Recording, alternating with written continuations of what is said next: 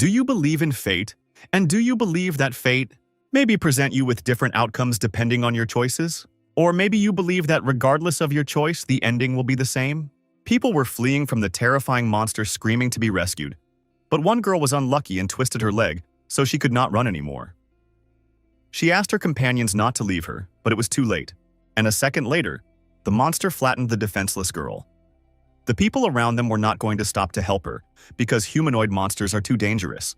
But to their misfortune, after all this pursuit, they found themselves right at the cliff, and so they decided to hide to get at least a chance of survival. The people quickly hid behind rocks, whereupon they heard the terrifying roar of a humanoid monster behind them. The blonde girl, trembling, prayed that the monster would not notice her, only that it would not happen. She asked, granting the monster didn't go that way, but looking up she saw the monster leaning down beside her. Looking into the monster's mouth, the girl prayed that it wouldn't end like this.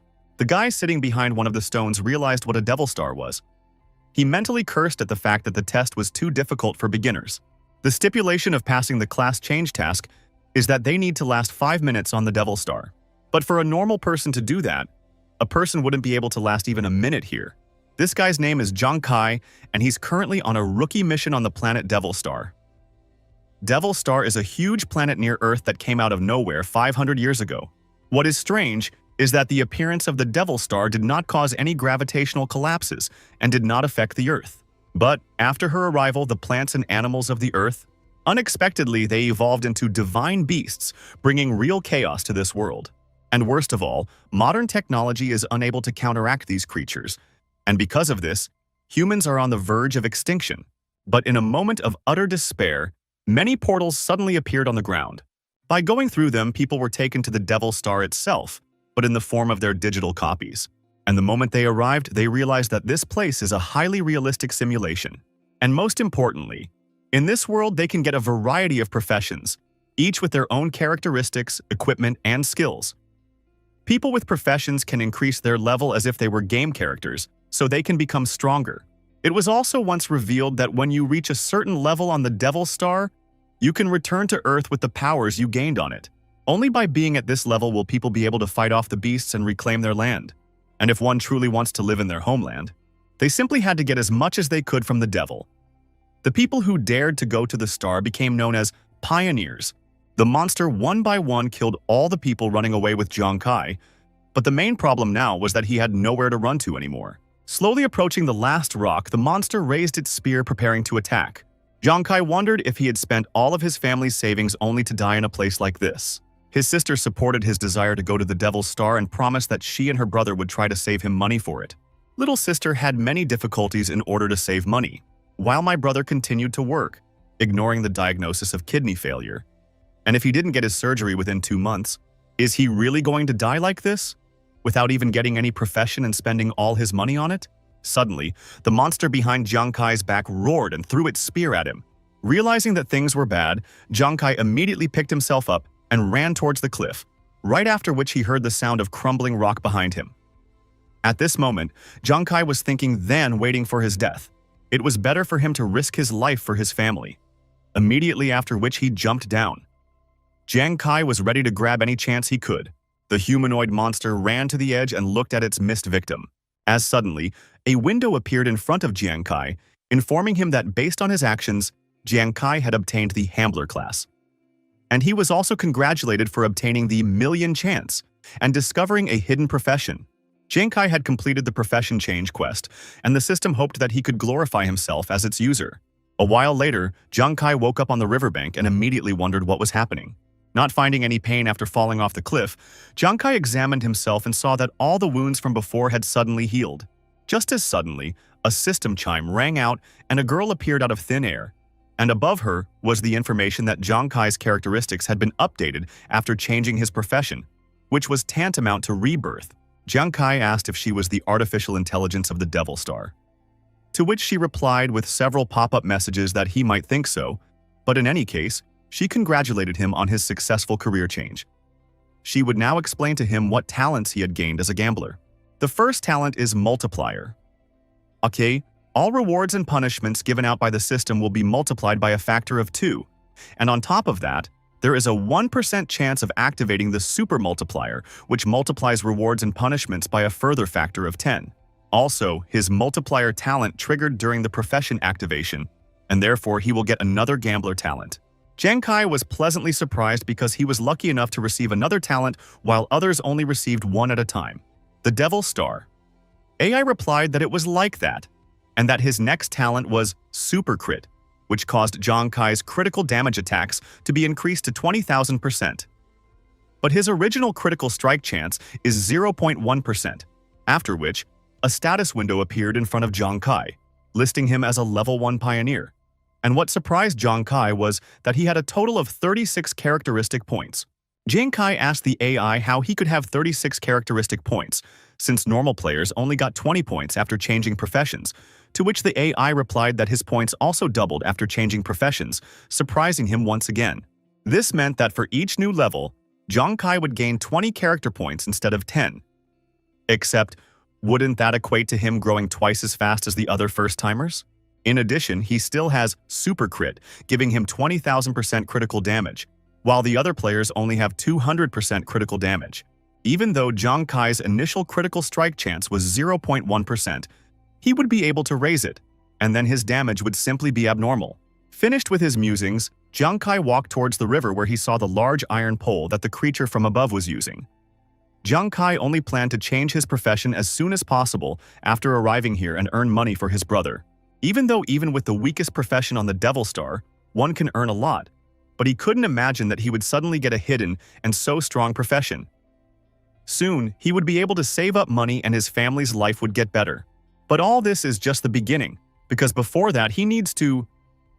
Jiang Kai saw a window with a message that he had completed the task of changing profession, and that he should complete the quest by getting to the City of Gods in one piece. Jiang Kai must complete the quest of the training zone, which requires him to reach the City of Gods in 7 days. Except that it is extremely difficult to get there, because the newbie zone is simply overrun with monsters, and if the player dies, the quest will fail, while the player returns back to the ground. The body on Earth is of course not affected in any way, even if you die here. Besides, you can even go back to the Devil's Star once more. But this is a small problem only for the rich. After all, it costs a fortune to reload one's profile on the Devil's Star, so the rich are not restricted from trying. The poor, such as Jiang Kai, on the other hand, are required to go through with it on the first try. Just as suddenly, Jiang Kai heard a loud shout somewhere in front, and he immediately realized who the source of the scream was. He waved his hands with energy and prayed to God to save him. Waving his arms in all directions, he shouted at the snakes to get out of here, as he hates snakes.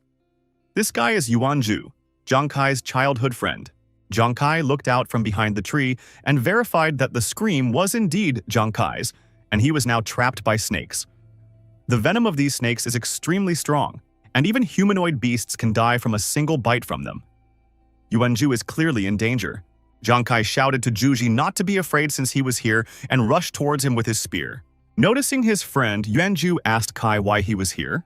Crying because of the creepy snakes, Yuanju asked to leave him, and leave, as these snakes have quite high characteristics, and what's worse, they are very poisonous, which means they don't stand a chance against the snakes. Jiang Kai told Juji not to worry about it and threw his spear, instantly nailing the snake to the tree behind him that had just tried to bite his friend. Yuanju was amazed by what he saw and asked Jiang Kai if he could really kill snakes or was he imagining it. Everything was just perfect. Juji is pretty good at distracting the snakes like this, allowing Jiang Kai to attack the snakes from the blind spot. Except now things aren't so smooth, as the snakes have set their sights on Jiang Kai himself. Worried about his friend, Yuanju shouted to Jiang Kai to beware of snakes as their agility was too high. Jiang Kai asked if that was really the case. He did a cartwheel while dodging all the snake bites and once again impressed Yuanju with his agility.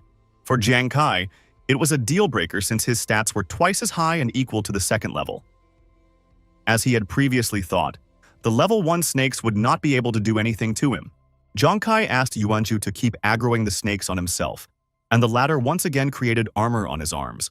But what happened next again surprised Yuanju, for he had distracted the snakes for only a moment, and Jiang Kai had already managed to kill them all. After dealing with the snakes, Jiang Kai realized that his profession had great dexterity but little strength at the same time.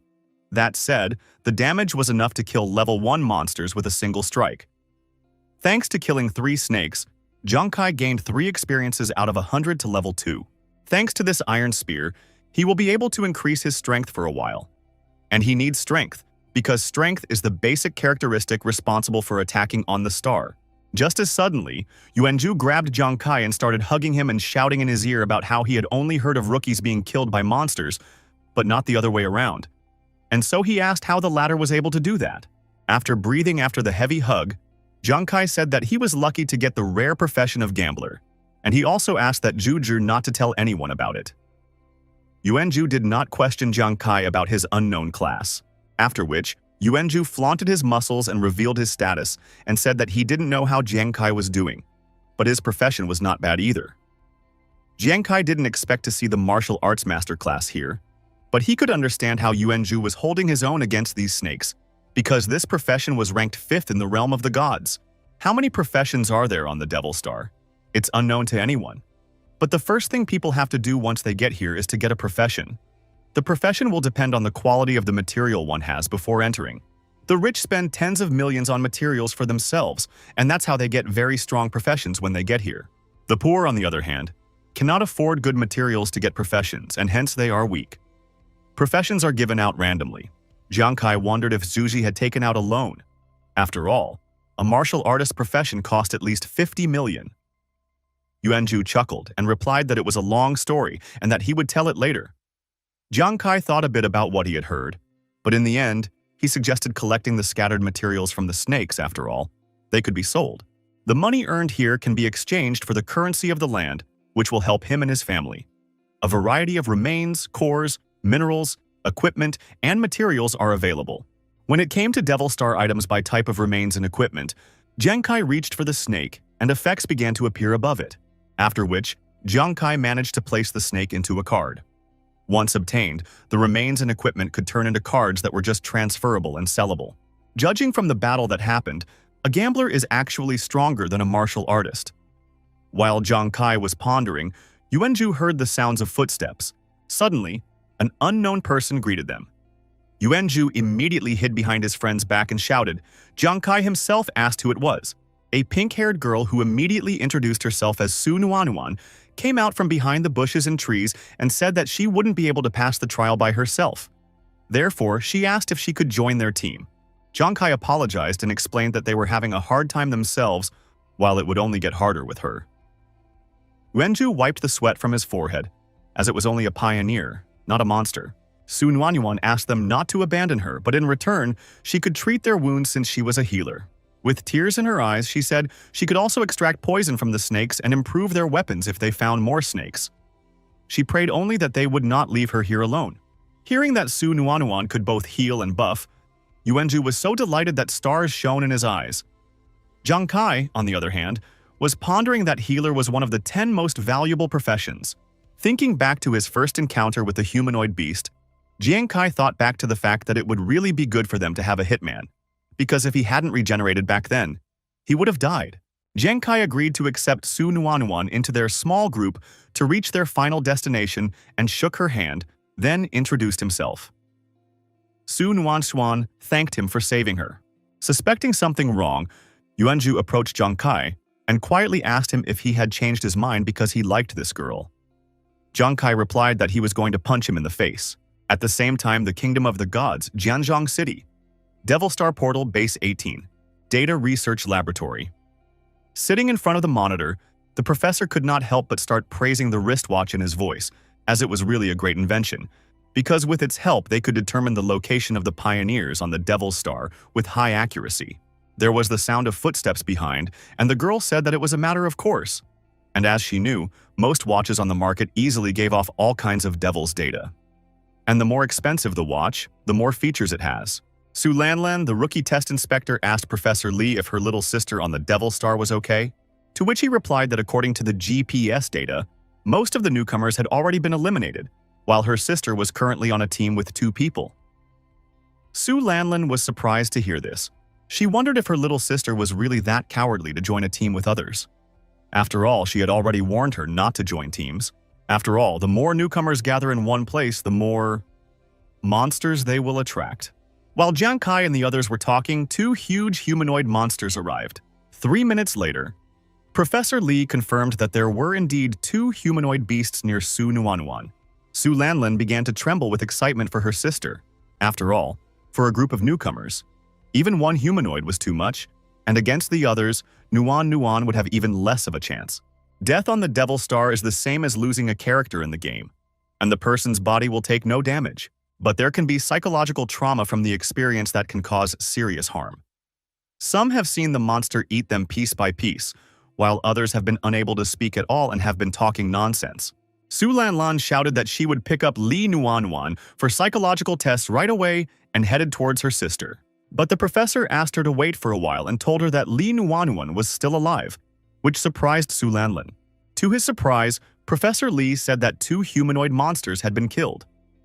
Everyone who heard this was astonished, and Su Lanlan ran up to the professor and asked what had happened. 3 minutes ago, the terrifying humanoid beasts were rushing after their victims. As they ran away, Yuanju cried out in terror and asked what the hell was chasing them.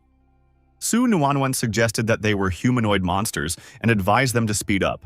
Jiang Kai realized how bad their business was, because Juji and Su Lanlan were not as agile as him, which meant that they would soon fall into the clutches of the humanoid beasts. Suddenly, Jiang Kai stopped and advised the others to speed up. With tears in his eyes, Yuanju turned to Jiang Kai as it was too dangerous. But the man only ordered them to run away while he would handle things here himself. Jiang Kai suspected that if things continued like this, they would all die together. Therefore, he was going to stay here and kill these beasts. Jiang Kai jumped towards the monster, preparing to attack it with his spear. And to his luck, he was able to fly unhindered to the monster and stabbed his spear into it. Suddenly, he noticed an approaching object out of the corner of his eye. The humanoid monster's hand was too fast, causing it to hit Jiang Kai, sending him flying. Jiang Kai mentally chided himself, thinking about how much health these humanoid monsters had since he was unable to kill the monster with a single blow. Jiang Kai wondered, would it really end like this? He would die in the rookie trial. Su Nuanuan could not watch the monsters kill Jiang Kai, and holding back tears, she asked Yuanju to help save him. Looking at the humanoid monsters, Yuanju trembled and couldn't utter a word due to the terror he felt. A residential neighborhood of a polluted river. Yuanju's mother served tea to the guest who gave Yuanju materials to work with. She confessed that she was not sure how the guest evaluated her son, but even though Yuanju is tall, he is also very shy, and if he met a monster, Yuanju would hardly dare to fight it. The old man agreed with her and said that her child was indeed afraid of monsters quite a lot, except he had already realized that Yuanju would never leave anyone in need, and timid he would not be in such a situation. Yuanju shouted loudly. Immediately afterward, he rushed towards the humanoid monsters, knocking them to the ground. Yuanju's strength was enough to push back the monsters, but they remained intact. Barely suppressing a shiver, Yuanju turned to Kai and asked if he had decided to protect him because he was weak. Yuanju reminded him that they were brothers, and brothers should try their best together. Yuanju shouted that they should also die together, immediately after which he once again struck the beast that he was afraid to even look at a short while ago. Jiang Kai wondered, would Yuanju be able to defeat this beast with a single blow? Even though the damage may not be much, but can a martial artist do that? Returning to Jiang Kai, Su Nuanuan asked for him to hold on and used her magic. Noticing her, Jiang Kai asked, what was she doing here? After all, she wasn't even a martial artist. But Su Nuanuan replied that she would not leave, and that a doctor should treat people despite any fear. Su Nuanuan's father had once lost the support of the healers during a battle, and because of that, he died. Su Nuanuan asked if she could abandon her team when they needed her support. After briefly healing, Jiang Kai's wounds finally healed, and his XP once again reached 100%. Rising to his feet once again, Jiang Kai praised Su Nuanuan as she really wasn't afraid of death. When Jiang Kai headed to Yuanju's aid, Su Nuanuan realized that the two of them together would not have enough damage to kill the humanoid beasts. Just as suddenly, Jiang Kai stopped as it suddenly hit him. When they first met Su Nuanuan, she said that if they met more snakes, she could extract their venom and strengthen the team's weapons. Jiang Kai took out a snake card and questioned Su Nuanuan if she knew how to extract venom, after which he held out the snake from the map and asked if it could heal Yuanju and extract poison at the same time. Su Nuanuan replied that she wasn't sure about it herself, but promised to try her best, then set to work. Immediately after that, Jiang Kai's spear began to improve thanks to the snake venom. If Jiang Kai's timing was right, they could win. At this moment, he couldn't stand one-on-one with these things, but Yuanju could take care of it. At the same time, Jiang Kai's own damage is not enough to kill a humanoid beast, but with the improvement from Nuanuan. If you look closely, their team is a great example from games, a combination of tank, DD, and hitter. Meanwhile, Su Nuanuan completed the spear improvements and Jiang Kai immediately rushed into battle, wondering, what did it matter if he was a beginner or not? Rushing to help, Jiang Kai asked Juzi to hold the beast for him, to which the latter replied that there was no problem with that, especially now they were working as a team and fulfilling their roles. After blocking the attacks of the humanoid beasts, Yuanzhu prescribed a powerful uppercut to one of them. Immediately after, Jiang Kai jumped onto the second monster, with the thought that even if someone found out that some rookies like them had defeated the humanoid beasts, they would be able to come and challenge them. Jiang Kai loudly shouted, "Die" to the monster and stabbed his spear into it.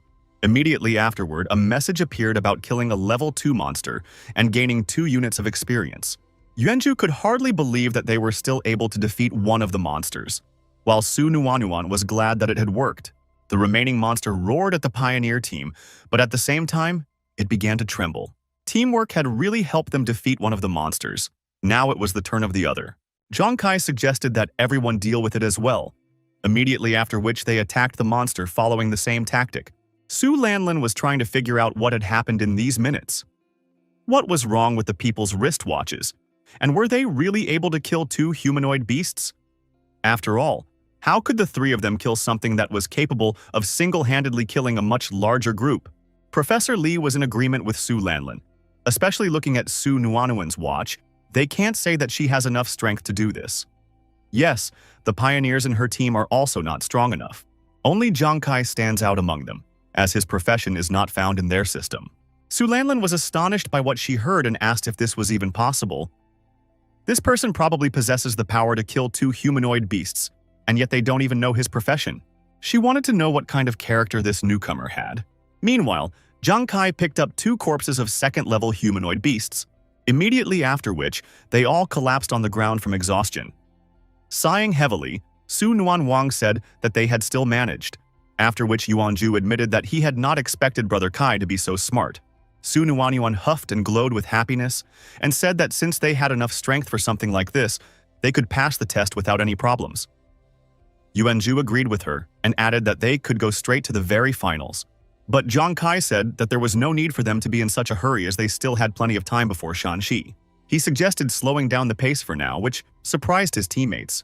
Jiang Kai asked, did they know that after the trial points are given, the first 3 in the top will be rewarded with equipment, and the equipment they receive after training is very good for beginners. And since they can kill beasts, they'll also be able to get points for their corpses, and with more points they can even qualify for the top 3. So why don't they kill monsters for points and equipment then? Yuanzhu and Su Nuanuan simply had no words to reply to Jiang Kai. A few hours later, tapping a twig on the trees to lure the beasts, Yuanzhu asked Kai if he really thought they should earn points like this. Even though he asked him to lure snakes, but he was still afraid of them. Barely holding back tears due to fear, Yuanzhu asked, would he really be the first of them to die on the Devil Star? Jiang Kai told Juzi to be bolder. After all, he was a martial artist after all, and he was just made for the role of a tank or a damager. Plus, they could be healed by Nuanuan at any time. Suddenly, the snakes rushed towards Yuanzhu from his blind spot at full speed. But a moment later, Jiang Kai killed all the snakes, saying at the same time that it wouldn't be easy for them to die. Jiang Kai had killed 3 level 1 snakes, making him collect 10 experience points out of 100. All because there's a rule on the Devil's Star that the person who kills gets the experience. And since Jiang Kai was the only one capable of killing, they decided that he would be the one to gain experience first. After all, by doing so, he will be able to keep his team safe. A day later, in front of Jiang Kai, a knowing window finally appeared congratulating him for leveling up, and thanks to the multiplier effect, he also received double characterization points. Jiang Kai was happy with the result after all. They were able to accomplish this with just killing level 1 snakes. Su Nuanyuan immediately congratulated him on his level up, and Yuanzhu asked if he felt any changes. Jiang Kai revealed that he had added 20 characteristic points after his promotion, and now he already had 56. Hearing this, Yuanzhu and Su Nuanyuan almost had a stroke of shock, for this was too much. Looking at his status, Yuanzhu saw his 26 characteristic points and said that usually only 10 points were given after leveling up. Hence, he asked from where the one who got 20. Meanwhile, Su Nuanyuan was dizzy as Kai at level 2 already has 56 points. and it looks like he's no longer behind level 4 in terms of strength, which is surprising. Especially, she only has 12 characterization points. Jiang Kai explained that due to his special profession, his rewards are doubled, but at the same time, his punishments are also doubled, which means he can't go bad. Su Nuanuan recognized that Jiang Kai's profession was pretty cool, and this was despite the fact that she hadn't fully figured it out. Yuanju reprimanded and kicked the snake, saying that it was much cooler than his master's. Suddenly, a passage opened up in the air, and the AI girl once again came out of it. Immediately after which she said that since the player had reached the second level, he was entitled to one new skill. But since he possessed the multiplier talent, Jiang Kai's skill would be doubled. Jiang Kai was surprised at what he heard, and just in case, he asked again, is it possible that he could get an additional skill at the second level as well, much less get two at once? Hearing this, Yuanju and Su Nuanuan were even more amazed at what they could do from the AI has confirmed that this is true, and the first skill is the card in the hand of a ghost skill, thanks to which the strength of flight when throwing an object is increased by 20%. If he uses a card other than the same one, the effect is increased by 200%, but at the same time the energy consumption increases by 100%. The second skill obtained is Ghost Eyes Focusing, thanks to which you can increase your range of vision by 50%, but your energy consumption increases by 100%. Jiang Kai had obtained two new skills, and although he hadn't fully understood them yet, he could already tell that they were very useful in his profession. After sorting everything out, Jiang Kai told the guys that he had gotten stronger and offered to go and further earn experience points. Su Nuanuan happily agreed, and Yuanju asked why Kai again. 2 days later, Inspector Su Lanlin and his scientists continued to monitor what was happening on the Devil Star.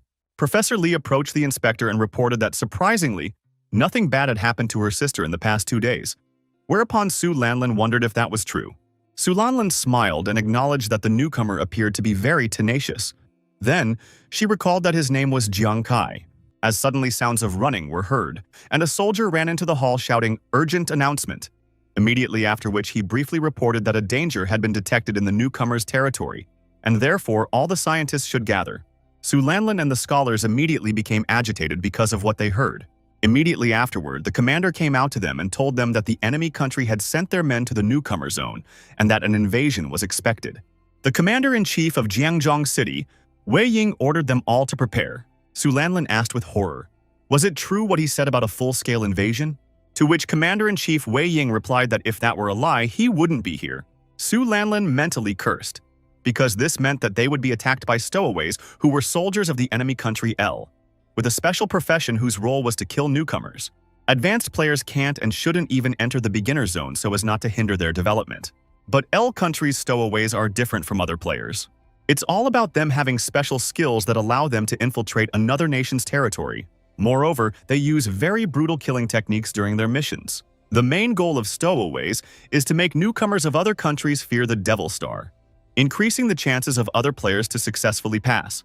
Su Lanlan slammed her fist on the table and quietly said that Nuanwan was too weak, and if these beasts attacked her, Commander-in-Chief Wei Ying said that they needed to train the new recruits and that the large-scale attack of the stowaway army had already begun. Therefore, they should prepare for the fact that none of their men would survive. Meanwhile, Jiang Kai and the others, unaware of the attack, continued to look for beasts for prey. Just as suddenly, Jiang Kai turned around and with his spear at the ready said that there was something there. Not understanding what the matter was, Yuanju asked what he was doing and suggested that they continue on their way. Su Nuan was also surprised by Kai's words and said that there was nothing in that direction. Jiang Kai was the only one who spotted the enemy thanks to his new skill, Ghost Eye Focusing. Jiang Kai cried out that there was someone further away and threw his spear with all his might. Immediately afterward, his spear flew through the trees with great force until the sound of a hit was heard. Jiang Kai said that he was in trouble and offered to go and check everything and ran off. Yuanju and Su Nuan couldn't understand what had gotten into him. Yuanju wondered what kind of vision Kai had, because there was really nothing there. With a spear throw, Jiang Kai had almost instantly killed a level 2 wild boar, thanks to which he had already accumulated 199 experience out of 200. The guys were amazed at Jiang Kai's keen eye. Since he was able to spot a target at such a distance, he had also killed him. Pulling out his spear, Jiang Kai said that there was nothing surprising about it after all. It was all due to his skills. A window appeared in front of Jiang Kai, whether he wanted a wild boar carcass. A wild boar carcass with 19 sharp spikes that could be used as weapons, and Jiang Kai agreed, after which the carcass started to disappear. Jiang Kai's current skill card in the ghost's hand increased the damage, and due to the focusing of the ghost's eye, his vision became much better, making him able to follow attacks better. In other words, the enemy wouldn't even notice them when they were already dead. Jiang Kai decided to put his thoughts aside, as he was only 1 experience point short of the 3rd level. Jiang Kai offered to kill some more monster, and Su Nuanuan agreed with him, while Yuan Zhu resented the fact that he was still level 1. Not far away from Jiang Kai's squad, laughter was heard underwater, after which one of the stowaways reported to the captain that the second team had great luck, after which they all swam out of the water. It was their hour of entertainment. Jiang Kai immediately covered Su Nuanuan with himself and asked the strangers who they were. But one of the strangers asked Jiang Kai not to be afraid of them as they are good people. They only want to rip out his chest and make him bleed, or else they could remove the skin and then feed it to the animals. During the conversation, the stowaways completely surrounded Jiang Kai's squad, whereupon a ripple went rippling across the water again, and the commander of the stowaways came out of it, whereupon he said that they had one object to captain of the second team of stowaways. Smuggler said they should not let the newcomers pass the test. Su Nuanuan said that she knew these people and revealed that they were stowaways who specialized in killing newcomers. Jiang Kai and Yuan Zhu were astonished at what they heard, as they were the ones who had suffered this fate. Meanwhile, Su Nuanuan had already checked the levels of the stowaways and said that all of them were above the 3rd level, and the highest level among them was the 5th level. Things were bad as there were too many people against them, and worst of all, one of them was already level 5. Jiang Kai realized that he and his characteristics would at best be able to compete with the 4th level, but in no way with the 5th level. The smuggler asked his brothers to stop standing around and get down to business. Just as suddenly, Jiang Kai burst out of his seat and shouted to Zhuzi and Nuanuan to stick together as he needed to split up with them for a while. The smuggler grinned and said they were too slow, as they had only now decided to spring into action. After which, the smuggler ordered the 2 3rd-level subordinates to go chase after the escaped victim while they had fun here. Chasing after Jiang Kai, the stowaways couldn't help but admit that this guy was fast, except that he had nowhere to escape them. Suddenly, Jiang Kai shimmered and completely dissolved into thin air, startling the pursuers, because of which they were forced to stop and started looking around for their victim. The stowaway chuckled and asked the kid if he had decided to play with them. Whereupon, his masked comrade admitted that he was very excited about it, and that as soon as they found him they would break all his legs. Suddenly, a spear came out of nowhere. The masked stowaway smirked and raised his blade to ask if he had decided to fight them. Either way, the trash was incapable of doing anything to them. Just as suddenly, the enemy's attack was much stronger than the stowaways expected, thanks to which Jiang Kai managed to hit one of them. But even after that, the spear did not stop and continued to drag the stowaway further. The stowaway asked his comrade how he was doing because the attack had caused him to fly up. But coming closer to him, the stowaway saw that his comrade was already dead and nailed to a tree.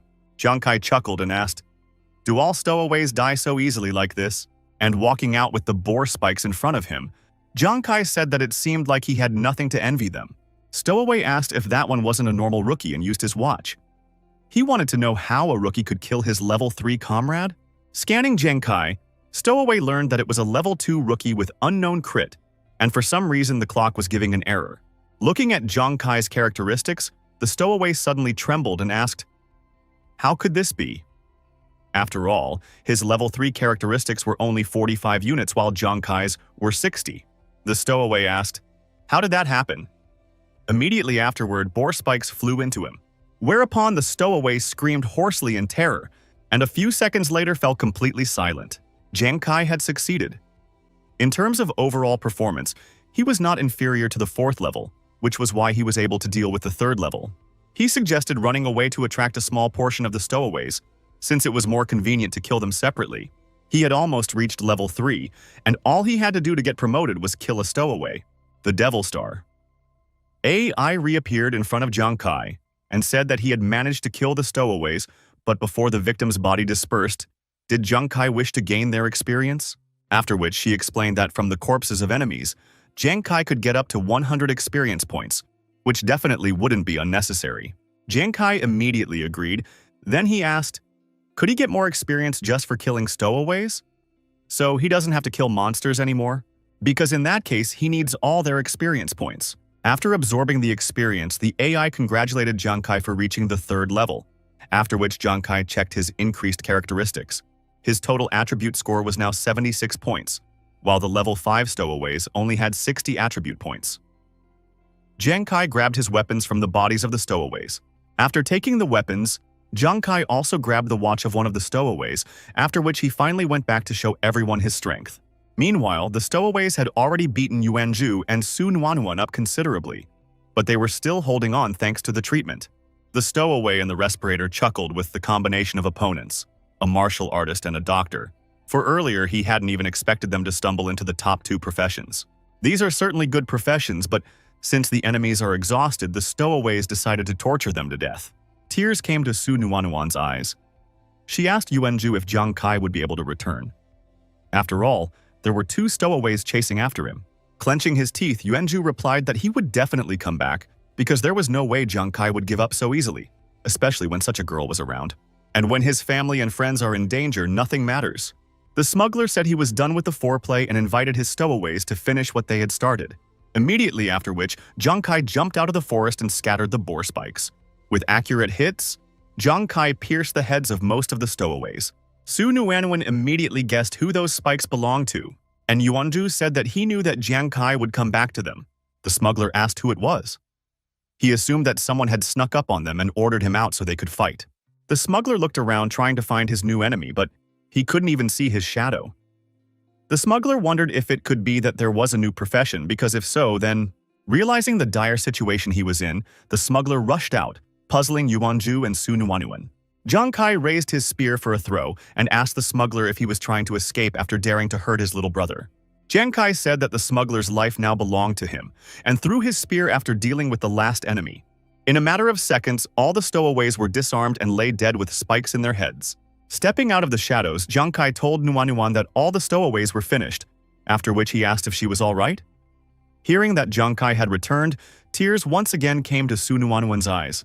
Su Nuanuan ran up to Jiang Kai and said that Yuanzhu was seriously injured, and because of the severity of his wounds, even she is unable to help him. Yuanzhu coughed, after which he told Kai that he knew he would be back, but unfortunately he couldn't go any further with them. He said he couldn't take it anymore and slumped to the ground. Yuanzhu told Kai and Nuanuan that the adventures with them were his best memories, and now he wanted them to take his share. The light in Yuanzhu's eyes began to grow cloudy, and lastly he told them to work hard to pass the test. Su Nuanuan began to sob as they lost Brother Zhu. Lowering his gaze, Jiang Kai clenched his fists and turned to Yuanzhu. Suddenly, Jiang Kai threw the body of one of the stowaways at Yuanzhu with all his might and ordered him to get down to business already. Jiang Kai explained that he purposely didn't kill the stowaways so that someone could replenish their experience and recover. Su Nuanuan recalled that on the Devil Star, one could recover by taking experience from another player, which amazed Yuanzhu as he had never even thought of such a thing. Jiang Kai admitted that he had realized from the beginning that he was just pretending, but no matter what, these stowaways were not going to let them live, and therefore Yuanzhu might as well not feel sorry for them. Positively determined to kill the stowaway squad, Su Nuanuan and Yuanzhu wished them a good subsequent reincarnation, after which all 3 of them turned to the injured stowaway, and Jiang Kai chuckled, then asked if he would like to be their donor. Yuanzhu reached out to him, muttering about taking advantage of the willing sacrifice. Seeing those staring at him, the stowaway began to mentally scream and beg these demons to stay away. Meanwhile, in the stowaway transportation department of L City, a research institute, the stowaways started waking up, screaming about how horrible it was, and that these people were too cruel, so also they took away all their experience points. Uptown L asked, "What is this? And how could these stowaways be affected like this?" The only explanation was that there was a new profession out there that could stand up to the stowaways, at the same time, but in the realm of the gods. Professor Lee said that their business was bad because, according to Su Nuanuan, her team had met with stowaways. Su Lanlin cried out because of such news and asked if it meant that Nuan, the commander-in-chief, revealed that no newcomer had ever managed to get away with a stowaway before, and so they should prepare for her demise. As suddenly Professor Lee objected to the commander-in-chief and said he didn't think so. After all, Su Nuanuan didn't die during the battle with the stowaways. Even on the contrary, she had increased her level.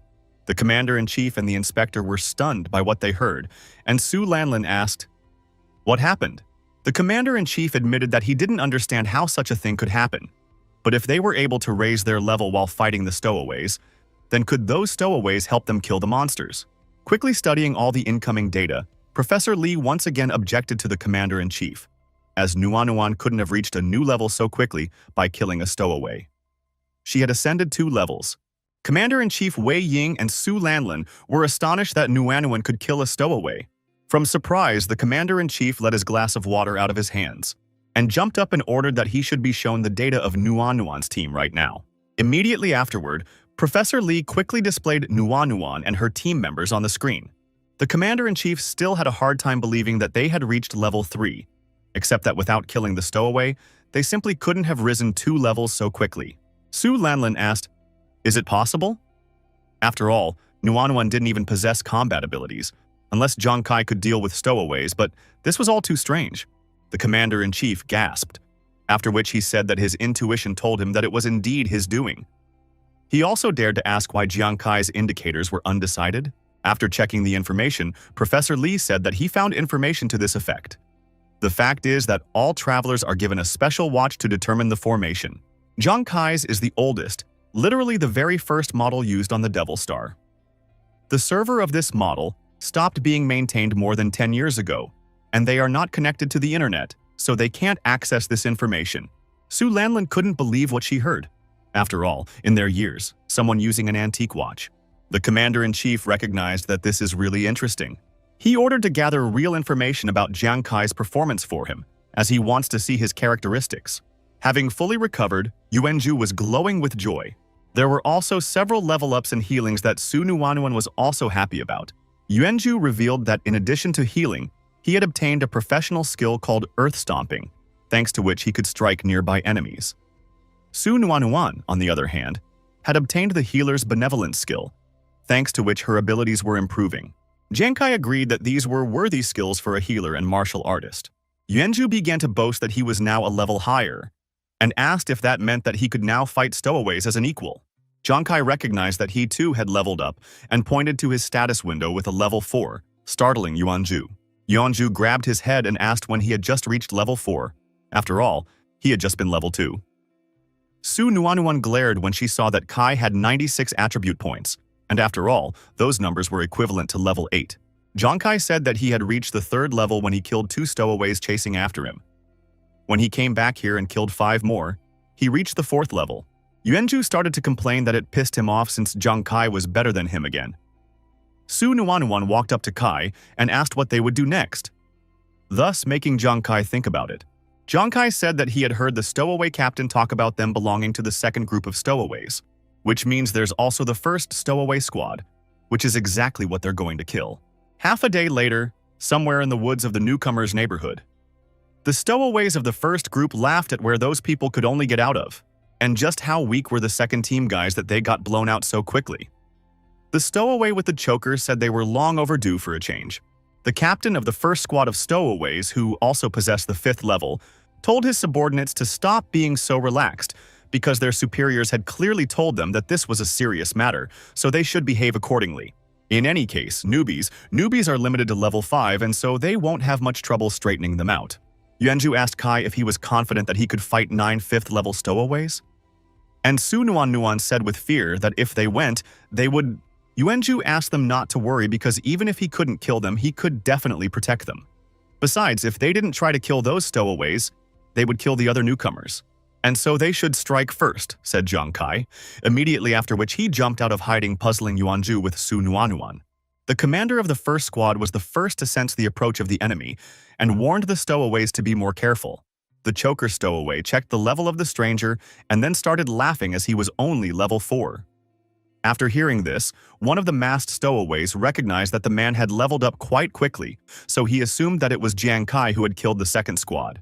The commander smirked and admitted that it was indeed not bad, whereupon he ordered the stowaways to advance. He ordered them all to remain on alert and not even dare to lose to him. Immediately afterwards, the stowaways rushed to their victim. Jiang Kai turned around and started to run away. It was worse than he thought as these stowaways maintained their formation. The original plan was to lure the enemy and then slowly get rid of them one by one. He needed to catch the stowaways one by one, but this squad was proving to be too big, which meant it wouldn't be easy. At this point, the most important thing is to save himself and kill some stowaways if possible. The only problem is that he has no countermeasures. And if he wanted to get rid of all the stowaways at once… Suddenly, Jiang Kai slowed down and turned around. Immediately afterward, he began to run straight into the enemy formation with his spear at his side. The stowaways suddenly slowed down in surprise. They wanted to see what this guy was doing. The stowaway continued running towards Jiang Kai, and with a chuckle, he asked where he was going. And could it be that he was so scared that he couldn't decide which way to run? Running past, the stowaway slapped Jiang Kai's arm. But even after that, Jiang Kai didn't stop and continued running, puzzling the stowaway. Jiang Kai was still not close enough. The stowaways standing further away prepared to greet the stranger, and one of them threatened to skin Jiang Kai. After running into the crowd of stowaways, Jiang Kai never attacked them and instead began to dodge all attacks. The stowaway commander wondered what the big deal was here. After all, they were all level 5, while this newcomer was only level 4.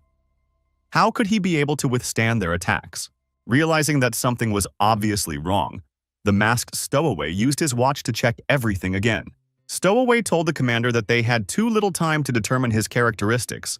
But once he analyzed the newcomer with a high-tech watch, he found that they were unable to discern his attributes. At least his dexterity is at a shocking 30 points for level 4. The commander couldn't believe what he was hearing and questioned how much agility he had. The stowaway with the choker assumed that he was just mistaken, since he himself only had 20 dexterity points at level 5. So how could some newcomer have that many? How could they defeat him? The commander realized that this could not have been an ordinary mistake, and that the watch could not be wrong. But if this guy really has such high agility, in that case, who else is chasing who? The commander shouted that their business was bad and ordered the stowaways to flee as their business was bad.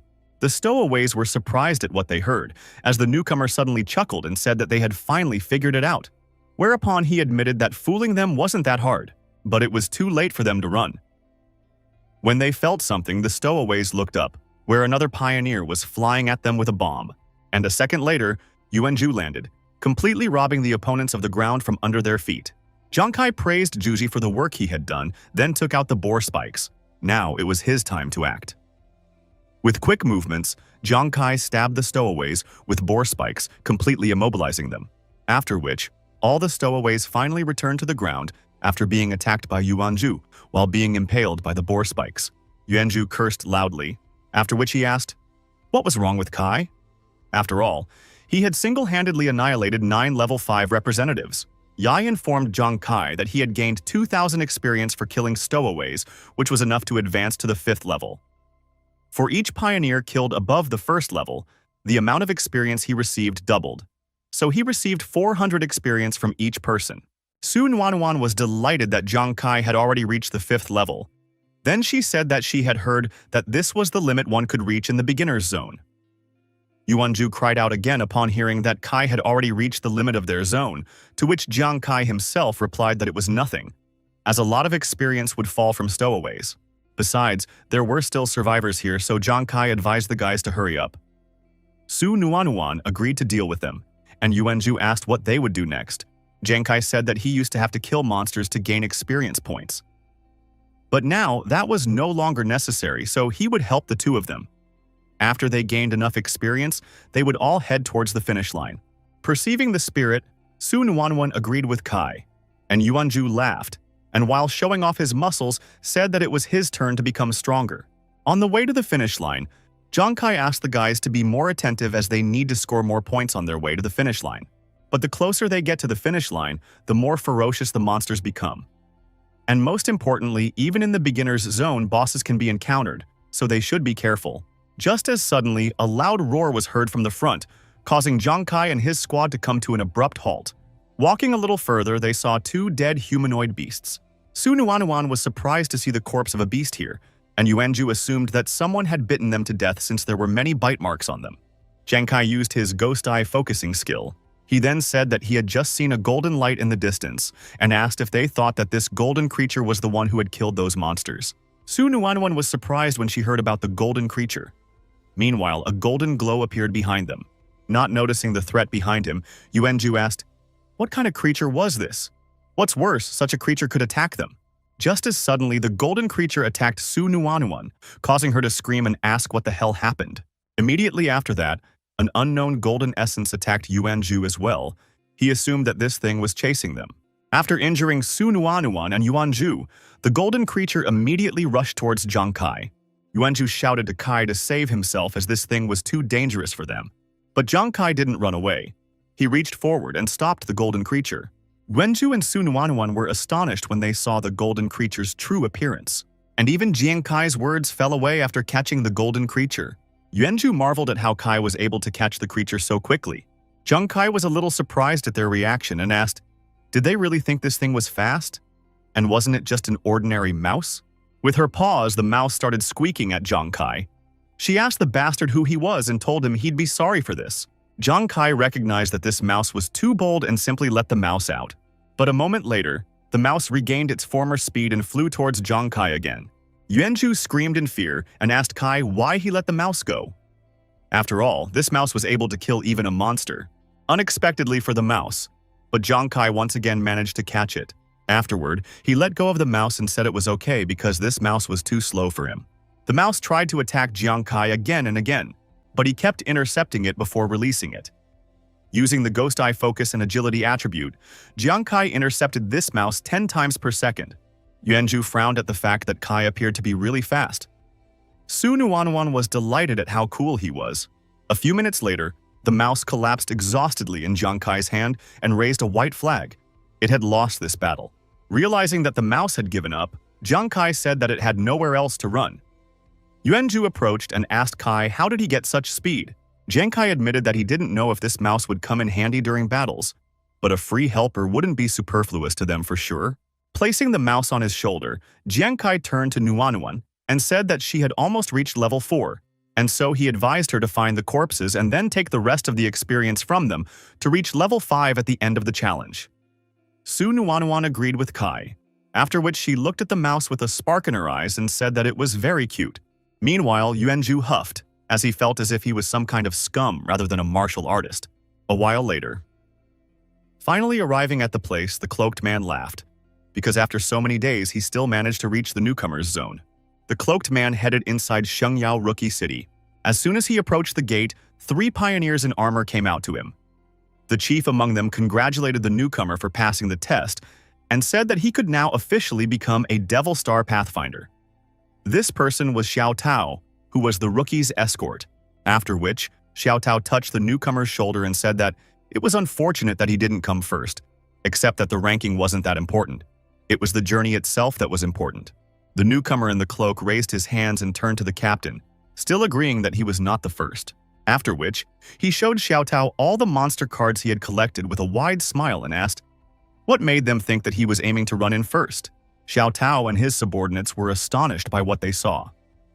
The soldier behind him said that the ranking was calculated by points, while the rookie had a lot of monsters killed, but would he be able to exchange them for points? Xiao Tao asked, how did the rookie even manage to kill so many monsters? The newcomer laughed, and throwing off his hood said that it was all nonsense. After all, he is the second lord of the Huang family and the future guild leader, Huang Wei. He had undergone special training before he even got here. Xiao Tao cried out because of what he heard. After all, this was the same Huang family of the Xuanwu Guild. The soldier behind him said that Xuanwu Guild was one of the top 10 cities in Shengyao. Since that was the case, he was not surprised that this newcomer was so capable. Xiao Tao congratulated Huang Wei on his achievements and said that although he was not the first in points, he would definitely enter the top 10 of Shengyao City in terms of power. Spreading his arms to the sides, Huang Wei laughed loudly and said that he, Huang Wei, would definitely become great. And winning first place was just the first step on his path. If he is given a little more time, the whole star of the devil will fall at his feet. Somewhere in the back of the rookie zone, Oh Yunsen and his squad continued on their way. The matter was strange after all. They had already traveled half a day but still hadn't encountered a single monster along the way. So what could be the matter? Gloomily glancing back, Jiang Kai wondered if the mouse was scaring them all away. But Su Nuanuan asked, was that even possible? After all, this mouse is just incredibly cute. Suddenly they heard a loud roar again, causing them to stop abruptly. When Jiang Kai saw who was walking towards them, his pupils narrowed due to fear. The creatures that caught up with Jiang Kai's squad are the Dusky Wolves. And worst of all, they were together with the boss of Shengyao City's rookie zone, Shadow Wolf King. Jiang Kai and the others piled up and Jiang Kai shouted that things were bad as they had gotten right into the boss's territory. And they were already surrounded by the entire pack of wolves. Shivering with fear, Yuanju turned to Kai and said that he had heard that the Shadow Wolf King was the most powerful creature in the novice zone that no one had managed to kill yet. After which he asked, what would they do? Trying to suppress the trembling in his hands, Jiang Kai tried to think of a way out. There were too many wolves around, and he would be able to escape, except Zhuji and Nuanuan wouldn't. Since things were so bad, he could only stay and fight to the death. Jiang Kai turned to the boys and explained that they couldn't escape, so they could only fight their way out. Oh Yunsen said that they needed to kill the king as quickly as possible, then rushed forward. Yuanju crouched down on the ground and using one of his skills, he said that now they would see him. Immediately afterward, he rocketed into the air, and a second later, he bombed and landed not far from the boss, clearing the path ahead. Jiang Kai said that this was an excellent skill, after which he shouted to Nuanuan to take advantage of his technique. Now it was also Jiang Kai's turn. He used the focus of the ghost's eyes and the card in the ghost's hand to throw the boar spike, but the one simply crashed into the boss's mech without doing any damage. Everyone was terrified, as even Jiang Kai was unable to break through the boss's defense. Not intending to tolerate this any longer, the king of the Dusky Wolves growled menacingly, ordering his pack to attack the outsiders. Immediately after which, a pack of Dusky Wolves pounced on Jiang Kai's squad. Very quickly, they began to be covered in wounds. Things were not good. Holding back the Dusky Maw, Yuanju shouted to Kai that they couldn't attack the Wolf King and that they needed to think of something else. While restraining the Dusky Wolves, Jiang Kai thought about what else he could do to the Wolf King, but he gave up on that idea rather quickly, as the Wolf King's defense is too strong and his pack doesn't give them a pass. Such a fight couldn't help but wake up the mouse in Jiang Kai's hood. The mouse ordered those who were disturbing his sleep to go away. But still not hearing silence, the mouse turned to one of the noisiest wolves. Immediately afterward, the mouse activated its powers to the maximum, and lightning flew out from Jiang Kai's hood, after which it attacked the Shadow Wolf King with a loud squeak and even managed to pierce through his steel fur. Jiang Kai was amazed that the mouse had managed to bite through the Wolf King, and to get a better look at everything, he used the focusing ghost eyes. As it turns out, the mouse actually managed to injure the Wolf King, which is just fine, because now the boss's defense is breached. And all that's left to win is a little more pressure on the Wolf King's wound. Preparing his throwing weapon, Jiang Kai once again threw the boar spike at the Dusky Wolf King. And unlike the previous attempt, Jiang Kai managed to damage the Wolf King. Meanwhile, the satisfied mouse had already managed to jump off the Wolf King. Jiang Kai almost succeeded in giving the boss a fatal blow. If he uses his focus to strike, then perhaps... Just as suddenly, the boss's wound exploded due to Jiang Kai's super crit, increasing his crit by 20,000%. Su Nuanuan covered her face from the bright flash and asked, "What was that and did Kai do that?" After which, Yuanju said that Kai had managed to kill the king of the Dusky Wolves. Even Jiang Kai himself was amazed at how abruptly their battle had ended. After which, the AI congratulated Jiang Kai for defeating the newbie zone boss, the Shadow Wolf King. Jiang Kai thought that their fight would last for a long time, but it just so happened that he had suddenly defeated the boss thanks to a timely super crit. Furthermore, this was the first time he was able to recreate a critical strike of such power. After the death of their king, the Dusky Wolves stopped and suddenly began to tremble in fear. Suddenly, they began to run, scattering, hoping for rescue. Jiang Kai asked Zhuji and Nuanuan if they could still fight, to which they replied that they would still last. Jiang Kai said that since the king was already gone, the remaining wolves were just pathetic bugs to them. Yuanju hardly agreed with Jiang Kai. After all, they had barely survived this battle. Right now, they must not let the wolves go alive. Jiang Kai and his comrades began to drive the wolves in and destroy them on the spot. And after a short time, they finally dealt with all the Dusky Wolves. Yuanju admitted that there was no way he expected that Kai would be able to defeat the rookie zone boss. And Su Nuanuan said that they were very cool. Jiang Kai asked the others to get ready to earn points. Su Nuanuan agreed with him, and Yuanju asked, what would they do next? To which Jiang Kai replied that they now had quite a few points in reserve, and so they would go straight to the finish line. Several hours later, Jiang Kai and the others finally arrived at Shengyao Rookie City. Yuanju was pleasantly surprised to see what Shengyao City on the Devil Star actually was, and Su Nuanuan commented that it was very lively. Jiang Kai said that it was a matter of course since Shengyao is the largest vacation base on the entire Devil Star. Just as suddenly, Su Nuanuan noticed that the mouse started to run away and told Kai about it. But he said it's all right, because this mouse is completely free. Although he wouldn't mind if fate brought them back together. After the tryout in the freshman area, reception hall, the captain congratulated Jiang Kai and his comrades for passing the test and introduced himself as Xiao Tao, the guide for all newcomers. Jiang Kai asked if he could see the ranking, to which the captain replied that of course, as suddenly laughter was heard near them, after which the guy said that it was very interesting. Huang Wei asked, who would have thought that his employee would also participate in the trial? But since the one was here, he wouldn't mind showing him the ranking. Jiang Kai frowned. There was no way he expected to meet this Huang Wei here. Pressing a few buttons on the clock, Huang Wei called up the list and laughingly said that he was in first place. And of course, Jiang Kai and his company were lucky, as they were also in first place, except they were first from the end. The guys next to Huang Wei started laughing at Jiang Kai and his team and called them all trash. One of them asked, how could this scum have the conscience to come here?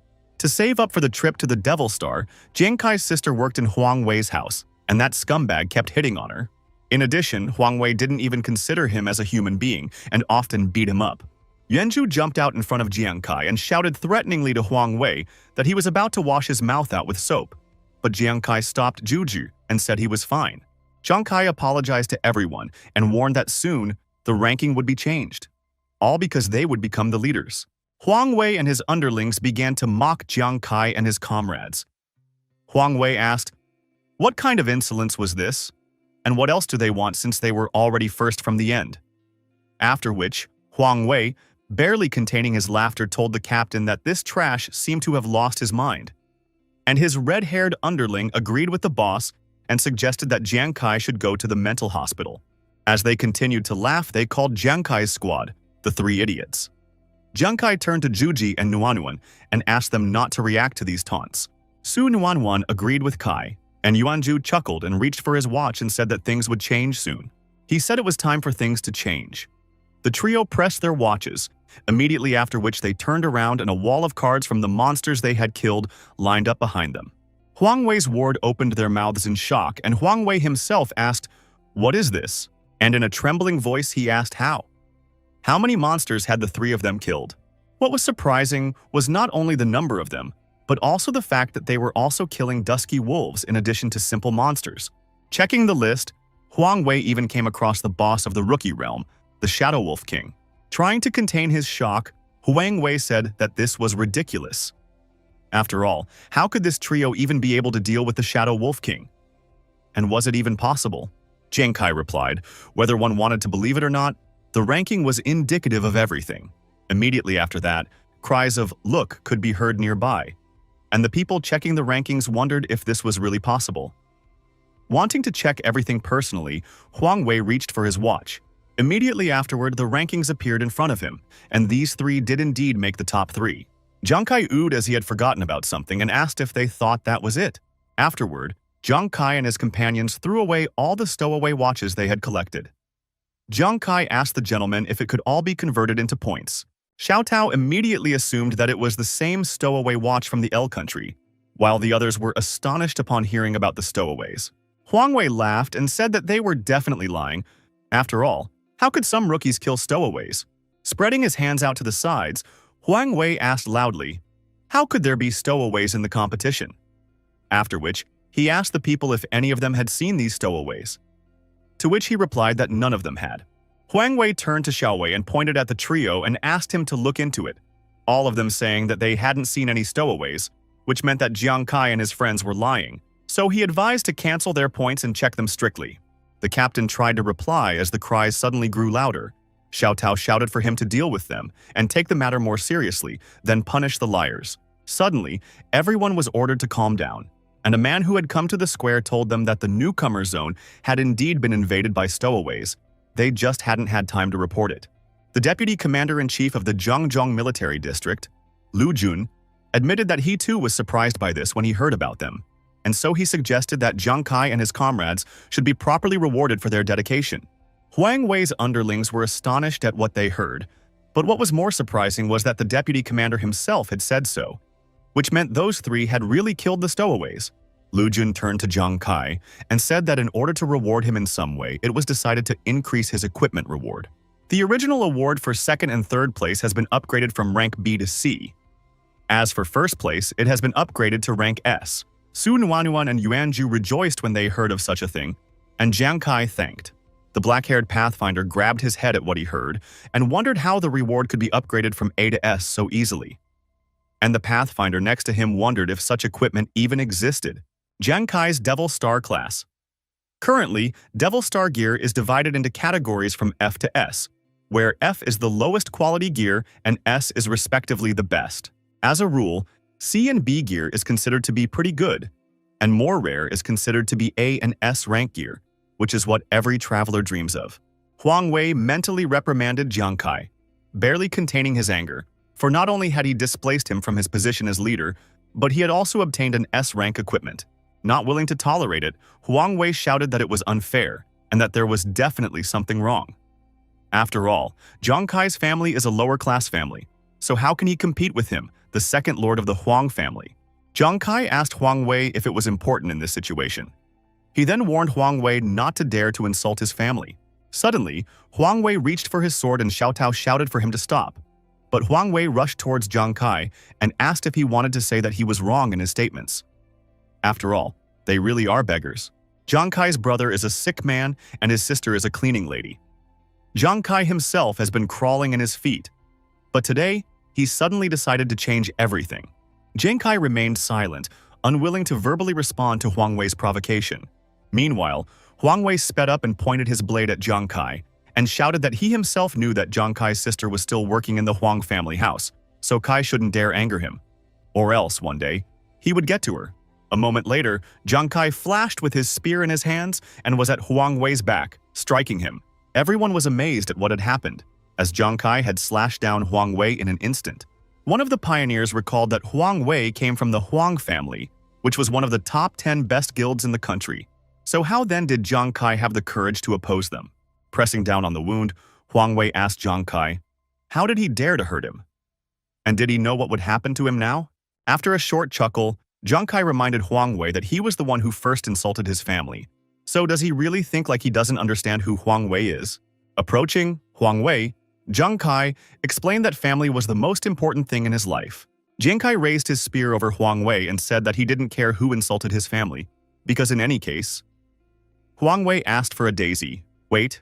But Jiang Kai shouted that he would kill everyone and pierced Huang Wei with his spear. A message appeared saying that Jiang Kai had killed a level 1 traveler, Huang Wei, and earned 6 points. The AI asked if he wanted to take them back.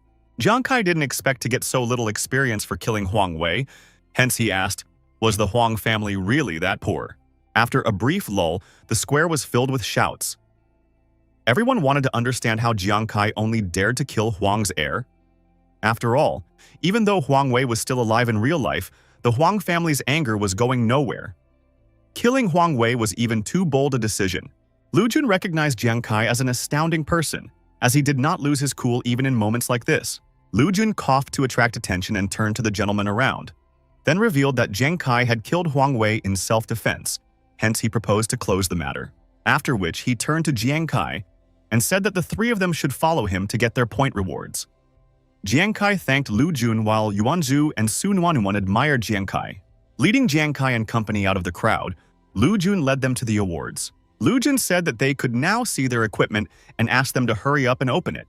The first to open the box was Su Nuanuan, where the Jade of Life was located. The Jade of Life is the equipment that all healers dream of at first. Lu Jun said that the Jade of Life adds 15 points to one's physique and spirit, which has a very positive effect on the healing process. Well, in Yuanju's box was an armor that he recognized as very pretty. Lu Jun said that this black rhino skin armor increases defense by 16 points and reduces damage by 16%. This equipment is great for both defense and attack. While Yuanju was admiring his armor, Su Nuanuan decided to go with Jiang Kai to see what kind of S-rank equipment was in the last box. Inside the box were 9 blades that the system could not recognize. Lu Jun was a little surprised and assumed that this equipment required a special ID. After hearing about such a thing, Yuanju thought that it must be very cool. Lu Jun agreed with him, after which he took out a card and told them that very good equipment usually required an ID, and fortunately, he could help them since he had one. Once Lu Jun attached the ID card, Jiang Kai was able to check the blades.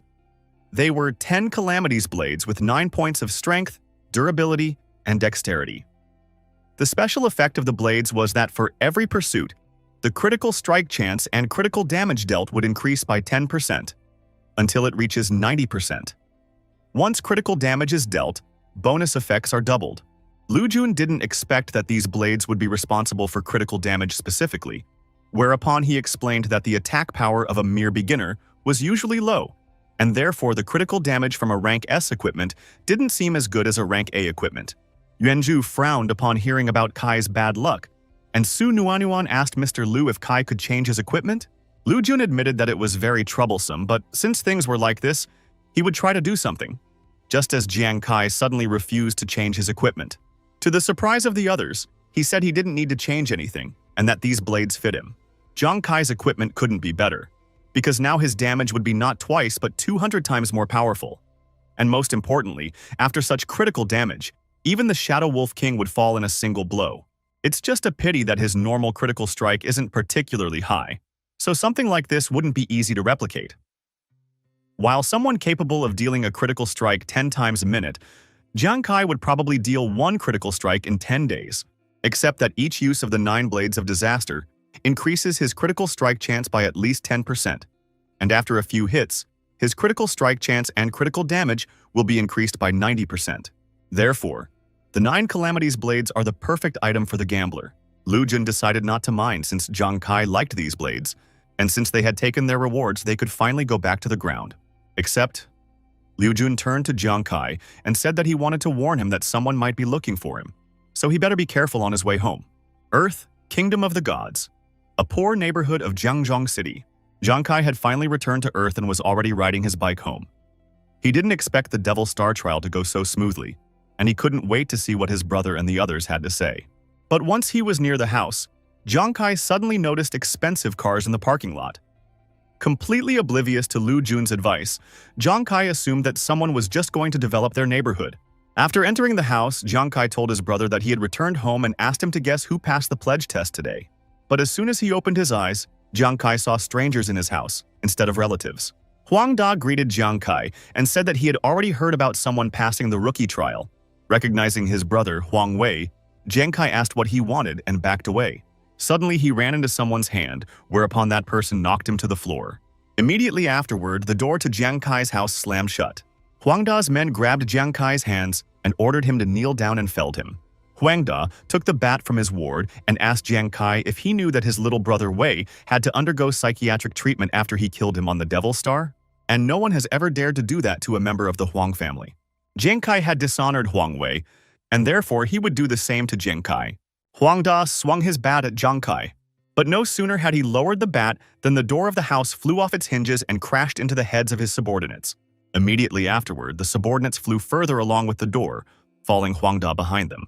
No sooner had Huang Da asked, "Who dared?" Inspector Su Lanlin appeared in the doorway. Jiang Kai was then reminded to be more careful when he returned home. Commander-in-Chief Wei Ying asked, why did he let the warning pass his ears? Su Lanlin took out an order and ordered no one to move since the military was already here.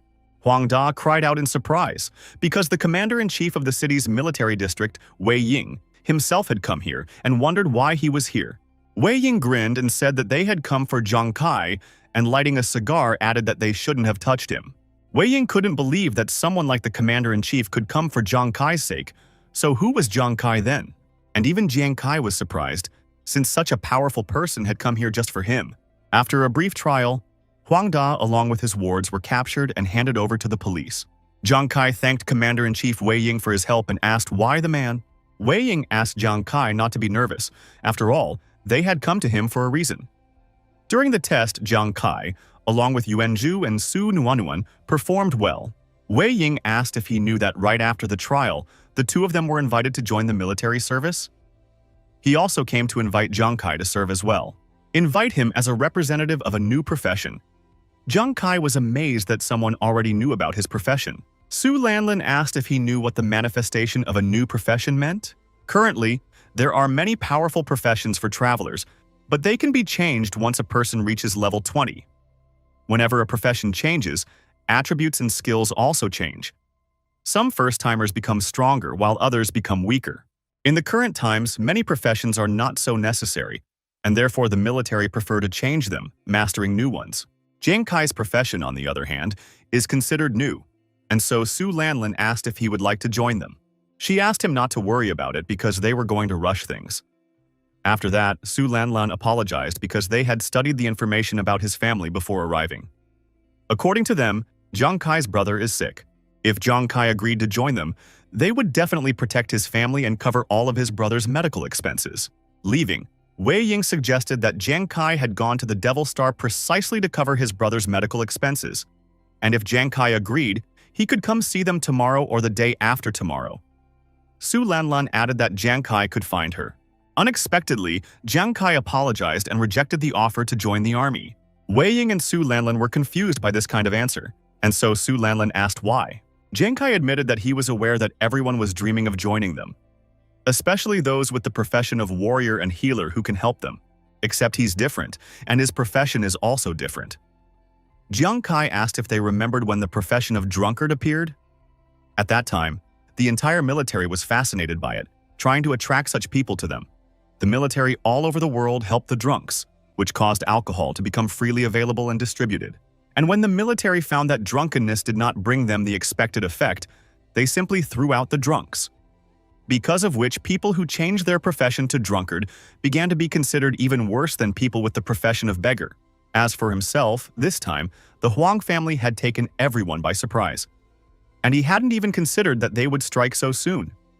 After what had happened, they would leave the Huang family's land as soon as possible. Jiang Kai thanked the military for their help, and added that the three of them had lived together for over 10 years. And in all that time, they have become accustomed to taking fate into their own hands rather than shifting responsibility to others.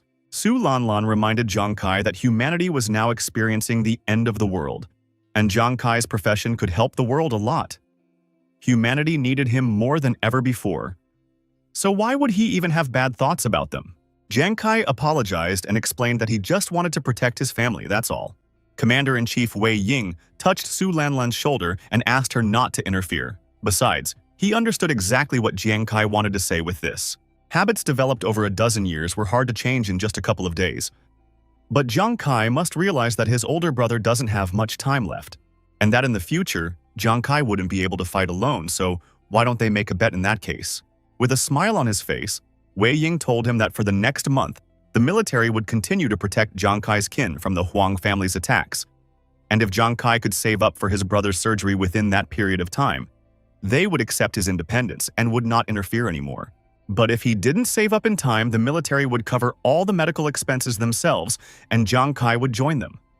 Wei Ying asked if he was willing to make a bet. Jiang Kai smiled at the commander-in-chief and said that he agreed. Jiang Kai wanted to return to the Devil Star as soon as possible to save up for his brother's medical treatment. Before leaving, he left brother Yingzi a note where he wrote that he had passed the test and that he had to return to the Devil Star. While his family is in danger from the Huang clan, Jiang Kai simply can't leave them in a place like this, which means they must move to a more prosperous neighborhood. He will have to work very hard if he wants to earn the amount of money he needs. Devil's Star, City of the Gods. Jiang Kai could now officially begin his new journey. He had dressed up in his best outfit, which meant he could set off. Except that before he sets off, he needs to join a guild. Since the monsters on Devil Star are very strong, there is no point in fighting alone, and therefore all newcomers should join a guild. A guild is a large pioneer organization. This is where you can build a team to fight monsters side by side and level up. Jiang Kai was already anxious to see where he could join. After opening the door of the building, Jiang Kai greeted the people inside and said that he wanted to join the guild. The admin girl apologized and asked if his name was Jiang Kai by any chance. The problem was that he was currently banned from joining the guild. Jiang Kai was surprised to hear this and asked why. Instead of answering, the receptionist pointed to a crossed-out poster of Jiang Kai and explained that the Huang family had blacklisted him. A blow to Jiang Kai's heart was the words that he would have to fight alone because of all of this. The vicinity of the City of the Gods, the safe zone, the area of choice. Because of the quarrel with the Huang family, no guild in the City of Gods can accept Jiang Kai anymore. So will his adventure end before it begins? Suddenly, a stranger approached Jiang Kai and asked if he had decided where he was going. Jiang Kai turned around and saw a girl wearing hemmed clothes. The girl said that she was a fortune teller and offered to help him decide on a zone. The cost of one fortune-telling would be 100 coins. Jiang Kai silently stared at the smiling 29th level fortune-teller. Suddenly, he apologized and left, saying that he didn't believe in such things. The fortune-teller asked him to wait a while. She asked him not to leave, and then she would make a discount especially for him, and the divination would cost 80 coins, or even 30. Or, it would be completely free. He could count it as a reward. Upon hearing about the freebie, Jiang Kai quickly approached the fortune-teller and said that such a thing suited him. He wasn't so adamant now. The fortune-teller mentally cursed, because this parasite had really fallen for the free fortune-telling. But since she'd offered, the fortune-teller decided to try and fortune-tell him, and reached for a wooden hexagram. Taking a deep breath, the fortune-teller used her powers, immediately after which a golden light appeared above the hexagram. The fortune-teller said that Jiang Kai was now in a crisis, and in his given situation, she suggests he go to the Valley of the Ruler. Jiang Kai pondered, wondering, since it was even too dangerous in the Ruler Valley. But at the same time, as long as he was in a safe zone, then no one could injure him, hence it was safe here. At the moment, newcomers usually earn experience in the Plane of Ashes. Players from the 1st to 10th levels gather here, but there's a slight chance that the Huang family will send someone here to kill him. The mountain pass is usually accessed by players from level 15 and up, and if he went there now, he would surely die. Well, as for the Ruler's Valley, it was created for level 10 travelers, and with his current strength, he would hardly be able to stand up to the monsters in those places. This could mean that Huang's family wouldn't even consider him going there. Well, since he's not allowed to join the local guilds, then so be it. He'll go alone, and the Ruler's Valley will be his starting point. Jiang Kai thanked the fortune-teller and hurried to the Ruler's Valley, which caught the fortune-teller by surprise. The fortune-teller had not expected him to go to the Ruler's Valley alone. When she said the Valley of the Ruler, she meant that he should go there with a team. The fortune-teller wondered if he even knew where he was going. In that case, this place would definitely ruin this pioneer. Quickly packing her things, the fortune-teller told herself that she didn't care. After all, it was none of her business, and she needed to get out of here as quickly as possible before someone gave her a negative review. A short while later, Valley of the Ruler. Jiang Kai had studied the Ruler Valley a bit, and was already curious about how strong the monsters here were. Suddenly, he heard a loud roar, which made him realize that something was wrong here.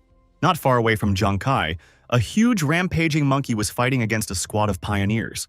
The monkey was beginning to crowd the squad, so the commander shouted for them to hold on.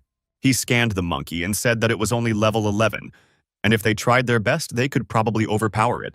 The commander ordered more effort, immediately after which his squad went into a second round of battle. As it turned out, that noise was from the rather lively team battle of the pioneers. Oh, and the monsters in the valley looked quite strong, and so Jiang Kai wasn't sure if he could handle them. Just as suddenly, a vile stench from the side reached Jiang Kai. Turning around, Jiang Kai saw 3 huge monkeys in front of him. Jiang Kai immediately bounced back and asked why they had come.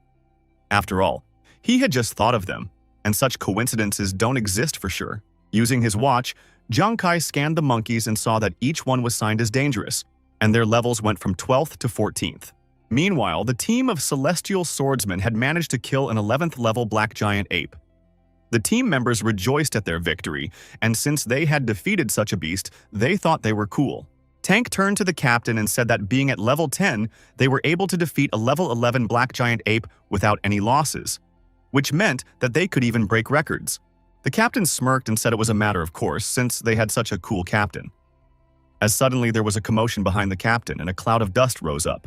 Jiang Kai tried to run away from the 3 giant monkeys and dodge their attacks as best he could. Jiang Kai mentally cursed and wondered if he had wandered into their territory by mistake. The members of the Celestial Swordsman team cried out in surprise. The tank shouted that that man alone was fighting against 3 at once, after which the archer added that each of them was above their level and the priestess offered to help him. But the captain said that the man was an idiot and that he must have accidentally attracted those monkeys. They could not help him, for then they would risk dying themselves. Just as the captain turned around, he heard a "gotta run" behind him. Immediately after which, the body of a 12th level black giant ape dead body flew out of the dust cloud. Everything was just perfect. The chance of critical damage was increased thanks to the 9 disasters, and there was also the ability to super crit. The captain was amazed at what he saw. They all fought together to barely kill a level 11 monkey, and this man alone. He killed a level 12 monkey in a matter of seconds. After dealing with 1 monkey, Jiang Kai ran away from 2 monkeys, preparing for another attack. Just as suddenly, he jumped up again and threw his blade at one of the monkeys. Immediately afterward, a critical strike was triggered and the level 13 monkey was instantly killed. Jiang Kai was satisfied, because this time the chance of a critical strike had increased by another 10%. It couldn't be better for him. The Heavenly Swordsman team members' mouths dropped open in shock as this player had once again killed a level 13 monkey. There was only one black giant ape left against Jiang Kai, and it jumped to attack Jiang Kai. The captain said it was a level 14 ape, and that it was the strongest one here. He admitted that he didn't believe this man could kill it either. Jiang Kai's physical strength was already running low, and soon he would no longer be able to escape. That meant he needed to speed up and deal with the black monkey before it caught him. Jiang Kai took the blades of the 9 scourges and the boar spikes, immediately after which he threw all of his weapons at the last black giant ape. As soon as the weapon caught up with the giant ape, a painful scream rang through the neighborhood, and the ape took a huge amount of damage. Jiang Kai was pleased with the last attack as he was lucky enough to make a critical hit. The members of the Heavenly Swordsman team looked at the 14th level black giant ape that had just been killed with shock. This man had single-handedly killed 3 black giant apes, while their team of 12 had barely managed 1. So they wanted to know who he was. Jiang Kai collected the weapons from the black giant ape's body. Previously, he hadn't even thought that he would have to sweat so much here. But now that he had gotten his hands on 3 monster cards, things didn't seem as difficult as he had previously thought. After finishing his business here, Jiang Kai quickly left, and only now did the captain come out of his stupor. The captain cried out that it was trouble, for the great man was leaving them, and what should they do now? Sobbing, he asked why no one had apprehended this man. It was a terrible pity. Meanwhile, the squad members wanted to understand what was even going on with their captain. Meanwhile, on the Plain of Ashes, a place where newcomers hunt, the newcomers were surprised at what they saw, for they saw 3 warriors, 1 soldier, and 1 healer. The girl who had her neck squeezed recognized these people after all.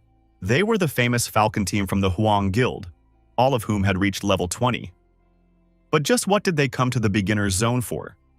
After all, it was even too simple a location for them. The 20th level healer tisked and complained that they had already searched the entire plain but hadn't found Jiang Kai. The warrior who had grabbed the fortune teller said that she was rumored to have seen Jiang Kai, so he ordered her to tell them where he was. Though with difficulty, the fortune teller asked why they needed that man. The warrior girl asked the fortune teller, didn't she know Jiang Kai? And the soldier explained that Jiang Kai had provoked the Huang family, so he should be punished as he deserved. The fortune teller asked if it was real. Then she said that Jiang Kai was now in the ruler's valley, and that they would be able to find him there. Upon receiving the answer, the warrior tossed the fortune teller aside and warned that if she lied to them, they would find her and finish her off. The newcomers were dumbfounded after seeing the strongest team of level 20 hunters, which meant that Jiang Kai didn't even have a chance to stand a chance against them. Coughing, the fortune teller asked if these people were really strong. The fortune teller would not tell the truth to rude people. And after all, she had already made a hexagram that showed that if they went to Jiang Kai, they will simply die before they fulfill their purpose. A day later, the ruler's valley. Jiang Kai was pleased with himself. After all, he had already killed 16 black giant monkeys and had finally broken through to the 6th level. Rumor has it that the corpse of a black giant ape can be sold for a very decent amount of money. And if he can make money, he can easily pay for his brother's treatment. Just as suddenly, Jiang Kai was approached and asked if he wanted to join them. Turning around, Jiang Kai saw a large group of players in front of him. Their commander said that they had 3 teams of people here who were hunting the black giant apes in groups, and if Jiang Kai joins them, he will be able to gain access to elite treasure chests. So will he join them? Asked the commander. Jiang Kai pondered after hearing about the team and said that he didn't have a team of his own. So would he really be alone? The commander replied that there was nothing wrong with that, and that he should just give them a little help. A while later, Jiang Kai and a group of players arrived at the hunting site, and the commander asked if he could see it.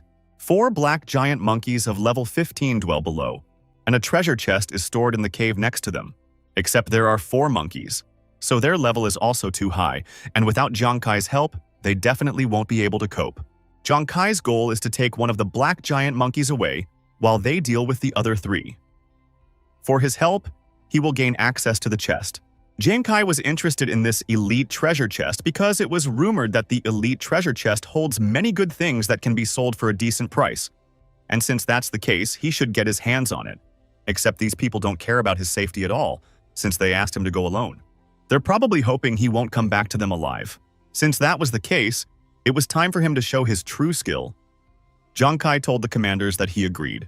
Immediately after that, Jiang Kai ran down the slope and the commander ordered the first team to move forward. As agreed, Jiang Kai threw his blade at one of the giant monkeys to attract its attention.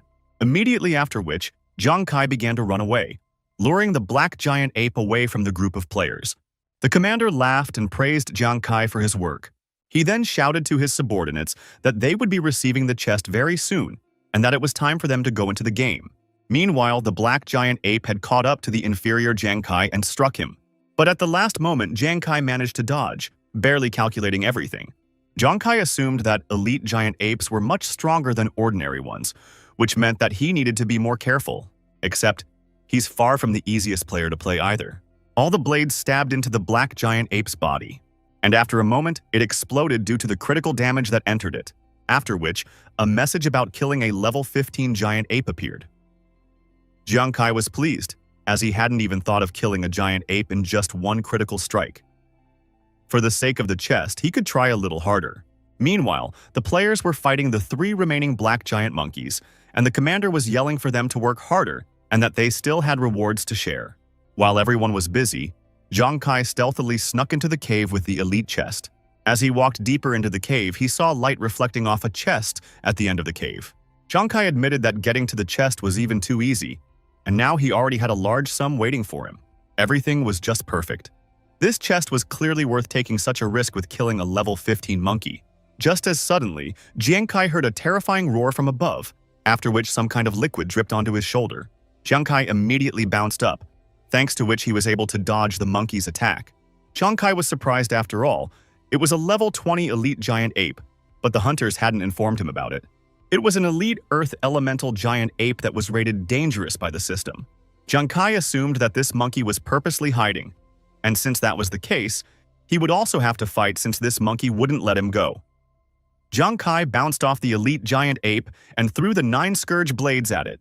Unexpectedly, Jiang Kai's attack completely failed as 9 blades bounced off the monster's fur. And the worst part was that even attacking the monster's eye didn't do any damage to it. Jiang Kai simply couldn't deal damage to the elite giant ape since it had 23 points of defense.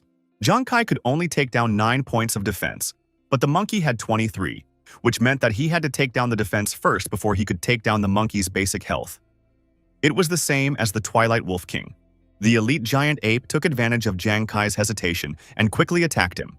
Although Jiang Kai noticed the attack at the last moment, but it was too late to dodge, and the giant ape managed to throw him back, driving Jiang Kai into the wall. Jiang Kai barely survived the elite giant ape's attack and began to cough painfully due to his injuries. Jiang Kai was in a lot of pain after this attack. His attributes were too few, and he also felt dizzy after being hit. Jiang Kai wondered, would he really die here? An elite giant ape approached Jiang Kai and lifted him off the ground. Death on the Devil's Star doesn't go in vain, because to go here again, one would need to wait for a whole month. And if that was the case, he shouldn't have risked coming here. In the end, it turns out that he has to join the army to help his brother and sister. Jiang Kai closed his eyes due to the heaviness rolling over him.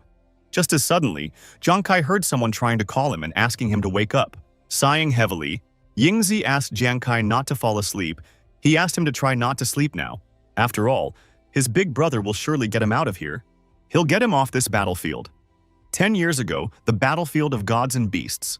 Jiang Kai wondered what had just happened. And how could he fall asleep like that, while the elite giant ape was carrying Jiang Kai to its mouth? Jiang Kai thought about the fact that his older brother had pulled him and his sister out of the battlefield. So can he die here after this? The elite giant ape put Jiang Kai in its mouth and swallowed him. Immediately afterward, a satisfied smile appeared on the giant ape's face. Suddenly, the monkey's head exploded, instantly killing it, after which, a message about killing a level 20 elite giant ape appeared. Jiang Kai had succeeded after all. Even though the monkey's external defense was high, its insides and mouth were very weak. If you attack the enemy from the inside, there's no way to defend yourself. Just like when I fought the King of the Shadow Wolves.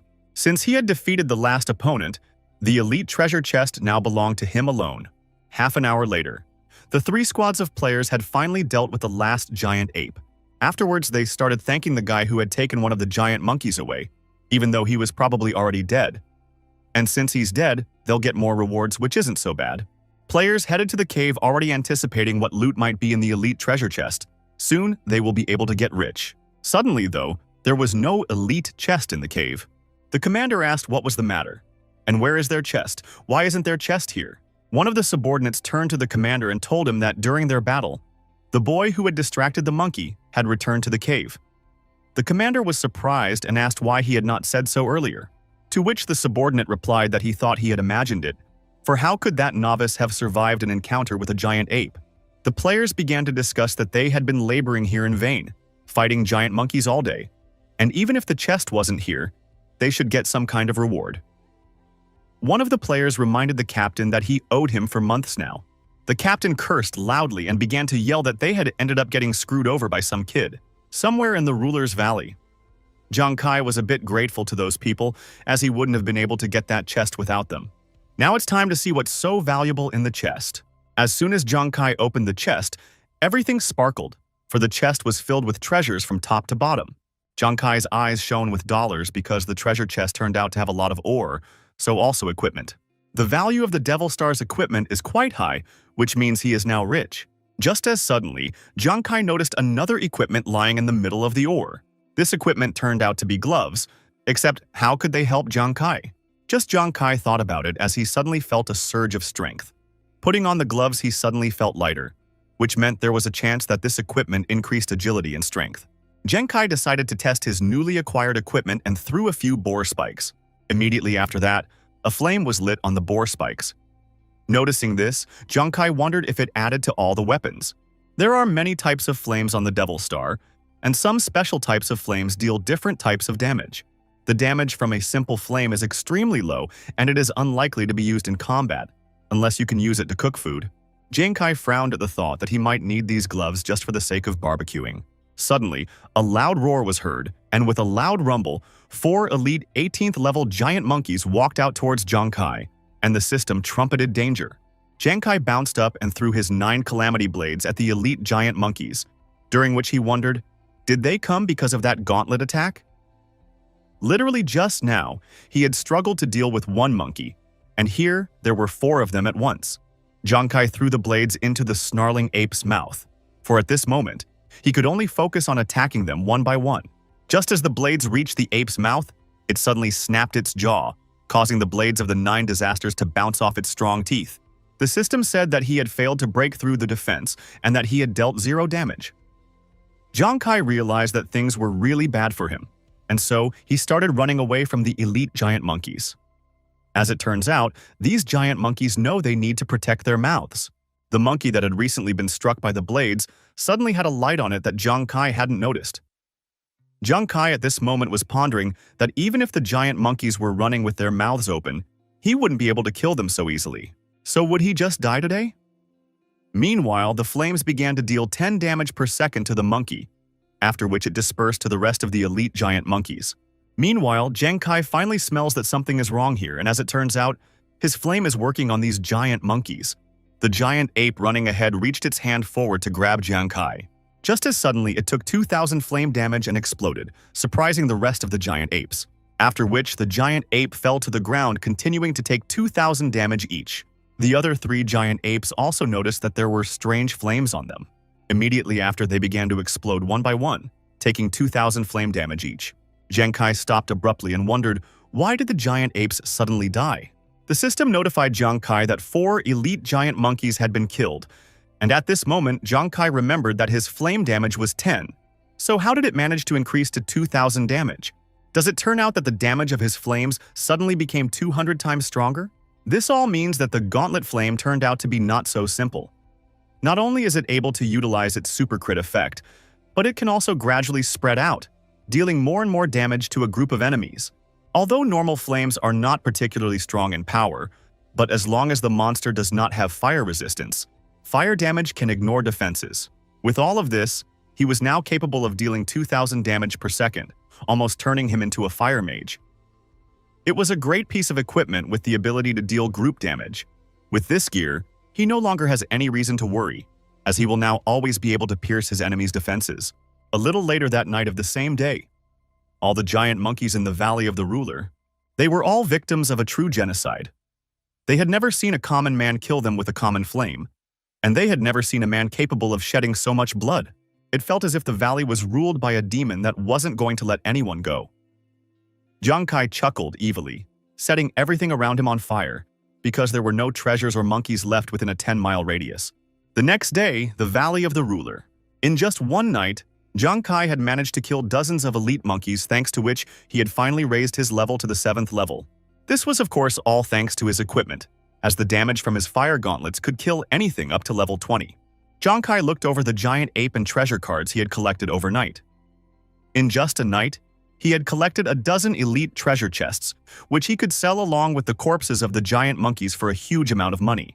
But hiding the cards, Jiang Kai suddenly groaned, as it was even too lonely here, and he was already starting to miss the days when he fought alongside Juji and Nuanuan.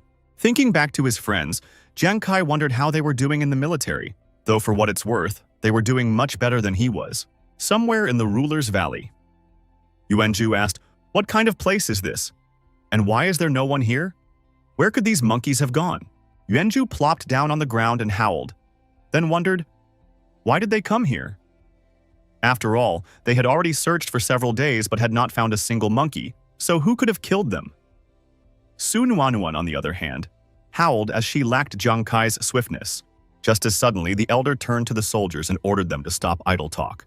Li Biao, a 38th level rider, explained that before, it was easier for them to fight monsters just because they were in the beginner's zone. But now everything had changed, and if Jiang Kai had brought them here, nothing would have changed anyway. Therefore, he had purposely brought them to the Ruler Valley so that they would become more independent. Li Biao ordered the new recruits to stop whining. Li Biao ordered them to go forward and continue searching for the giant ape, except that Yuanju still missed Jiang Kai, as well as Su Nuanuan. 3 days later, after killing the monkeys, the hunter laughed, after which he said that no one would have thought that after spending so long in the Ruler's Valley, they would only come across ordinary giant monkeys. Especially with them, there was no problem since these monkeys were too weak for them. The soldier grinned and pointed his finger at himself and said that killing Jiang Kai would probably go much easier for them, except that one person objected to this, saying that killing a man and a beast are completely different things. The commander of the Celestial Swordsmen said that a few days ago, they had seen a great master single-handedly killing 3 black giant monkeys. An archer from his squad gave a thumbs up and said that it was a cool sight. The Falcon team commander asked, "So what if one person killed 3 black monkeys in one go?" After which he suggested that it seemed simply unbelievable for such low-level players. The Heavenly Swordsman commander only tisked as he continued to chew on the fruit. The Falcon team commander showed the portrait of Jiang Kai and asked if they had seen this person. He replied that, by coincidence, the man in the portrait was the great master who had single-handedly killed several monkeys. The archer raised his thumb and said with a twinkle in his eye that he was very cool. The red-haired warrior suggested that they were just mistaken, because if you looked closely, you could see that this player was only level 5. The commander agreed with his subordinate and asked the celestial warriors not to talk nonsense because they were jealous of them. The commander threw away the remains of the fruit and turned around and said that if they didn't believe him, they could just check for themselves. They had recently seen him coming out of the Ruler's Valley. The healer blushed at the thought of the Great Master and said that she even felt like saying hello to him. A sinister smirk stretched across the Falcon squad leader's face, and he asked if they wanted to say that Jiang Kai was nearby. The red-haired warrior offered to leave now, so that they could finish their mission as soon as possible and not sit in this insignificant place any longer. It was time to explain everything to young Master Huang Wei. The commander agreed with him and said that he would finally be able to kill Jiang Kai. Hearing the Falcon team's conversation, the archer assumed that these people were going to fight the Grand Master. The healer then said that, at first glance, the Great Master's aura showed that he was a humble hermit, while people as arrogant as these players in front of them were portrayed as cannon fodder in the comics. Meanwhile, at the crowded entrance from the Ruler's Valley, the players were complaining about how much bad luck they had because no matter how hard they tried, they couldn't manage to meet the black giant monkeys. The player with the glasses said that there was rumored to be a fire in the forest that caused all the black giant monkeys to die, and they would have to wait for them to renew themselves before entering. The player next to him agreed and said that they would have to wait anyway, so it didn't mean that someone could take all the credit. At the same time, the cause of all their troubles was passing by the players, who had embezzled all the money for the black giant monkeys. In the past 3 days, Jiang Kai had killed all of the black giant monkeys, so his level had finally risen to the 10th level. He had also obtained 19 elite treasure chests during the sweep of the Ruler's Valley, and now he could return to the City of Gods to sell all the goodies he had accumulated. Just as suddenly, someone ordered Jiang Kai to stop. The captain of the Falcons told Jiang Kai that he had been hiding from them for too long, and that though with difficulty, they had finally found him. Everyone around immediately recognized the Jiang family's 5th team of hunters, except what could they possibly want with this guy? Hearing about the Huang family, Jiang Kai assumed that these people were from the guild, and that the Huang family had sent them after his soul. The commander grinned and pulled out his sword, asking if Jiang Kai was asking such obvious things because he was scared and trying to delay his doom. How could such a lowly person dare to provoke Master Huang Wei? The Falcon team prepared for battle, after which the commander said they were here to kill him. Immediately after, Jiang Kai ducked down, dodging the attack of one of the players, and explained that actually, Huang Wei was the first one to attack during the rookie trial. He was just defending himself, so were they sure they should attack him? The commander laughed and then admitted that he didn't care who was right or wrong here. The warrior girl asked Jiang Kai if he knew how much they would earn for killing him. Jiang Kai asked, was this really what it was all about? But if they decided to confuse good with evil just for personal gain, Jiang Kai said that in that case, he didn't need to hold back and threw the 9 calamity blades. But the Falcon team members had no problem dodging the blades flying at them. The commander said that it was too ridiculous to miss a nearby opponent with a throwing weapon. And this insignificant flame, was this really Jiang Kai's ability? The girl warrior laughed and said that right now, she couldn't even believe that this kind of trash could even defeat their young master. The onlookers were surprised that Jiang Kai was actually using the most ordinary fire in battle, and yet he was doing so little damage that he was only embarrassing himself more. One of the players in the crowd laughed, and then admitted that he had really expected to see something powerful, but apparently this fire was only good for lighting a cigarette.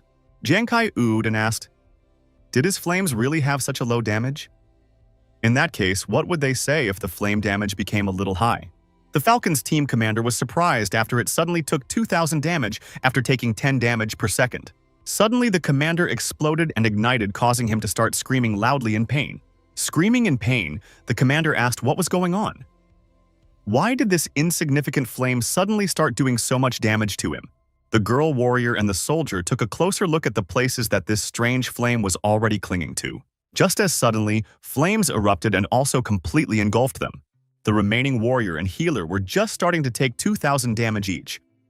The healer cried out in pain and asked why she felt like the same thing was about to happen to them. The warrior agreed and admitted that he had the same feeling.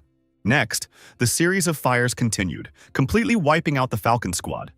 After which it was reported that the pioneer Jiang Kai had destroyed the 5th Falcon squad and took their experience. The players watching were amazed at what had happened and wanted to understand what had just happened. Jiang Kai said that if they were willing to give him their heads like this, then in that case, he was willing to accept this filial reverence. The players around him were screaming, what the hell is going on here? After all, this guy had just annihilated 5 Falcon teams, and he did it alone. This was a top-tier 20 team. It was all too impossible, and if some of them hadn't seen it with their own eyes, how someone was destroying top players with ordinary flames, they wouldn't have believed it and would have thought it was a fake. Everyone wanted to know who this impossible guy was. In the meantime, the system had started awarding experience. Some of the players started checking Jiang Kai with their wristwatches, but for unknown reasons they couldn't see his characteristics. Suddenly, it dawned on the players what the deal was here. The person in front of them was a fire mage using a strange equipment to block detection by outsiders. Yes, after a short consideration, they realized that it was none other than a fire god. Jiang Kai was satisfied with killing the 5th Falcon team, as he was able to quickly gain 2 additional levels. Jiang Kai turned to the Devil Star AI that appeared nearby and asked, why couldn't the players around him see his attributes? To which the AI replied that since his talent gambler multiplier doubles attributes, the difference in attributes between him and others of the same level became too great, making it impossible for outsiders to evaluate Jiang Kai's attributes. Jiang Kai accepted such an answer after all. It was good since no one could see them anyway. It would only give them less reason to be jealous. Devil Star, Shengyao City, a trading house. Jiang Kai greeted the shopkeeper and said that he wanted to sell the equipment he found. The half-asleep woman welcomed Jiang Kai into their establishment. She mentally wondered what the big deal was here. Was it just one poor rookie in a day?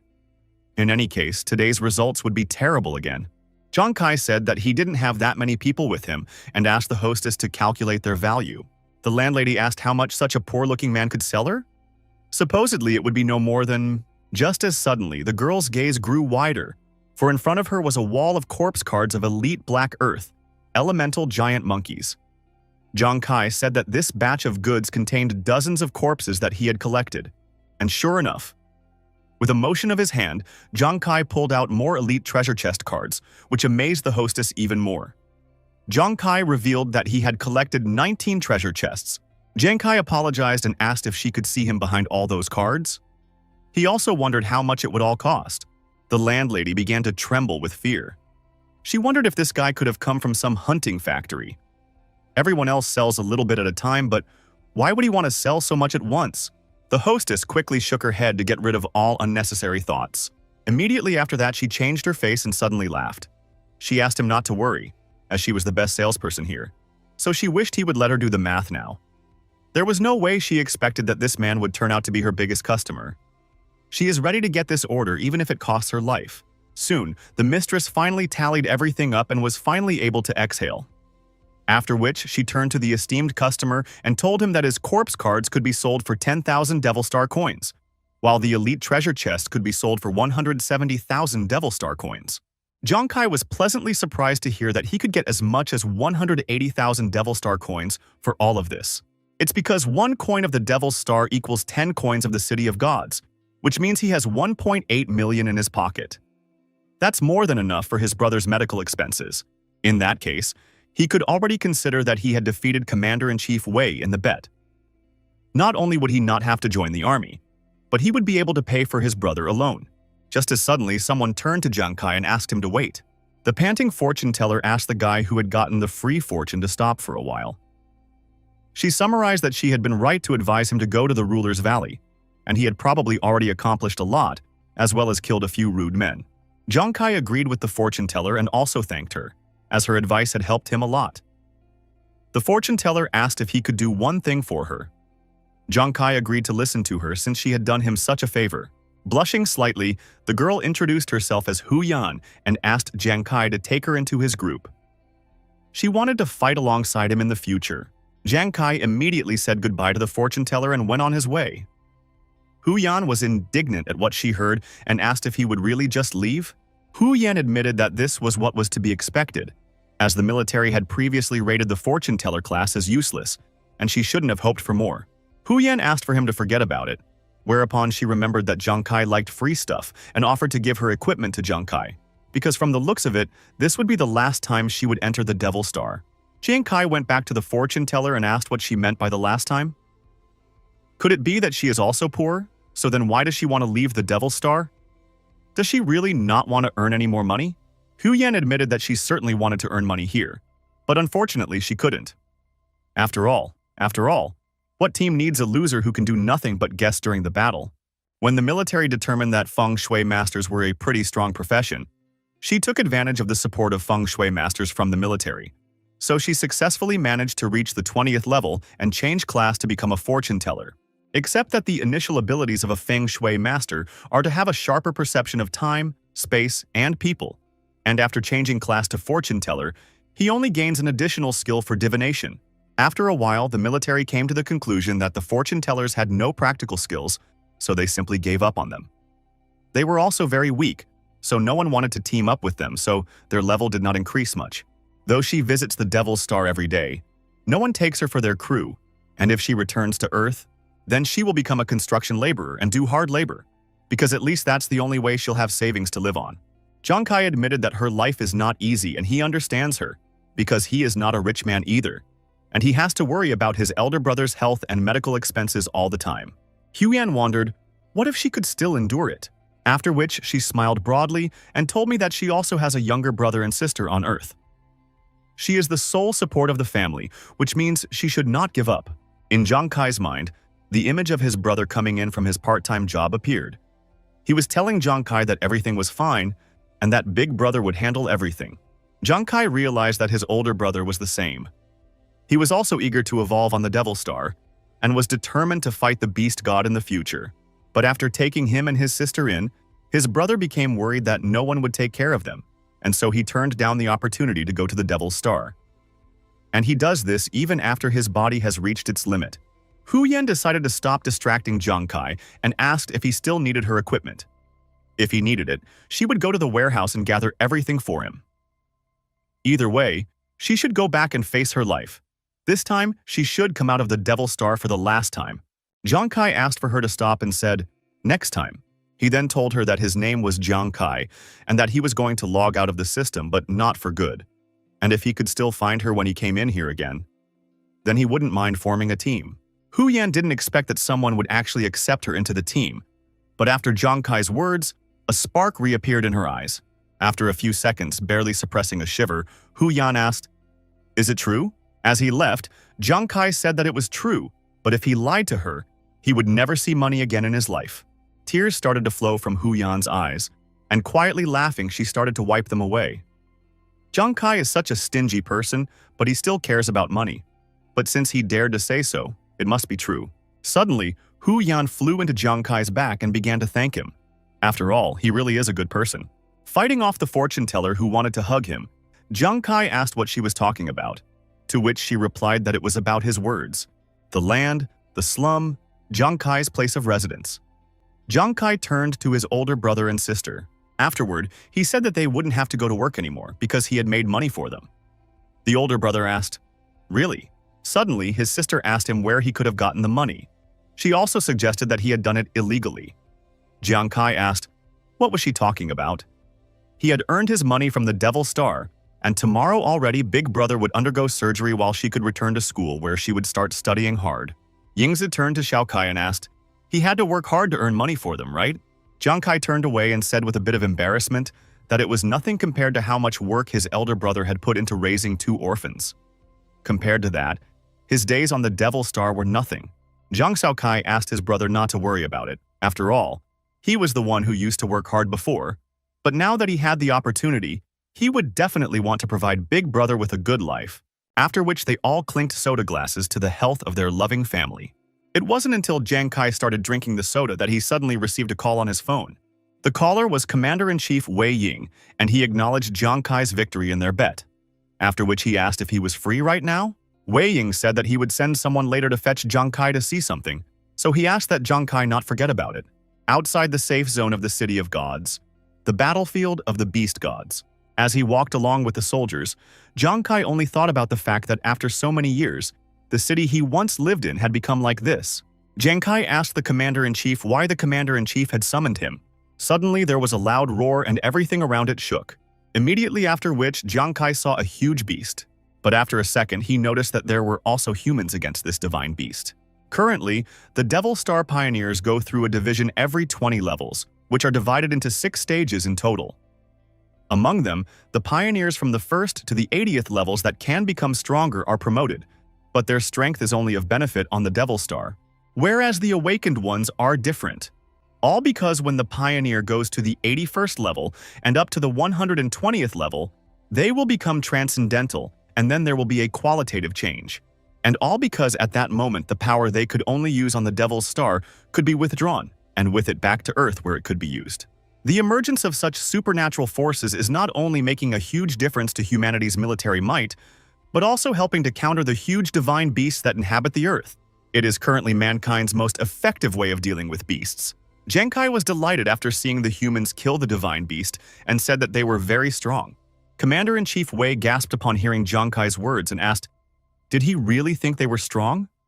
After all, even Jiang Kai should realize that this was an ordinary divine beast, and to get rid of this guy, they already had to part with 2 transcendent ones. Wei Ying turned to Jiang Kai and said that the situation of humanity right now was far from the best, and even Jiang Kai should not forget to be prepared for danger just because he had lived in a safe zone for so long. Jiang Kai won their bet, and therefore he will keep his word and not force him to join the army.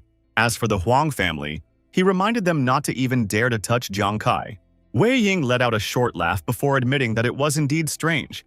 After all, what was the reason why he was paying so much attention to Jiang Kai?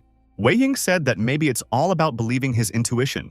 His intuition tells him that Jiang Kai can become a strong man, and in the future, he will become so strong that the entire City of Gods will need his help. At the same time, he still remembers that at the end of the day, Jiang Kai just wants to protect his family. While joining the army means going to the battlefield, and the battlefield is indeed a dangerous place.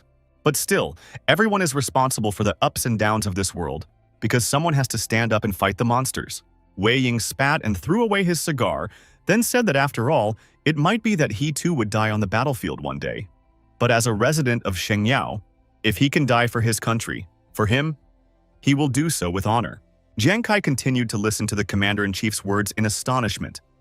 Suddenly, he turned to him again and said that he was not going to interfere with Jiang Kai's choice. But if Shengyao was in danger in the future, he hoped that Jiang Kai would then be able to do so if he had enough strength, and he would fight for Shengyao. After speaking with the commander-in-chief, Jiang Kai rested on Earth and returned to the Devil Star a few days later. Wandering the streets of Shengyao City, Jiang Kai pondered the fact that the commander-in-chief put him so highly, even though he didn't expect it. Therefore, Jiang Kai wondered, would he be strong enough in the future to be needed for Shengyao? Jiang Kai decided not to dwell on it, but to take care of himself first. The black giant monkeys from the ruler's valley were no longer a threat to him, which meant it was time to find the next monster to kill. After checking the information on the watch, Jiang Kai found a suitable elite monster, the Banshee. She has extremely strong damage and can instantly kill a pioneer. Her attack has a fear effect, and she also has a ghostly body. The Banshee's abilities are the Banshee's Scream, which allows it to immobilize first responders within a 10-meter radius and strike fear into them. It also had a ghostly body that only dealt damage from within 10 meters of the Banshee.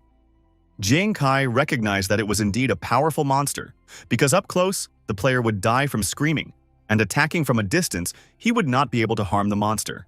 Apparently, the monster is much stronger than the elite black giant ape, which means it will need to find a teammate. Meanwhile, Hu Yan was standing asleep, hugging the sign, calling for the captain in her sleep, causing people passing by to take her ill. And on the sign was a request not to yell at her as she was waiting for the team captain. Noticing such a sight, Jiang Kai asked if she had been waiting for him here since he came out of the Devil Star. Hearing Jiang Kai, Hu Yan immediately woke up. She then ran up to him and told Captain Kai that she knew he had returned, and that was why she had waited for him here for so many days. Jiang Kai said that he always keeps his promises. Hu Yan turned to Captain Kai and asked if he would take her to fight the monsters.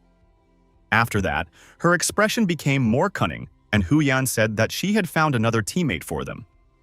She immediately realized that he would help them in the battle against the monsters, so she asked the captain if he wanted to take him. Jiang Kai gasped in surprise, then recognized that it was a good time, and asked if he was useful in killing monsters. After all, she didn't take some drunkard into the squad. Just as suddenly, a short man with bags of bottles approached them and introduced himself as Yuan Yu, a drunkard. Before he could properly introduce himself, Jiang Kai had already run away from them. He didn't agree with such a teammate. Hu Yan wondered if he was serious. She then shouted to Captain Kai that he should take Yuan Yu as he was very hardworking and obedient. Hu Yan revealed that he was willing to cook for them, massage their legs and shoulders, and even said that if he joined their team, he would be willing to share the rewards. Hearing this, Jiang Kai's face immediately changed. Immediately afterward, he grabbed Yuan Yu's hands and introduced himself, saying that he was his partner from now on and that he had recognized his talent from the first time. Perceiving the spirit, Jiang Kai said that today, as the team captain, he had no choice but to take him to fight the Banshee. After all, they were now one family, while Jiang Kai was laughing while talking about the family. Yuan Yu asked the fortune teller if he was serious. Hu Yan replied that he was serious, but they were not a family, they were just free laborers. Their captain was always stingy. Valley of the Ruler, home of the elite Banshee monster. A ghostly hand peeked out from behind the door, after which it slowly opened the door. That was the elite monster, the Banshee they were going to hunt. Ignoring the squeals of the Banshee nearby, Jiang Kai turned to his team members and told them that the Banshee was a monster that was much stronger than the black giant apes, and if she revealed them, they would be killed instantly. Hence, they should speak as quietly as possible. He also asked them to consider that only attacks within 10 meters of the Banshee could harm her, so they should wait quietly, looking for an opportunity to attack.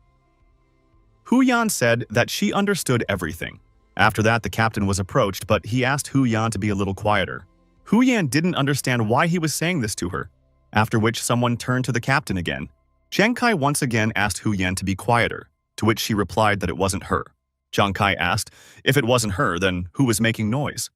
after which they turned around together, and they saw that Yuan Yu was already drunk and started shouting, "Captain!" Yuan Yu asked to see what he had found, as suddenly, it was like thunder piercing his ears. Yuan Yu shouted his thanks to the captain and shouted even louder that this toast was for him. Only upon hearing the noise, the banshee immediately jumped up and began preparing to attack. Realizing that they were about to die, Zhang Kai asked what the hell was Yuan Yu doing? And didn't Hu Yan tell them that him joining the team would help a lot in the monster hunt? To which Hu Yan replied that she was just talking nonsense. Meanwhile, the banshee used her heartbreaking scream on the people below, after which a negative fear effect was imposed on Zhang Kai and Hu Yan. The banshee slowly flew towards Zhang Kai, but he couldn't move because of fear. Zhang Kai recognized that this banshee was more dangerous than he thought. Hu Yan said that they couldn't win and that they should prepare to die.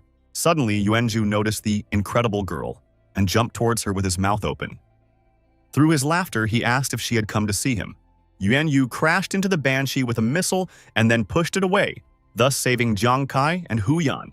Placing the banshee on the ground, Yuan Yu said that it must have been fate that brought them together, whereupon he asked the beautiful woman if she would let him caress her well. Yuan Yu said it was perfect, that glowing skin so smooth. Banshee was just horrified by this boy.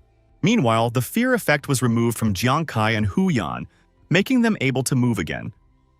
Jiang Kai wondered what was going on, and why couldn't the banshee control Yuan Yu? The banshee's scream has a cooldown time, which means he has to use it for when the banshee attacks them with their scream again. Realizing that he had to act quickly, Jiang Kai threw the 9 calamities blades. After that, small lights formed in the places where the blades hit. Yuan Yu asked the beautiful dyke if she wanted to kiss him. After which, he curled his lips into a tube and leaned towards the banshee. Just before the kiss, he said that from now on she would be his wife. Just as suddenly there was an explosion, taking with it an elite monster, a banshee. The slightly charred Yuan Yu awed and asked, what happened to his wife? Meanwhile, Zhang Kai received the report of killing a banshee, and Hu Yan sitting on her lap marveled at how the captain had killed a banshee in an instant. Yuan Yu suddenly trembled, whereupon he told Zhang Kai that he was a real bastard and fell to his knees. He asked why the man had blown up his newlywed wife. Yuan Yu sobbed loudly and cried out that she was the only love of his life, and that after losing her, he wouldn't be able to love another for the rest of his life. Turning away from Yuan Yu, Zhang Kai awkwardly asked Hu Yan if Yuan Yu often got drunk and went crazy. Zhang Kai awkwardly replied that Yuan Yu was a drunkard, so he simply couldn't help but drink, and that his taste changed to quite specific tastes when he was intoxicated. Well, since it was over here, Hu Yan volunteered to bring the captain an elite banshee treasure chest and a corpse card, then ran away. Looking at the cheerfully running Hu Yan, Zhang Kai thought about the fact that the banshee shout didn't work on Yuan Yu, except why didn't the banshee attack work on him, and how did he manage to fight it off? The most unpleasant thing about drunks is that when they get drunk, they completely lose control of their minds. But can it be that such a fatal flaw is able to ignore the fear of the banshee? For if it is, meanwhile, Hu Yan had already returned with the treasure chest. Zhang Kai chuckled, realizing that Yuan Yu was the perfect artifact from nature to fight against banshees. Hu Yan felt uneasy, and she wondered why the captain had such an evil smile on his face. A short time later, another banshee dwelling. Zhang Kai shouted to Yuan Yu that he was picking him, as if he wanted to summon some pocket monster. Immediately after, Hu Yan untied Yuan Yu and he flew to another attractive person with a lustful face. The banshee screamed loudly, dubbing to immobilize her enemy and kill him. But the effect was the opposite. In addition to the fear not working, Yuan Yu also started giggling. He asked the beauty why she started drooling as soon as she saw him, and did she really want his body so badly? Yuan Yu crashed into the banshee and said that he desires her as much as she desires him. Everything went just fine as the drunkard trick worked, and now Jian Kai could attack the banshee at close range. While Jian Kai was getting closer, Yuan Yu was telling the banshee about how he fell in love with her at first sight and offered her to light the flame of love that night. Taking advantage of the banshee being immobilized, Zhang Kai threw the blades of the 9 scourges at her. Immediately after, it exploded, causing Yuan Yu to fly into the air. As he flew away, Yuan Yu shouted to Zhang Kai that he was a bastard for daring to kill his wife again, and for that, he cursed him for misfortune. Yuan Yu cursed Zhang Kai until he hit his head landing on the ground. Everything went exactly according to plan, hence Zhang Kai's suggestion to kill another banshee before Yuan Yu sobered up, which Hu Yan immediately supported. 3 hours later, Yuanyu pleaded for them not to blow up his 11th wife, but a second later she also exploded and then he flew into the air. As Jiang Kai and Hu Yan took away another treasure, Yuanyu sobbed and complained to those bastards that they had blown up his already 23rd wife. After a while, he begged them to spare his 35th wife. Jiang Kai laughed after obtaining another elite treasure chest, after which he admitted that he hadn't even expected that, with Yuanyu's help, they would be able to obtain 35 treasure chests and wipe out all the banshees of the Valley of Rulers in one fell swoop. Hu Yan admitted that she hadn't even dared to dream of such efficiency. What was most important was that after killing so many banshees, Jiang Kai had already obtained the 14th level, and that was only at the cost of Yuanyu's broken heart. Jiang Kai recognized that Hu Yan was right to call Yuanyu useful. Hu Yan suggested to think of it as if they were helping Yuanyu train his mental stamina after breaking up with a girl. Listening to the words of these two, Yuanyu said that they were not humans but beasts. Hu Yan ran up to Yuanyu and said that he was incredible, but since he heard their conversation, he called them real beasts. Meanwhile, Jiang Kai continued to smile, for this wasn't all they got. While killing the banshees, Jiang Kai collected some skill cards in the huts, so he would be able to gain additional skills. The first skill is Rain Prayer, which uses the user's spirit power to summon heavy rain. If you use this ability on the right terrain, you can even create lakes and rivers out of thin air, which can be very useful in combat. This card Jiang Kai decided to give to Hu Yan, since she was level 29, and her spirit power was higher than his. Hu Yan was surprised when she was handed the skill card and asked if she really could. With tears in her eyes, Hu Yan thanked Captain Kai, because now she finally had some skill other than fortune-telling, and she would no longer be a useless person who could only guess during battle. Suddenly, Hu Yan shouted to Captain Kai that he would always be her brother from now on. Then she started bowing, hitting her forehead on the ground. Jiang Kai asked her not to do that, because she really deserved this skill card. A bump popped out on Hu Yan's head from the blows, but she continued to run around with the card in her hands, happy that it was no longer useless. Jiang Kai thought about the second card, because it was definitely a hidden skill activation card. When using this card, he can activate an additional hidden skill of his profession, but this skill can only be used once, after which it disappears. Jiang Kai decided to try using the card because even though this skill was disposable, it could still be of use to him. A Devil Star. AI appeared in front of Jiang Kai, after which it congratulated him for activating an additional skill, Casino Stealing. When this skill is activated, Jiang Kai can steal some of his opponent's characteristics and add them to his own. But after half an hour, the skill will expire. Jiang Kai asked the AI, was this really the entire effect of the hidden skill? To which the AI replied that it was. Jiang Kai grabbed his head and started screaming, because such a valuable one-time skill could only steal 1,000th of another person's attributes. Jiang Kai started cursing this and beating his hands on the ground. He currently had 200 attribute points, and if he stole some 0.2 points per person, then what was the point? Meanwhile, Yuanyu woke up after a stormy night. He was trying to figure out what had happened to him, and why had he fallen asleep? Also, why does he feel pain in his heart? Hu Yan walked over and quietly whispered that he was the greatest lover on the Devil Star, then asked, did he forget that he had lost 35 wives last night? Just as suddenly, Yuanyu remembered what he had been doing throughout the night and threw up, after which he sobbed and started to apologize to Captain Kai. As he is only holding him back, he is a drunkard and is incapable of not drinking. And if it doesn't suit him, he agrees to leave the team. Jiang Kai held out the equipment to Yuanyu and asked what he was talking about. After all, he was the hero of last night and therefore deserved this equipment. And if it wasn't for Yuanyu, they would have died from the Banshee countless times. Yuanyu deserved to be called the main member of this team. Yuanyu was embarrassed at what he heard, but still refused the captain, as he had asked to be on this team himself, and they shouldn't tolerate him. Jiang Kai asked him to accept the equipment, plus he had already said that he wouldn't treat his teammates badly. After that, Jiang Kai said that he had equipment for Hu Yan as well. Hearing this, Hu Yan immediately blushed and turned around. In her eyes, Jiang Kai was a beautiful man that called her to give her equipment and money. Hu Yan and Yuanyu's eyes glistened. They wanted to know if this was all true. As they suddenly started bowing together, Captain Kai's head hit the ground. Hu Yan vowed that they would follow him from now on, and Yuanyu added that they would even die for him. Devil's Star Trading House. The landlady was pleased to see her best customer again. After counting all the cards, she said that everything was simply excellent. because the total value of the monster bodies and elite treasure chests was 840,000 Devil Star coins. Jiang Kai was pleasantly surprised by what he heard, because in terms of the currency of the land, it would be 8.4 million coins of the City of Gods. More importantly, this money was more than enough for his brother and sister's future expenses. The dressing room of the trading house. Jiang Kai not only collected enough money to live on, but after selling it, he also had 2 pieces of equipment left over that fit him perfectly.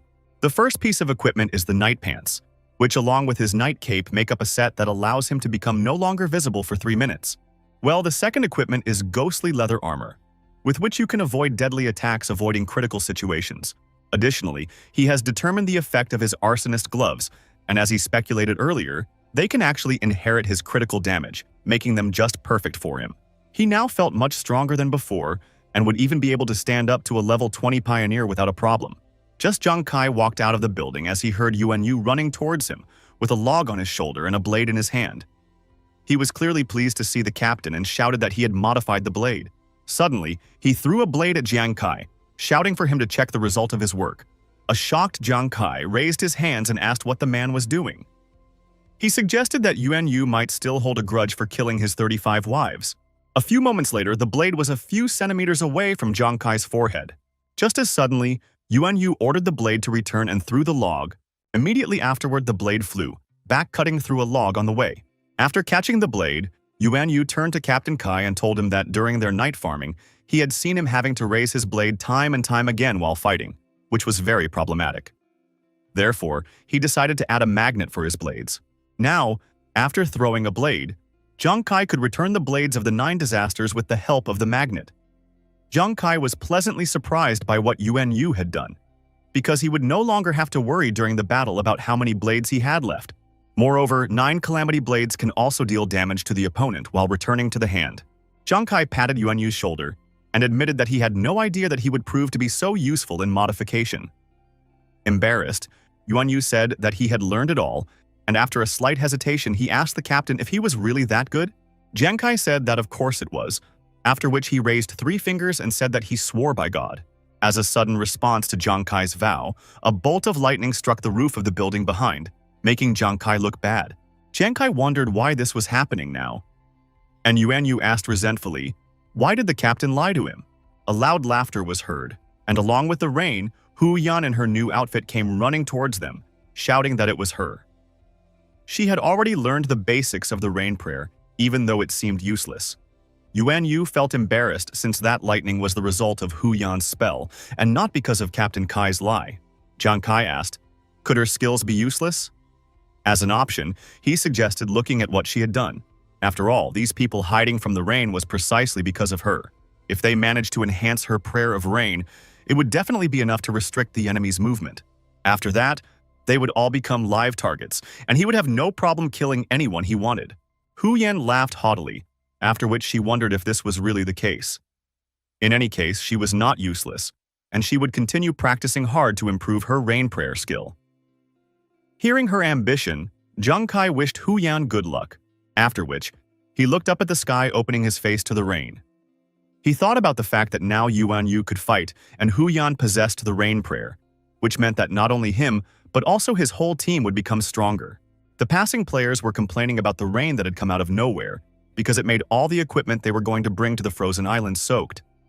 And even worse, what if the Huang family started blaming them for the delay?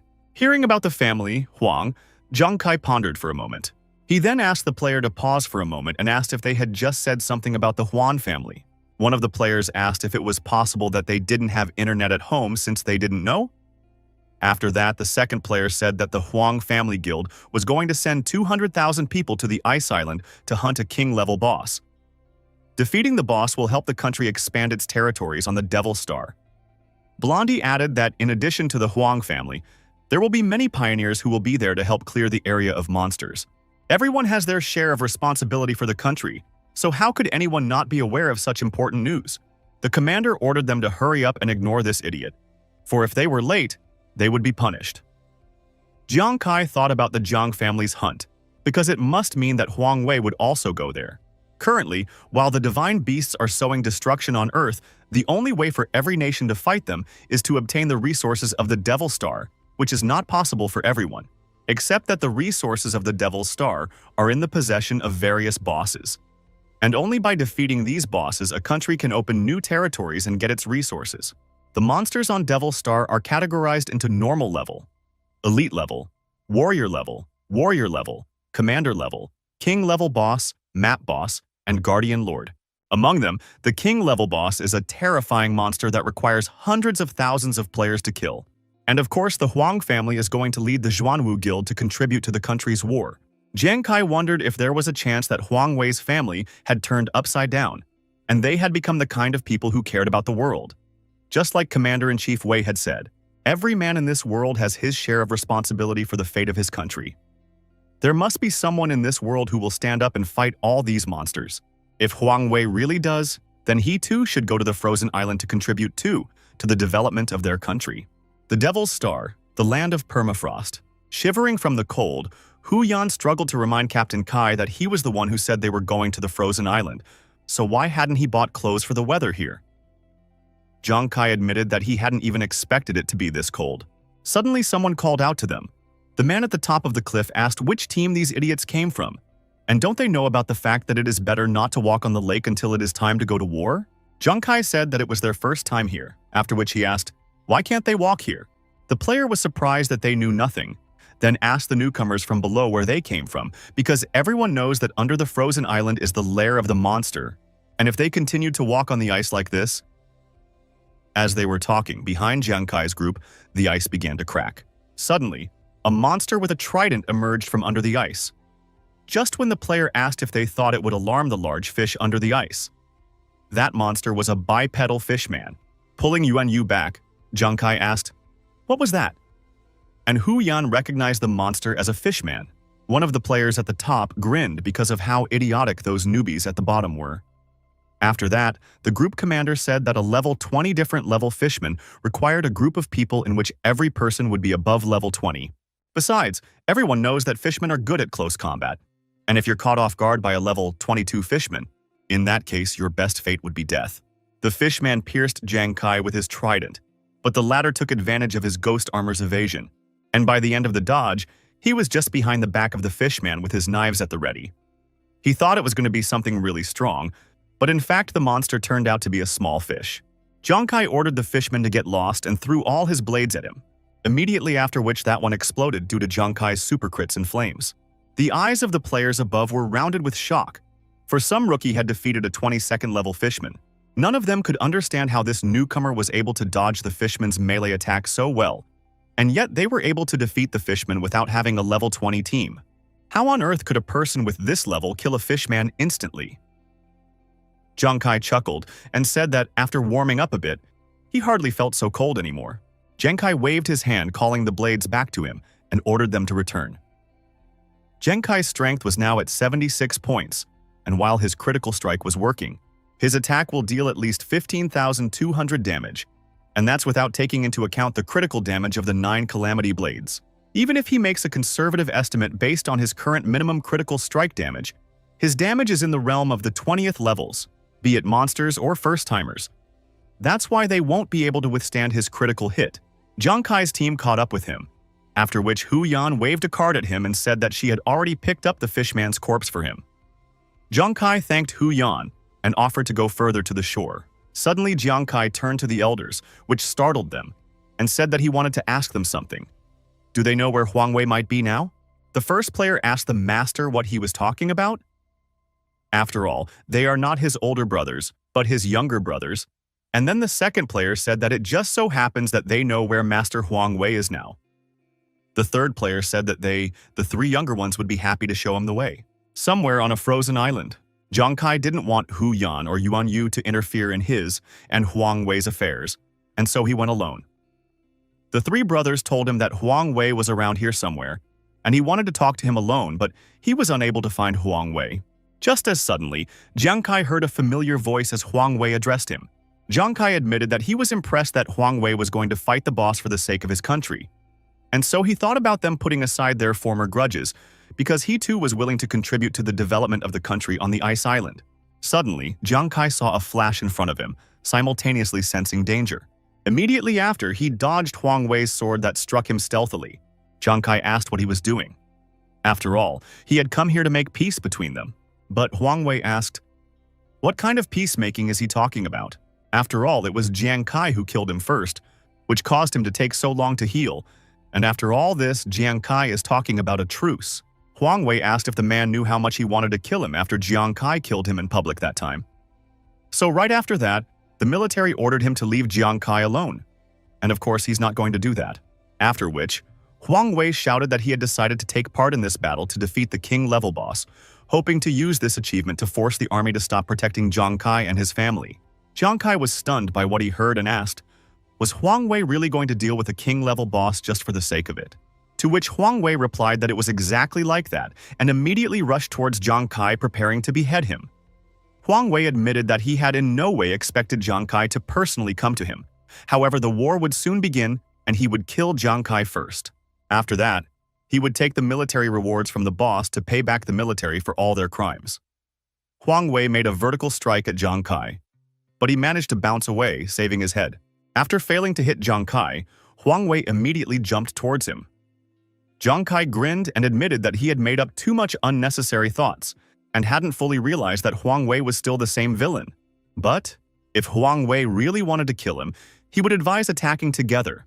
After all, he had already destroyed their 5 falcons. The hooded player laughed and reminded Jiang Kai that he was only able to deal with the falcon team because of the support of the military. After which, the tailed player asked Jiang Kai if he really thought he could defeat their master.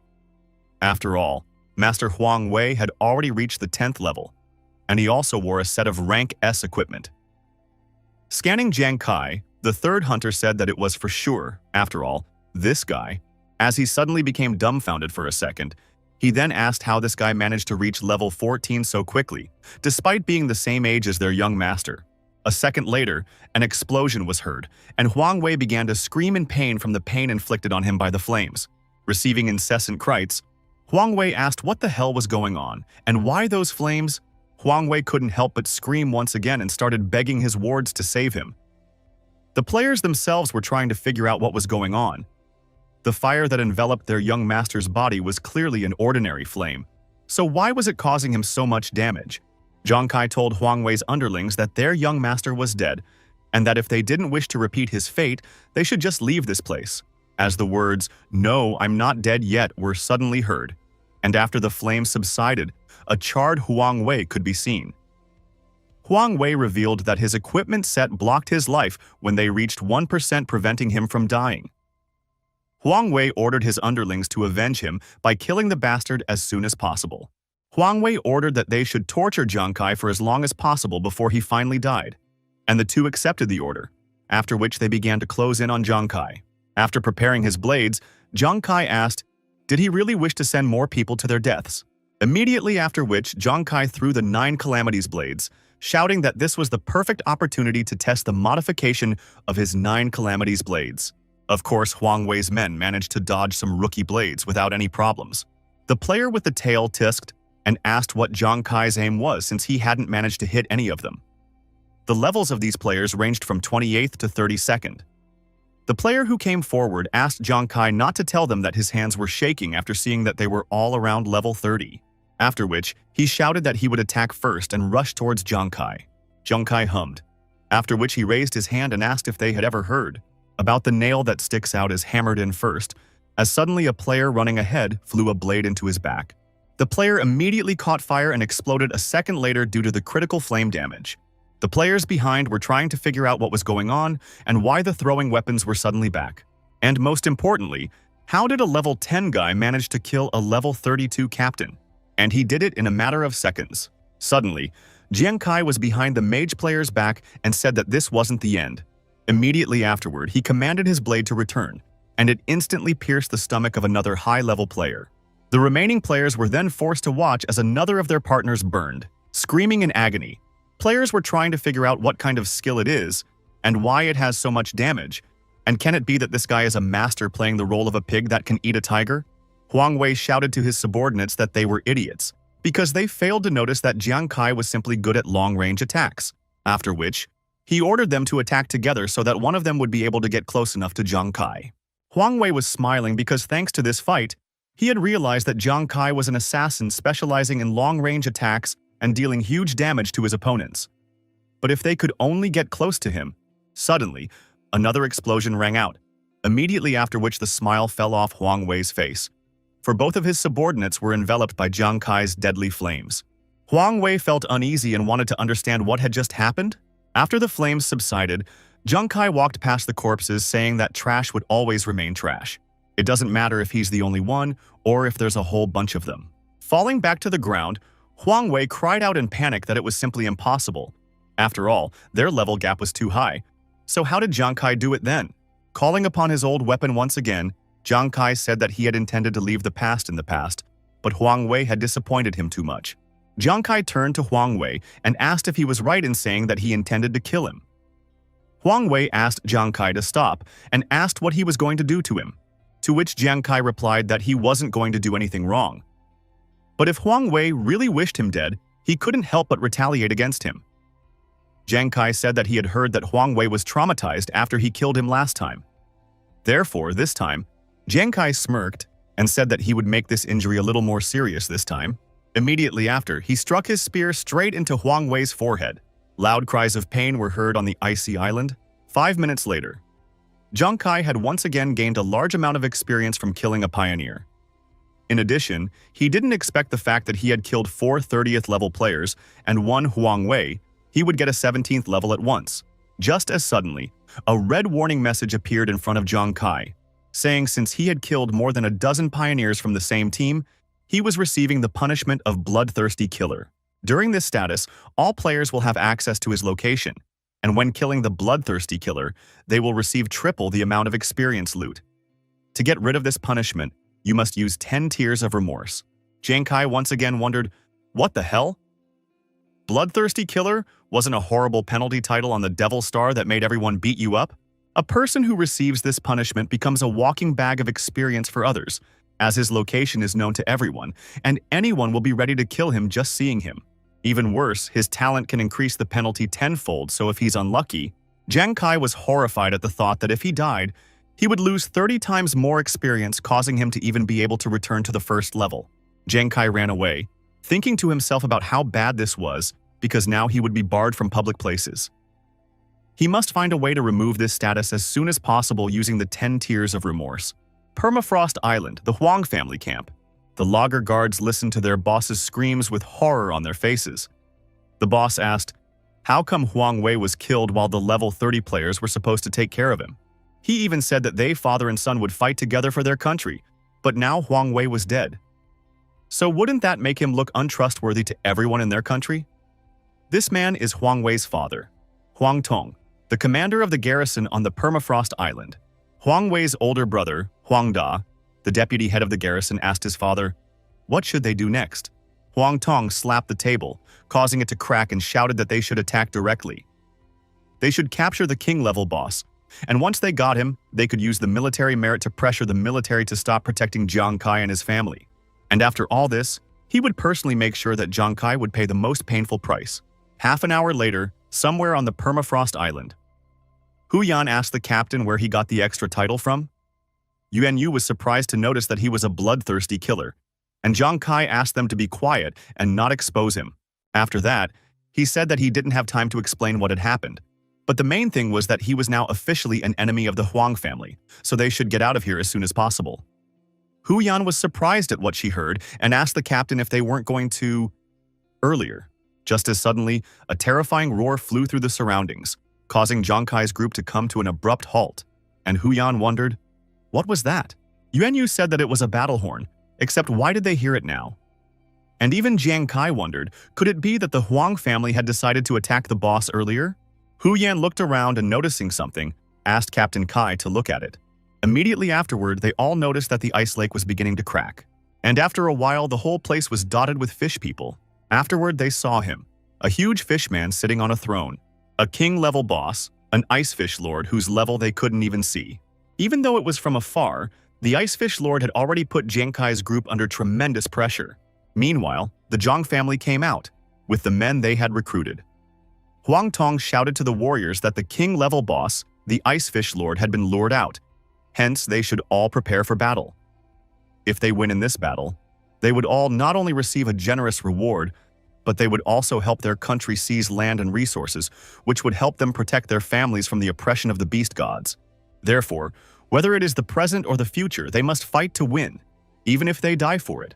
Huang Tong shouted to the warriors that once the arrow left the bow, there would be no turning back. And now, the battle with the king-level boss has officially begun. The warriors of the City of Gods immediately rushed to attack the king-level boss and his fishman minions. Yuan Yu turned to the captain and suggested to just leave the battlefield. Meanwhile, Hu Yan couldn't recover, thinking that there were 200,000 people here, which showed the scale of the battle with a king-level boss. Just as suddenly, Jiang Kai raised his hand and refused them, saying that they didn't need it now. While they are fighting, the Huang family will be too busy to pay their attention to him. And since that's the case, they can stay and watch the battle with the king-level boss, through which they can learn a lot. The warriors rushed toward the mountain as suddenly the ice ahead cracked and a huge head emerged from underneath. It was an ordinary level 25 fishman. The warriors were frightened when they saw this monster, but through fear, the commander ordered the warriors not to be afraid. After all, this is just a stinking fish, while there are many of them, which means they can easily deal with this. Suddenly, everything in front of the commander's eyes swirled. Immediately afterward, the fishman grabbed the captain and threw him into his mouth while he begged for rescue. After that, everyone saw the fishman chewing on their captain, who was screaming in pain, begging and pleading to be saved, after which the screams began to subside. The warriors were terrified, for this fishman just grabbed and ate a human. It was simply terrifying. Hu Yan wondered, are these ordinary fish people really that much stronger than the pioneers? After which, Yuan Yu added that there are quite a few of these fish people out there. Jiang Kai revealed that it was rumored that the fishman army would endlessly appear until the boss was killed, which means that the key to winning this battle is not a battle between 200,000 pioneers against an army of fishmen. It will be a battle between the strongest and the boss. One of the hunters announced that their team of 8 had made their way into the boss's territory, and each of them must give their best and perform as well as possible. They should do their best. The 8 strongest players attacked the boss at the same time, trying to do maximum damage to the boss, then caused a huge explosion. Hu Yan was amazed by the strength of these people and wondered, is this the strength of the special ones? After which, Yuan Yu said that it looked like they would really be able to kill the boss. But Jiang Kai said that wasn't true, and that he thought their situation wasn't that good. After which, Jiang Kai used ghost eye focusing to get a better look at the boss fight. The skills of these people seem very strong indeed, but thanks to his ghostly eye, he sees that they are actually using such powerful attacks they didn't even manage to break through the boss's defense. After a few attacks, the players went into a stupor as they couldn't even manage to penetrate the boss's armor. Immediately afterward, the Ice Fish Lord struck the players, causing all of them to take serious damage. After taking down the invaders in one blow, the boss began to laugh at their helplessness. Everyone was dumbfounded by what had just happened, as the Ice Fish Lord had just killed the 8 strongest players with a single blow. At this moment, everyone realized just how powerful the king-level bosses were. Unexpectedly, but suddenly another player who arrived after the top 8 strongest players rushed at the boss. Shocked by this, Jiang Kai wondered who else could dare to attack the boss after he had killed the strongest so easily. Hu Yan asked for the player to stop and not march to his doom. With his spear in hand, the player rushed towards the boss, but the boss raised his trident and attacked the hapless player. Everyone was sure that it was over, and that another player who dared to challenge the boss was about to die. Suddenly appearing out of nowhere, the player raised his spear and completely blocked the boss's trident. Everyone wanted to know what was going on, and how did this man manage to take on the boss's attack like that in person? The player told the boss that he was too dumb, because his teammates sacrificed themselves on purpose. After which, he asked, did the person not think that they could be killed so easily with an ordinary strike? That person was the strongest person, Zhang Fang, with the class of a spearman, and he is also the strongest person of the Xuanwu Guild. Zhang Fang activated his talent, Blessing of the Dead, granting a 25% increase in strength for every supreme that died, and said that on behalf of his fallen comrades, Zhang Fan shouted that he would kill him immediately, after which he punched the boss. Zhang Fan's attack was strong enough to finally break through the boss's defense and damage it for the first time. Jiang Kai was inspired by the strength of the strongest, for he was indeed strong, and even broke through the boss's defense. The players, however, began to praise the great hero for being able to defeat the king-level boss. Huang Tong asked, did they all really think that their Xuanwu Guild was that weak? After all, those higher-ups that had just been killed had been created specifically to increase Zhang Fan's strength.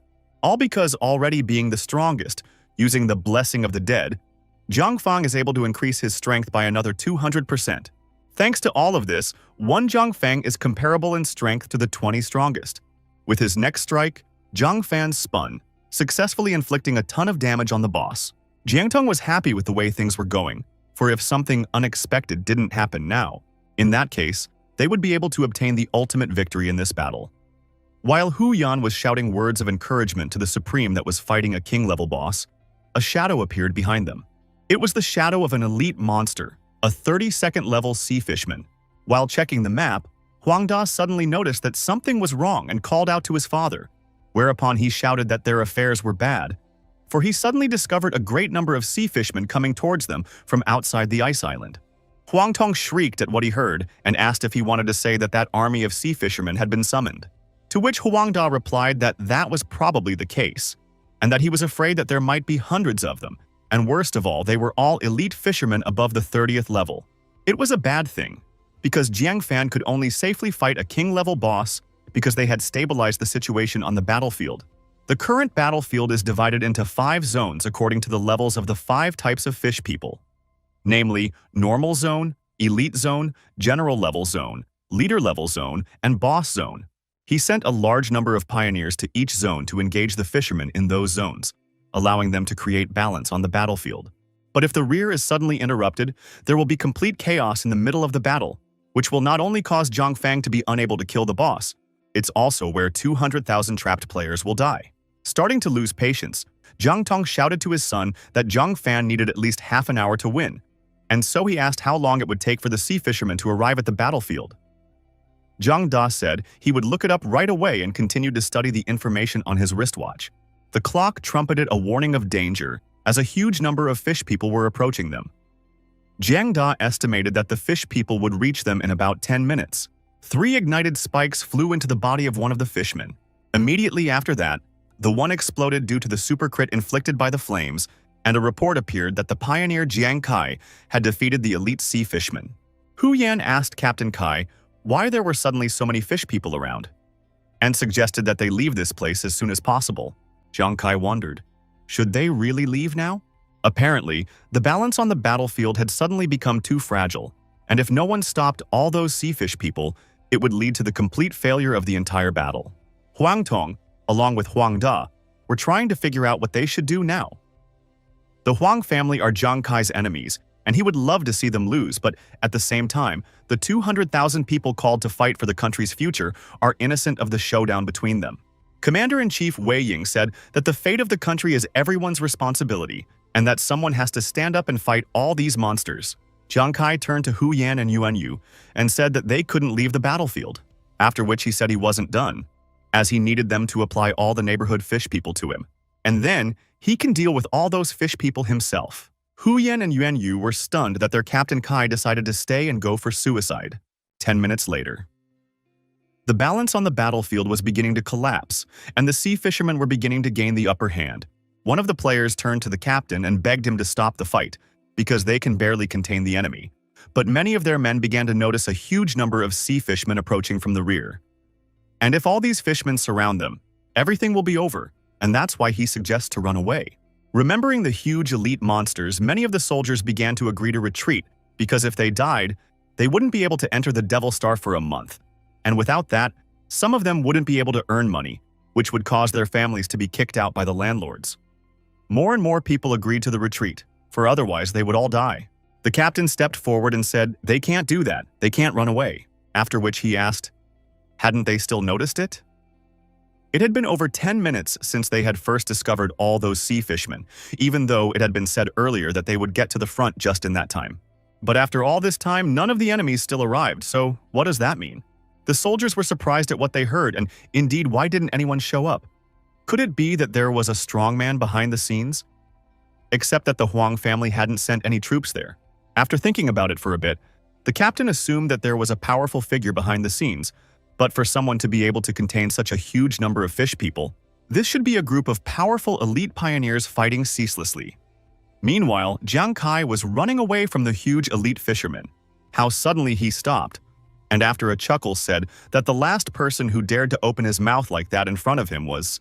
In the next instant, Jiang Kai flew past the fishermen while throwing flaming blades into their mouths, and a moment later, several elite fishermen were modeled by Jiang Kai, during which he said that the grass on that person's grave had grown as far as meters.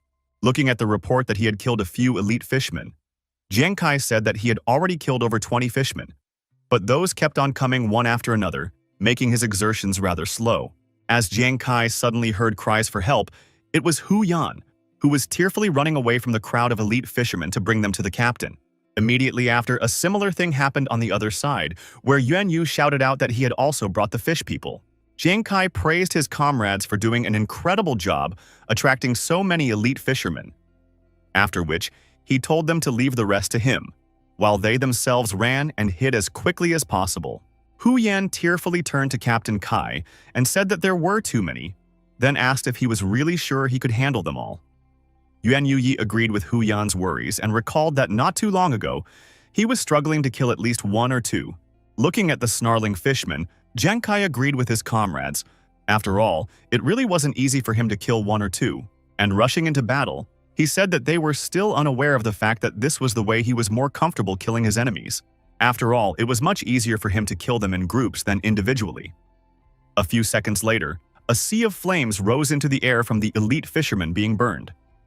After that, it was reported that the pioneer Jiang Kai had killed 257 elite fishermen in one go. Seeing what he was capable of, Hu Yan and Yuan Yu clasped their hands in fear. Hu Yan wondered what this was, and was this their captain's true strength? Yuan Yu shouted and said that the one was only slightly above the 10th levels, so where could such damage come from? The flames that rose up from killing hundreds of elite fishmen were so huge that it was seen by the players who wanted to escape a short while ago.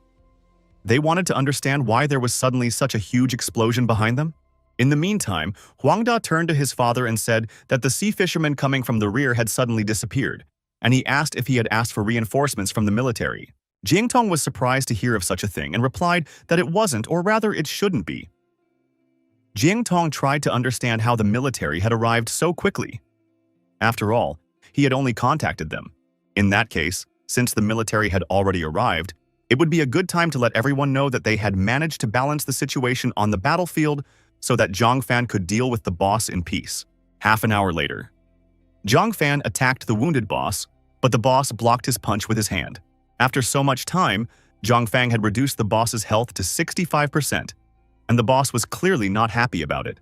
The soldiers were shocked by this because the boss's health had finally been reduced by 1/3, which meant they would still be able to win. Immediately after the attack, Zhang Fan landed on the ground as the boss suddenly roared and accelerated, instantly bringing his trident straight above Zhang Fan and was ready to strike. Huang Da shouted to Zhang Fan to keep his eyes open, for after losing 1/3 of his health, the boss had entered the second stage of Berserk. The boss started attacking Jiang Fan, forcing him to activate his shield, but it immediately began to crack. At the Berserk stage, the boss's attack speed becomes so fast that it becomes almost impossible to dodge it, which is why Jiang Fan can only receive these attacks. The key to defeating the boss depends on whether Jiang Fang is able to withstand the boss's onslaught or fall. Unable to withstand the onslaught of the king-level boss, the shield was broken, and Zhang Fan's equipment was destroyed along with it. Zhang Fan saw the message that he only had 5% health left. Everyone who watched Jiang Fan's fight gaped their mouths in shock and wondered, had they really lost? Clenching his teeth, Jiang Fan grinned and told the boss that he was just a bastard who thought that with that much damage he could kill him. Just as suddenly, a blue glow appeared and began to envelop Zhang Fan's body. This was a supreme talent. Intentional armor. Zhang Fan shouted to the boss to continue attacking him. Immediately after that, the boss continued his attacks as suddenly all of his attacks started bouncing off Jiang Fan's armor due to his immunity to damage. After that, the Ice Fish Lord's attacks began to reflect back at him, causing the boss to take damage from his own attacks. Jiang Kai cringed at how incredible this armor was, because not only did it protect, but it also reflected all the damage. Jiang Kai wondered if this was the power of superior skills. Everyone was engrossed by such an awesome boss, and also confident that with this, Zhang Fang would be able to defeat a king-level boss. Huang Tong recalled what he had said before. Zhang Fang is their carefully selected trump card, and his extraordinary talent allows him to reflect 50% of the damage back into the enemy for 90 seconds. Meanwhile, the boss is in berserk mode, which greatly increases the speed of attacks. Taking its own damage, the Ice Fish Lord quickly lowered its health to 35%. Huang Tong explained that the higher the boss's attack speed, the faster he would lose his health. Huang Tong laughed. For as he spoke, the boss had already lost 30% of his health points, and if he continued like this, in that case, it won't be long before the boss is in the Huang family's pocket. A flash suddenly flashed, after which Huang Fan's eyes narrowed. With a sharp swipe of its tentacle, the Ice Fish Lord destroyed Huang Fan's armor and even left a dent in his abdomen. Immediately after which, Jiang Fan flew away from his attack while hitting the ground. In a matter of moments, Jiang Fan found himself completely shattered. His protective armor was disabled and his health points stopped at 1%. But even so, he could no longer continue fighting.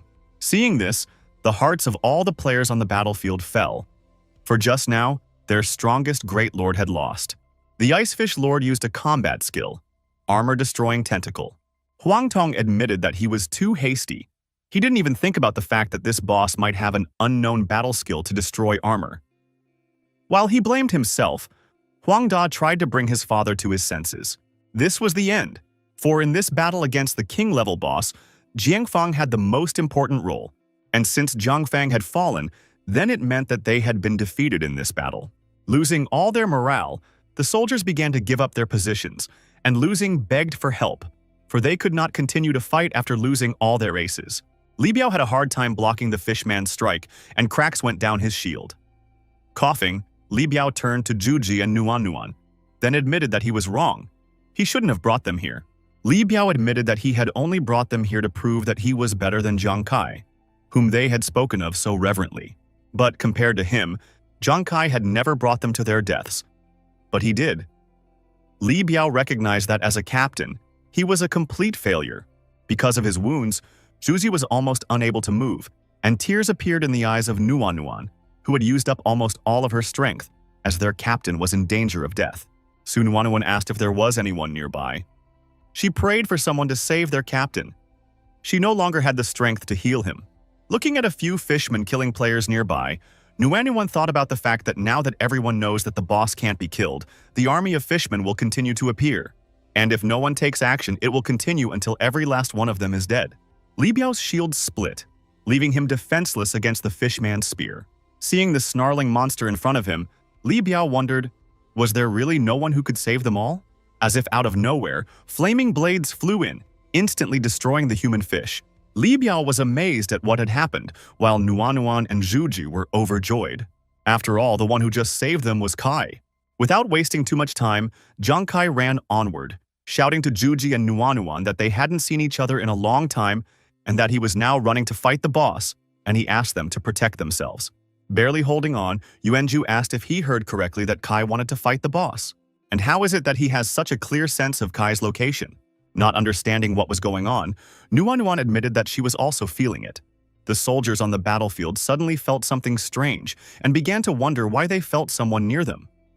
Some of them remembered that something like this had happened before, because it was the bloodthirsty killer effect.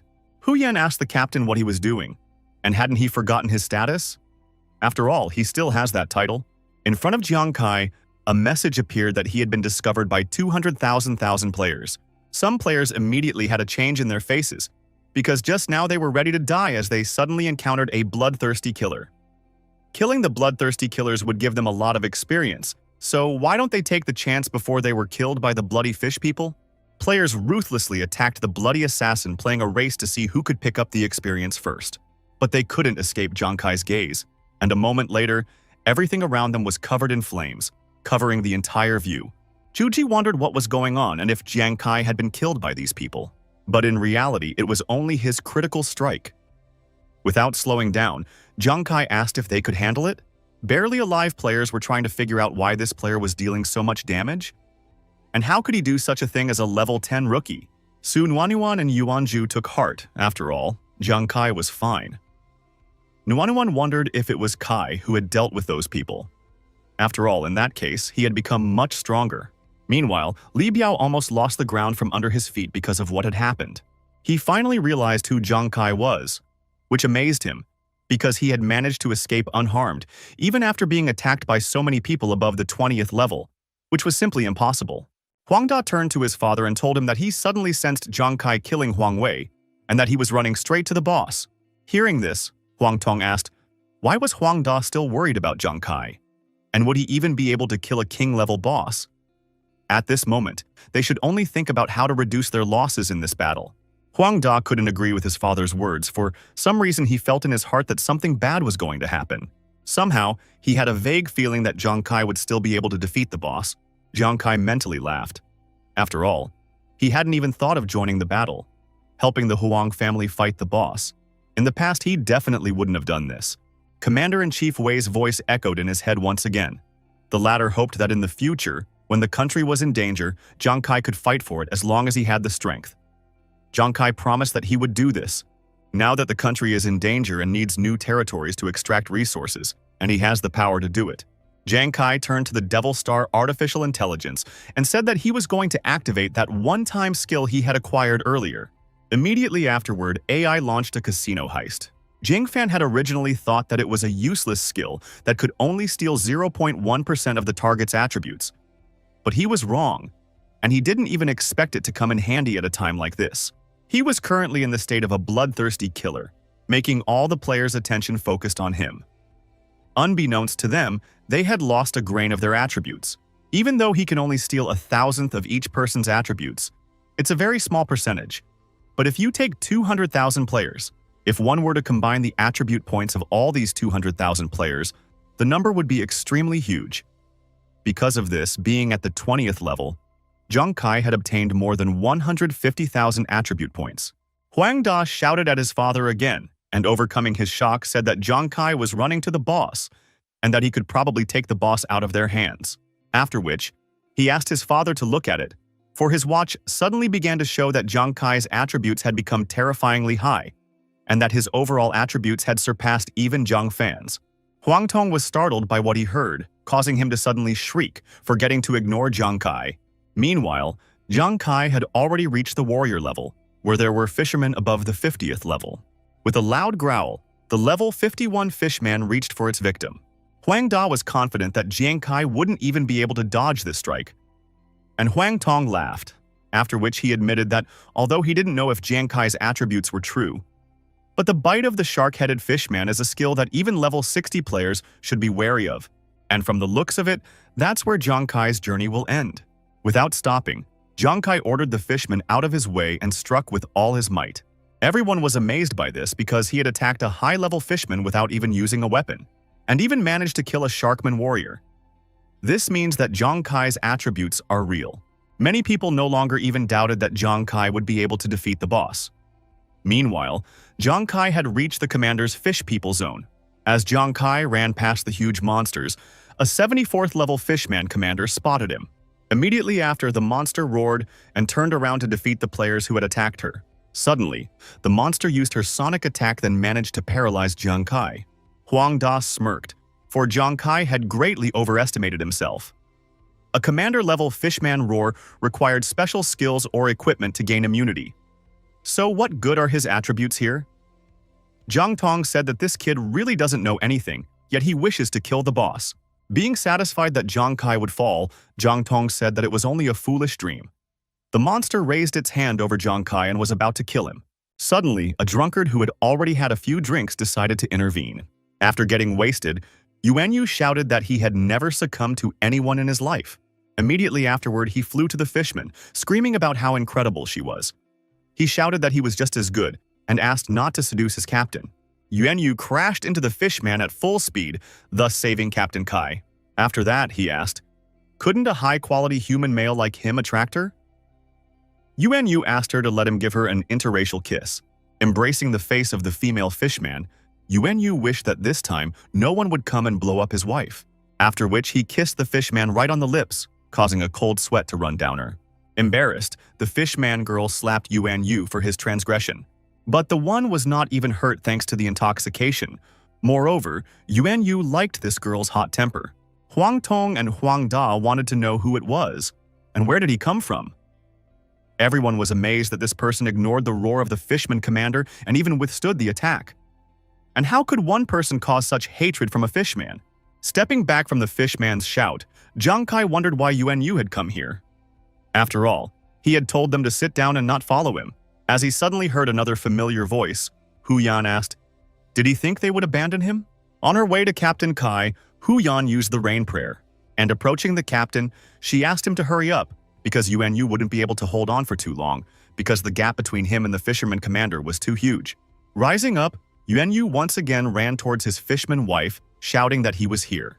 Zhang Kai was pleasantly surprised that they had come here for him. Afterward, he smiled and said there was nothing he could do about them. Meanwhile, the players watching Zhang Kai started discussing how some woman suddenly used the rain prayer. Except why the hell is she using it? Is she really thinking about all those fish people drowning in the rain? Zhang Kai said that in that case, he would leave everything to them. Realizing what everyone here was thinking, Hu Yan hummed and asked, doesn't anyone here even know the basics of physics? Suddenly, some players started to notice that something unusual was happening in the sky. What was coming from the sky was no ordinary rain. In fact, this rain gradually turned into super large hail. The fish people and the players in their territory wanted to know what the hell was going on, and why the hell was it hailing instead of raining? And most importantly, why the hell was she not distinguishing between enemies and friends, attacking everyone in a row? The players started begging for help because of the pain from the hail.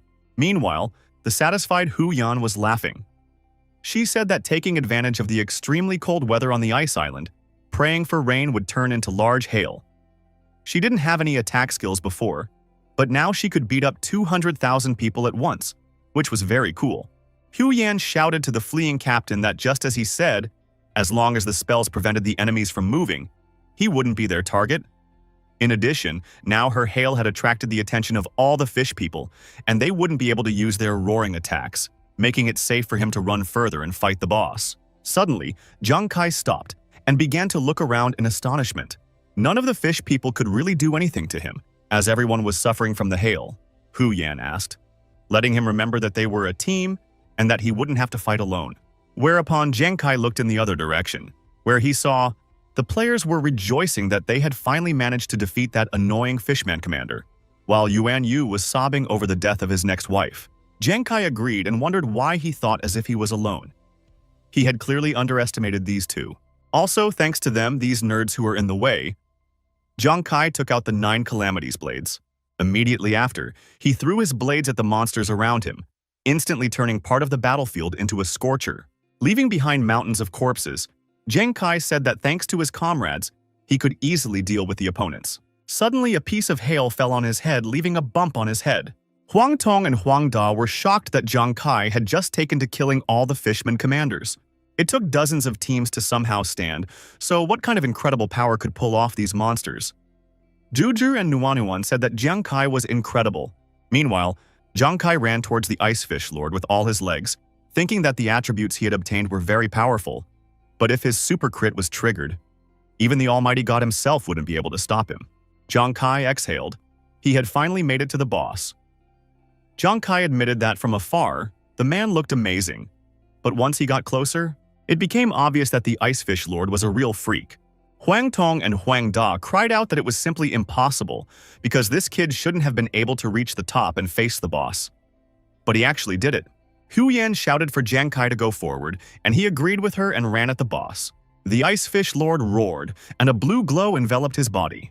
Li Biao said that this was obviously not good because the boss was going to unleash his berserk attack again, which meant that his speed and attack, Zhang Kai would definitely not be able to endure this. With a loud roar, the boss raised his trident and was already bringing it down on Zhang Kai. Suddenly, Zhang Kai accelerated, thanks to which he was able to dodge every attack of the boss. Zhang Kai wondered if this was the boss's full speed. After all, he was obviously too slow to dodge, which meant that the Huang family's trump card, Zhang Kai wondered if he should continue dodging in that case. During one of the boss's attacks, Zhang Kai jumped on the trident. The players started to think that they were just imagining it, because this guy had just dodged all of the boss's attacks in the second phase. Hu Yan chuckled and shouted that this was exactly what was expected of their captain. Huang Tong and Huang Da wondered if Zhang Kai's speed was faster than the boss's.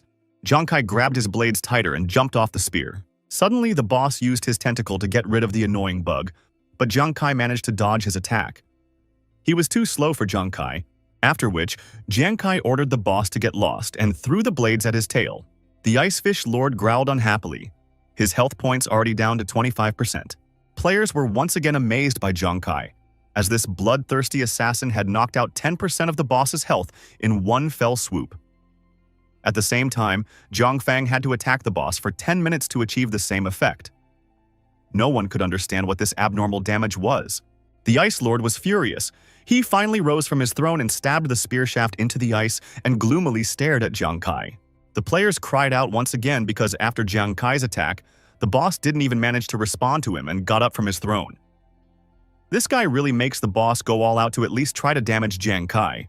Zhang Kai asked the Ice Fish Lord, had he suddenly learned how to use his feet? The Ice Fish Lord inhaled deeply, immediately after which he used a sonic attack that Zhang Kai was able to easily evade. After all, he simply cannot fall for the same trick twice. The Ice Fish Lord suddenly stopped shouting and took the opportunity to try to attack Zhang Kai with his trident. And this time, the boss's attack hit the target, creating a snow explosion at the point of attack. The players were trying to figure out what had happened and whether the bloodthirsty killer had been killed. Zhang Kai asked the boss if he could die from such a monster. After which, the boss looked at his trident and saw that it was damaged and started to be covered in cracks. Zhang Kai shouted at the boss for choosing the wrong target, immediately after which the trident shattered into pieces. After which, Zhang Kai walked out of the fog without any injuries and noticed that the boss didn't have any weapons right now. So how was the boss going to fight now? A new wave of startled screams resounded among the players, for he had managed to destroy the boss weapon. Everyone wanted to understand what kind of monster he was, and was there a case on Devil Star where the boss weapon was destroyed in battle? Zhang Kai admitted that he was beginning to feel as if arguing with the Ice Fish Lord was a waste of time. If that was the case, then we could finish everything quickly. Zhang Kai threw the blades at the boss's knees, immediately after which they exploded at the point of impact. After the explosion, the boss dropped to his knees and his health dropped to 15%. Zhang Kai motioned for the boss to continue and threw daggers at the boss's surviving knee that he was standing on. Immediately afterward, there was another explosion and the boss lost his other leg.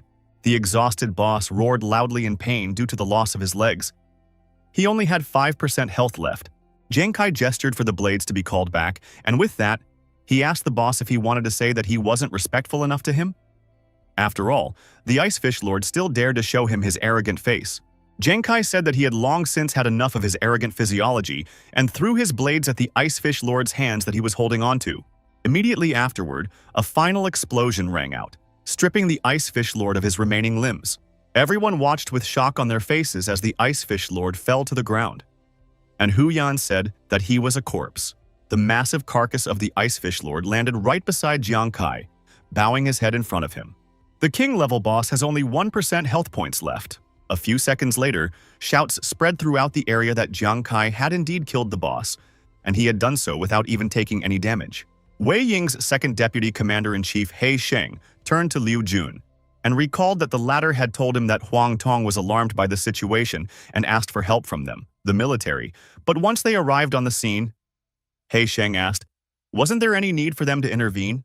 Liu Jun agreed and admitted that there was no way he had expected such a turning point in this battle.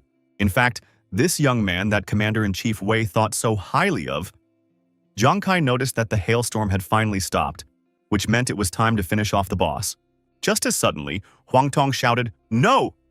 Whereupon he explained to the soldiers that the boss had very little health left, and that they shouldn't let Zhang Kai kill him. Huang Tong turned to all the members of the Xuanwu Guild and ordered them to listen to his order. They must all stop fighting the fish people immediately. They must kill the bloodthirsty killer at any cost. Whoever kills the bloodthirsty assassin will receive a reward of 150 million Xingyao coins. But if they let this bloodthirsty assassin take their boss, none of them will get a penny of the field at the end of this battle. One of the players said he wasn't expecting 50 million, but if he didn't get paid for this mission, how would his family survive next month? Someone agreed with him and said his child still needs money for treatment.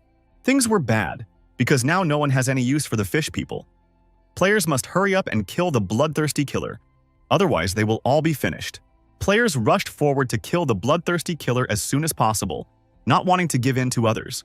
At the same time, they completely ignored the remaining fish people, and they took advantage of the opportunity to reduce the number of enemies little by little. Zhang Kai grinned as he watched all these players run over to him. The Huang family wouldn't have been able to overpower the boss as it was, but now that they saw that he was capable of it, they were threatening to kill him. That's just disgusting of them. Jiang Kai picked up Jiang Fan and, addressing him as his older brother Huang, asked if he was still alive. This surprised Jiang Fan. Jiang Fang didn't expect to see a bloodthirsty assassin here and asked if he had come to kill him. He had already crippled the boss, so why not just kill him? Jiang Kai chuckled and said that he was good at bringing monsters to low health. But no one said that he was going to steal the boss from him, right? If he does kill the boss, the Huang family with their deep pockets won't suffer that much. But in that case, those 200,000 players with their families will suffer, as they have become hostages to the bounty. Jiang Kai asked if he understood correctly that Jiang Fang was a representative of the Huang family. In that case, he wants the ace of the family Huan to give the boss the final blow. Jiang Fan couldn't believe what he heard after all. This guy is just giving him the kill of a king-level boss. Jiang Kai asked him to hurry up because if he didn't move, the players would come and chop him up. Jiang Kai asked for Jiang Kai to do him a favor. Jiang Fang agreed with Jiang Kai and said that he understood. After which he summoned his spear. Jiang Fang thanked Jiang Kai, immediately after which he gave the boss a final blow. As he was dying, the Ice Fish Lord roared to the entire area, after which his shouting gradually subsided. The Ice Fish Lord's health points dropped to 0%. A system alert appeared in the sky. Zhang Fang of the Xuanwu Guild had killed the king-level boss of the Ice Fish Lord.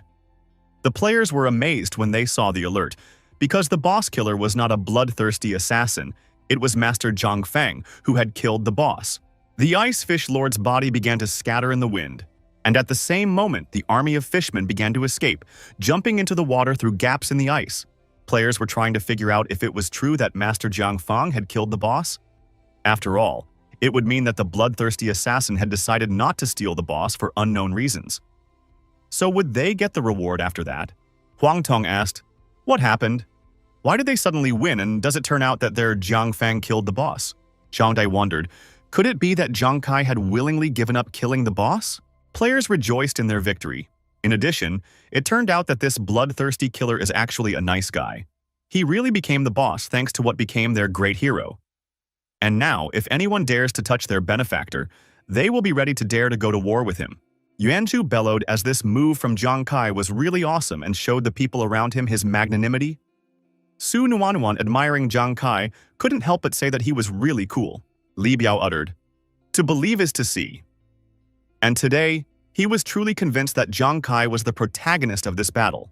Meanwhile, Hu Yan shouted to everyone that their bloodthirsty assassin was great and generous. After which she laughed and said that now they all knew how strong their captain was, and yet they didn't even look at the person who had chosen Jiang Kai to be the captain. Suddenly, the players started to think of something. After thinking about it for a bit, they realized that the Huang family had just tried to threaten them, which was a very disgusting move on their part. In fact, the Huang family only wants them all to die, and when things don't work out, they still want the others to bear the cost. United, the players started shouting at the capitalist dogs to go to hell. Is money really that important?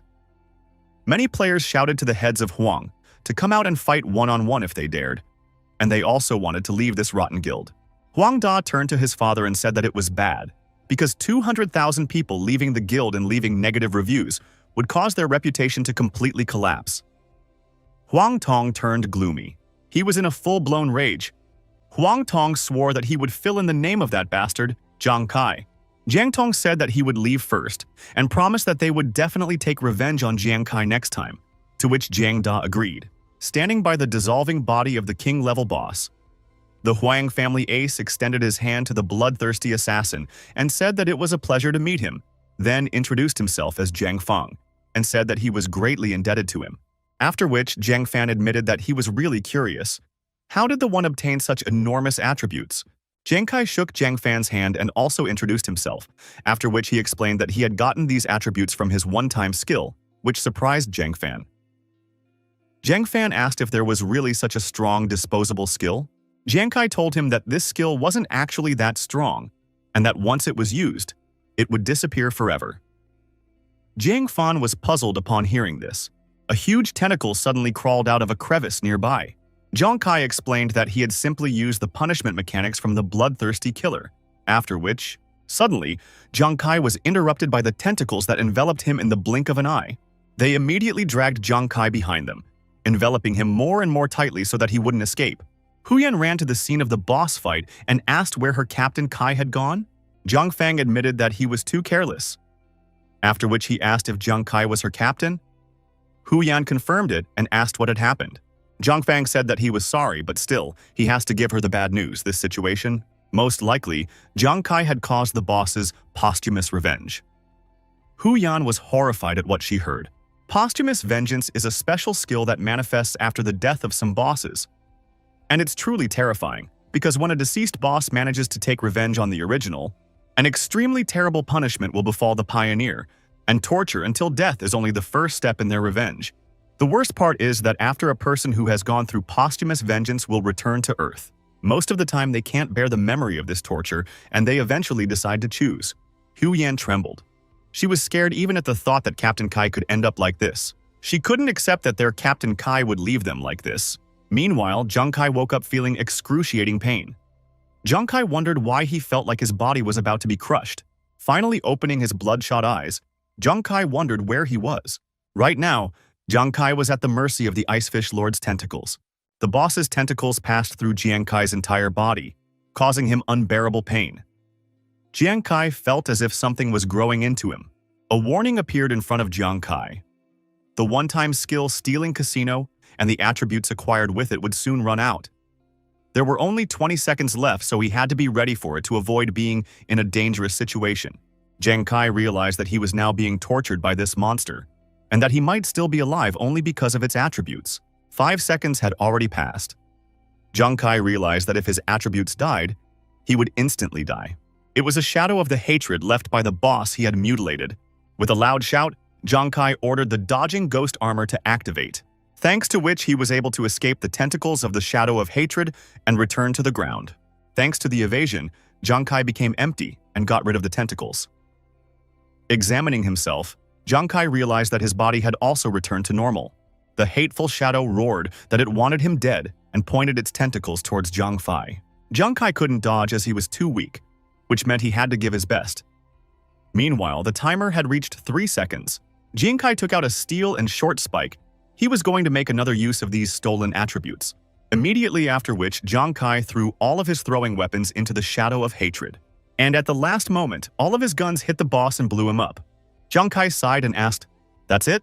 The Devil Star I appeared in front of Jiang Kai and congratulated him for managing to escape the Icefish Lord's posthumous vengeance, and for discovering a treasure zone that had yet to be discovered. The AI welcomed Jiang Kai to the underground kingdom of the fish people. After which, Jiang Kai noticed that there was a gate behind the shadow of hatred.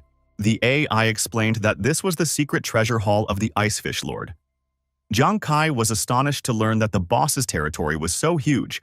The AI told him that in 10 minutes, the countdown to the destruction of the hall would begin, and so she advised Jiang Kai to gather as many treasures as possible in that time and escape. Jiang Kai interjected. What did she mean? This countdown again, and what would happen if he didn't make it out in time? The AI explained that failure to escape would result in instant death, and all the boss treasures previously collected would disappear. Only by escaping before the timer expired would he be able to appropriate the boss treasures. After speaking, the Devil Star AI disappeared, immediately after which the treasury began to collapse little by little. It was too sudden, but from this sign, Jiang Kai assumed that the report had already gone. But he doesn't care about that. Jiang Kai rushed to the treasure room. After all, he needs to collect as many treasures as he can. Immediately after which he will run away. He can only try to do all of this. Walking inside, Jiang Kai's eyes sparkled because of the mountains of treasures he saw. As soon as Jiang Kai looked at the bubbles, a system greeting appeared. Jiang Kai had just discovered 3 portions of the secret potion of the fish people, drinking which he would be able to increase his attribute points by 60. Zhang Fan immediately started drinking potions as he didn't have time to think too much. The system asked, how should she allocate all those attribute points? Jiang Kai replied that she should put it all into agility. Once Jiang Kai finished with the potions, the system congratulated him once again, for he had discovered a rare boss treasure chest. Jiang Kai was overjoyed at this amount of treasures and couldn't help but say that it was simply marvelous. Most importantly, none of these treasures were below rank A. Jiang Kai had at least 7 minutes left, so he assumed that he should be able to take it all out if he hurried. Suddenly, the system decided to give Jiang Kai a system reminder that the Underworld Realm treasure chest would last for another 90 seconds. Hence, it advised him to speed up and retrieve it as soon as possible. Jiang Kai was indignant that even the boss treasure had its own timer. The countdown began. Jiang Kai was carrying the treasures out of the boss's secret treasury with all his might, shouting to himself that he should speed up even more. 90 seconds later, Jiang Kai collapsed exhaustedly on top of the boss's mountain of treasures that he had taken out of the treasury with such difficulty. The system congratulated Jiang Kai for discovering tears of remorse and advised him to use 10 of them to get rid of his bloodthirsty killer status. Jiang Kai was pleasantly surprised, as it was like finding something valuable without any effort.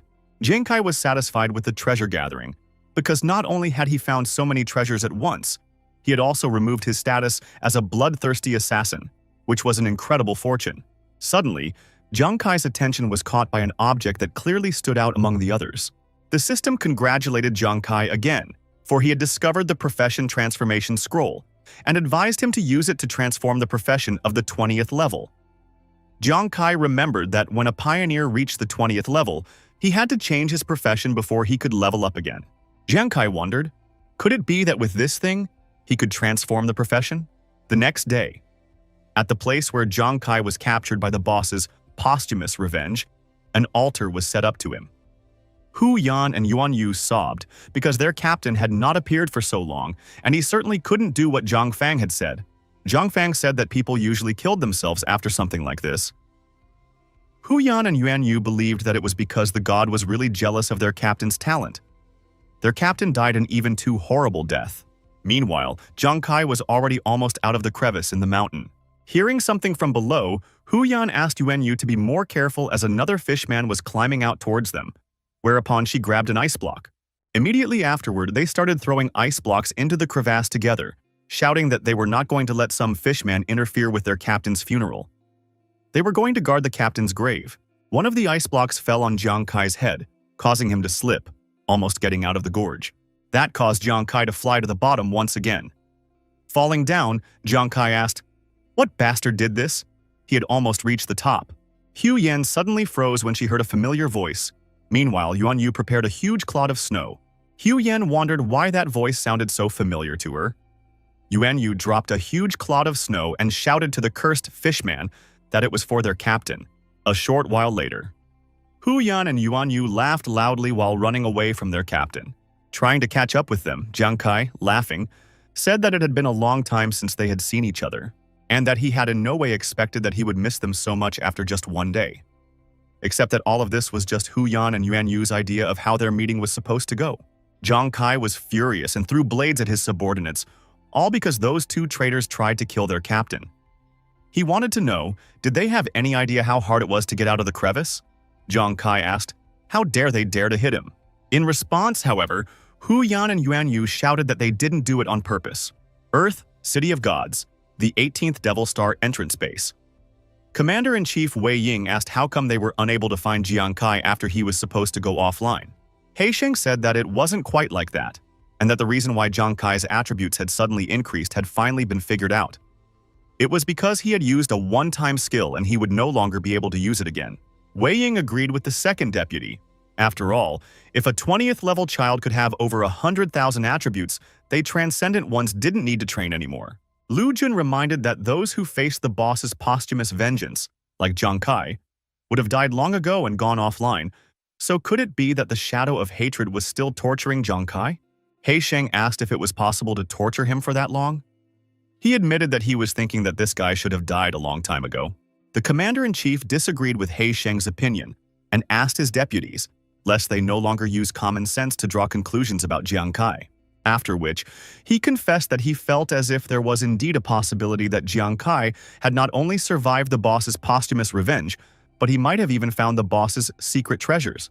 But He Sheng immediately refuted this possibility, as it was definitely impossible.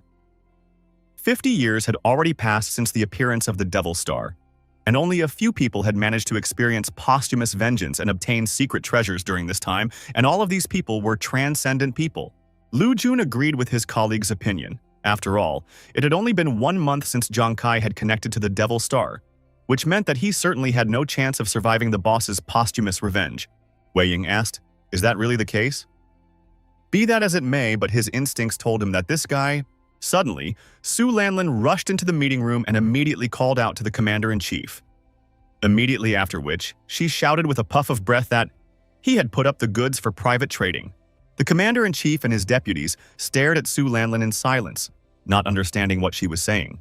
Lu Jun asked, "Who is she talking about?" After which He Sheng asked if they needed to report someone's private trading. Still recovering from the shock, Su Lanlin shouted out that it was Zhang Kai. Not only did Zhang Kai not die, but he had also opened a private trading space on the Devil Star, and the total value of his goods amounted to over 400 million Shengyao coins. The deputies were stunned by what they had just heard. A few minutes later, Lu Jun looked at Zhang Kai's goods map and read in the report that he had just sold 1.8 kilograms of ghost green ore. After which, He Sheng added that it was worth 18 million Shengyao coins. Lu Jun then said that Zhang Kai had just sold 3 kilograms of special-grade white iron crystal stone. After which, He Sheng said in a less calm tone that it was worth 63 million. Following that, Lu Jun listed a strong iron stone, a black iron crystal, an obsidian steel fossil, a yellow pear ore. He Sheng shouted out that all of these were worth over 100 million. The deputy commanders were shocked, because just now this boy had made 400 million for himself. And since he had sold so many goods at once, it could only mean one thing. After listening to the deputies, Wei Ying laughed out loud. After which he recalled that he had just said that Zhang Kai would be able to find the boss's secret treasures. And this guy didn't disappoint him after all. Su Lanlan turned to Commander-in-Chief Wei and reported that members of the Huang family had suddenly come to see him, and that apparently they wanted to talk to him about something. A few hours later, Shengyao City's trading house. Zhang Kai cursed loudly at what had just happened, because just now, he had so many things that he even had to open a private trading floor to be able to sell them all. More importantly, he also had his money deducted for it, making him feel cheated. Hu Yan said that it wasn't such a loss, since he had so much loot that he could only sell it this way. Yuan Yu added that it was quite a funny trouble. Zhang Kai admitted that this was indeed the case, after which he revealed that he had saved some goodies for them a little earlier, and offered to share the spoils with the boss. Hu Yan and Yuan Yu's eyes glistened, and they approached the captain. First of all, Zhang Kai gave Hu Yan a black ice jade, a Class B equipment that can impose a freezing effect on applied spells.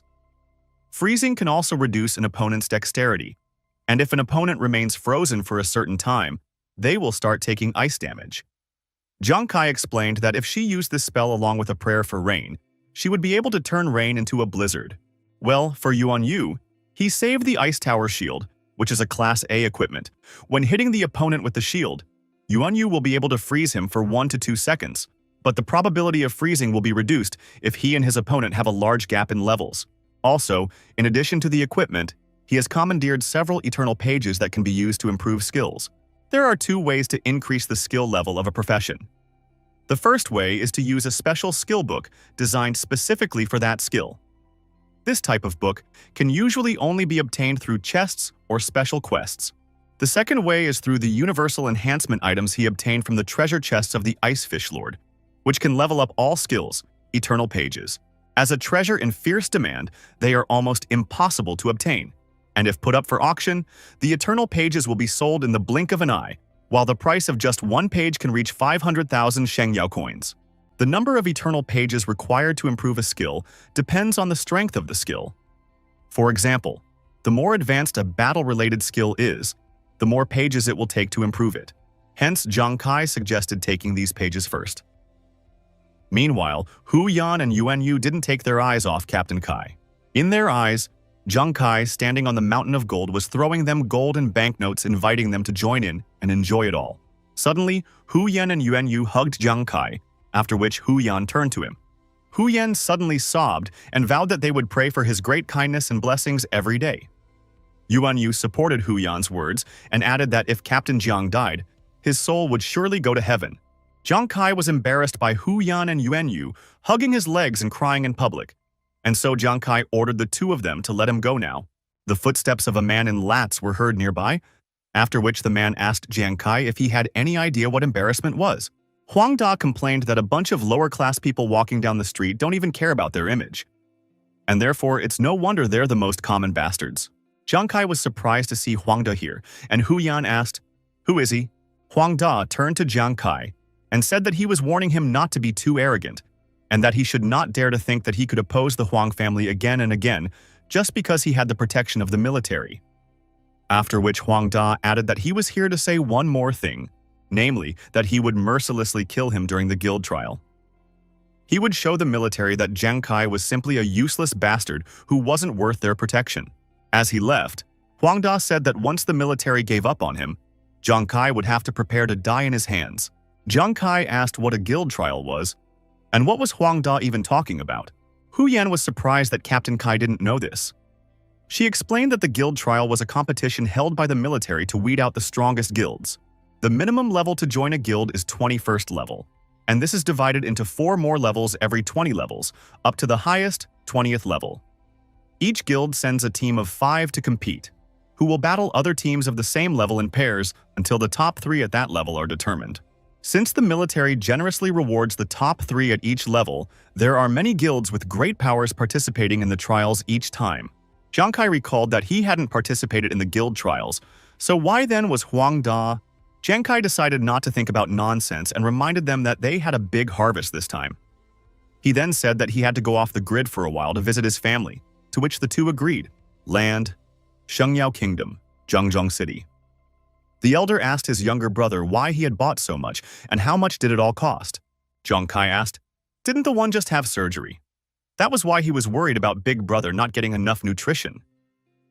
The elder smiled awkwardly. After all, even if Jiang Kai was worried about him, he had bought way too much stuff, and the delivery guy kept bringing new gifts. Jiang Kai asked if it could really be called a lot, to which his older brother replied that this place was like a grain warehouse right now, after which he turned to his brother and said that he had already put him in the most expensive hospital, and if he continued to waste money like this, the elder brother sighed, then said that as soon as he was discharged, he would immediately go back to work to help Jiang Kai relieve the financial pressure. But Jiang Kai said that there was no problem with that. Yes, and besides he remembered his dream. The elder dreamed of becoming a transcendent to fight divine beasts for humanity. And after he's released from the hospital, then he could finally be a trailblazer. Big brother asked, how can he be a pioneer when he is in such a state? Besides, it cost too much to go to the Devil Star, and it was enough for him that at least Jiang Kai was able to do it. Jiang Kai touched the watch, and it showed a 9-digit sum, which shocked the older man. Jiang Kai turned to his brother and reminded him that he had already said that he would no longer have to worry about money and that he would no longer have to ruin his health with hard work. Trying to get away from the shock, the older brother asked with hesitation, where did he get so much money from? After all, it was really hundreds of millions. Jiang Kai replied that he had earned all this money honestly from the Devil Star. He had worked hard for him and Yingzi for many years, and now that there was an opportunity, they could live as they wished. He still remembered how his brother with his mortal body was able to save him and Yingzi from the battlefield of the beast gods. And if the latter can become a pioneer, he believes that his older brother will be able to save more people. Brother asked if someone like him could become transcendent with his current body. Jiang Kai broke the apple in two and told his brother that he too could do the same. Leaving the hospital, Jiang Kai was happy that his brother had finally found his dream again, which meant they should celebrate as soon as Yingzi returned from school. Suddenly, Jiang Kai heard someone calling him. Looking out of the window, Lu Jun shouted to Jiang Kai to come over to him. Jiang Kai asked if he had come to meet him. After all, he didn't have time right now since he still had to pick up his sister from school. Lu Jun explained that he had come here just because of Jiang Kai's younger sister. After all, his younger sister Jiang Ying had been in a car accident. A short time later, at the scene of the accident. Upon arriving at the place, Jiang Kai immediately ran to the cars calling for his sister in a panic. Just as suddenly he heard her call him away from behind. Yingzi raised her hand from the crowd and told her brother that she was here. Jiang Kai ran up to his sister and asked if she was okay and what happened. To which she replied that she was fine, but her school bus had an accident. Fortunately, Big Brother saved her, after which he said that he even knew Jiang Kai. When Jiang Kai looked towards his savior, Jiang Fan said hello to him. Jiang Kai remembered the strongest of the Huang family, Jiang Fan, and asked, how did the latter end up here? Lu Jun turned to Jiang Kai and asked him to listen to him. The most important thing he has to say is that his little sister's accident was not an accident, because this accident was secretly arranged by the Huang family. Lu Jun reminded Jiang Kai that he had already embarrassed the Huang family several times, causing their hatred for him to grow each time. Now, they had used a military favor for killing the Ice Island boss to force the military to stop protecting his family. The military merit for the Ice Island boss was too great, and so Commander-in-Chief Wei had to compromise under pressure from above. But he still left a chance for Zhang Kai. During the negotiations, the Commander-in-Chief talked about the upcoming guild trials. He said that if the Huang family was able to defeat Zhang Kai in a duel, proving that his new profession wasn't that strong, the military would agree to his request. Wei Ying hopes that this time this child will soften up, otherwise he will no longer have any excuses to defend him directly. This is the limit of what they can do for Zhang Kai at this moment. As for today's matter, the Huang family is willing to force him to participate if Zhang Kai dares to ignore them. The Huang family are willing to make Zhang Kai's family suffer for him. Lu Jun apologized to Zhang Kai because the Huang family is extremely powerful, and the military merits from the Ice Island made some people at the top tremble. So as long as the Huang family doesn't directly attack them like they did today, they, the military, can only turn a blind eye. Therefore, Zhang Kai only had two options right now. The first option was to agree to a bet with the Huang family and fight them during the guild trials. The second option, however, is to join the army as soon as possible and get official protection from them. Peeking out from behind Zhang Kai, Yingzi asked, would the military really be able to protect them? Lu Jun reminded that at present, Zhang Kai's new profession was still very valuable, and as long as he was in the army, Commander-in-Chief Wei would have more opportunities to protect Zhang Kai and his family. At least now, they could avoid a lot of trouble. Zhang Kai wondered if this meant that he had to join the army first. A scene flashed through Zhang Kai's mind where he was being held by the Huang family people and forced to watch what they were doing to his older brother and Yingzi. Huan's family members asked him if he really thought he could relax after joining the army. To them, he is just a worthless gambler, a real waste of space. Zhang Kai was not willing to rely on the military, because if he joined them one day and relied on their protection, he would one day become just like the current drunkards and feng shui masters. Eventually, he would be rejected by the military because of the poor development of their profession. And at that moment, his family will be even more oppressed by the Huang family. The Huang family has a big business, and in terms of resources, wealth, and power, he's absolutely no match for them right now, but his profession, Hambler, has a multiplier talent that makes his attribute points almost twice as high as people of the same level, which means that when fighting opponents of the same level, his total attribute points and critical damage can give him a huge advantage over the rest of the professions. Even if he faces higher-level opponents, if he had the right strategy, he would be able to win in certain situations. Precisely because Hambler is a new profession, the Huang family has no idea about his strength. Except, are these the only advantages he has? In that case, instead of seeking refuge and waiting to die, it would be better to take the risk. He will take this opportunity to make the military witnesses. He would make this wager with the Huang family perfectly explicit and publicize it so that everyone in the City of the Gods would know about it. And as long as he can defeat the Huang family, the military will pay more attention to his new profession and continue to provide them with protection. At the same time, in such a well-known situation, if the Huang family suddenly tried to make a move against him, they would have to consider the double pressure from the public and the military. Lu Jun touched Zhang Kai's shoulder and said that it was fine, and if Zhang Kai had no other option, he would help him prepare his enlistment materials. Suddenly, Zhang Kai turned to his brother Liu Jun and asked if it was true that the team for the trial should consist of 5 people. After all, he only had 3 people on the team now, and therefore, could he take Yuanju and Su Nuanuan from the army? Liu Jun was surprised at what he heard and asked what the other person meant. Zhang Kai replied that he had made up his mind. Would he participate? Liu Jun asked him not to be so impulsive, because Zhang Kai should definitely realize that if he accepted the challenge, he would be facing the giant that was the Huang family. Zhang Kai turned to brother Liu Jun and asked him not to worry so much, then said that he was very clear and grateful for their plans for him. But everyone has their own way, and he chooses the path that will allow him to take fate into his own hands. Clenching his hand into a fist, Zhang Kai said that he had to defeat the Huang family during the guild trials. Lu Jun told Zhang Kai that the latter was too impulsive and that he should. Just as suddenly, He Sheng clapped his hands and said, "This is good. Zhang Kai has courage and therefore he is willing to support him." He Sheng recognized that Zhang Kai was starting to like him. Lu Jun asked He Sheng what he was trying to do. But He Sheng ignored him and introduced himself to Zhang Kai, then told him that even the Huang family dared not mess with him, and that he promised to help Zhang Kai by lending him people. After which, Zhang Feng said that he was still inspired by Zhang Kai's courage and reminded him that he was still indebted to him. He would keep an eye on the Huang family, and if they tried to ruin the relationship with the Zhang family again, he would definitely let Jiang Kai know about it. Jiang Yingzi jumped up and told her brother that she would also support him. Lu Jun reminded everyone that they were no longer children. So why did they suddenly decide to follow Jiang Kai and act so impulsively? Haixing said that they are both like this. So what about Lu Jun? Lu Jun sighed, after which he still agreed. Be that as it may, Commander-in-Chief Wei ordered him to help Jiang Kai.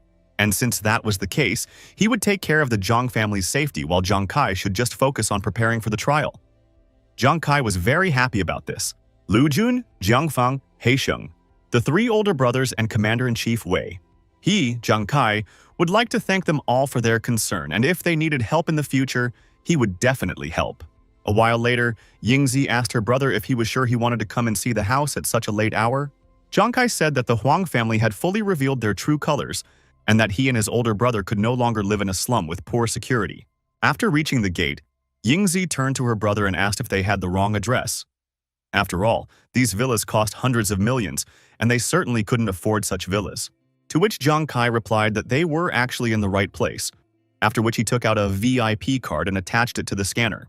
Jiang Kai said that this would now be their new home.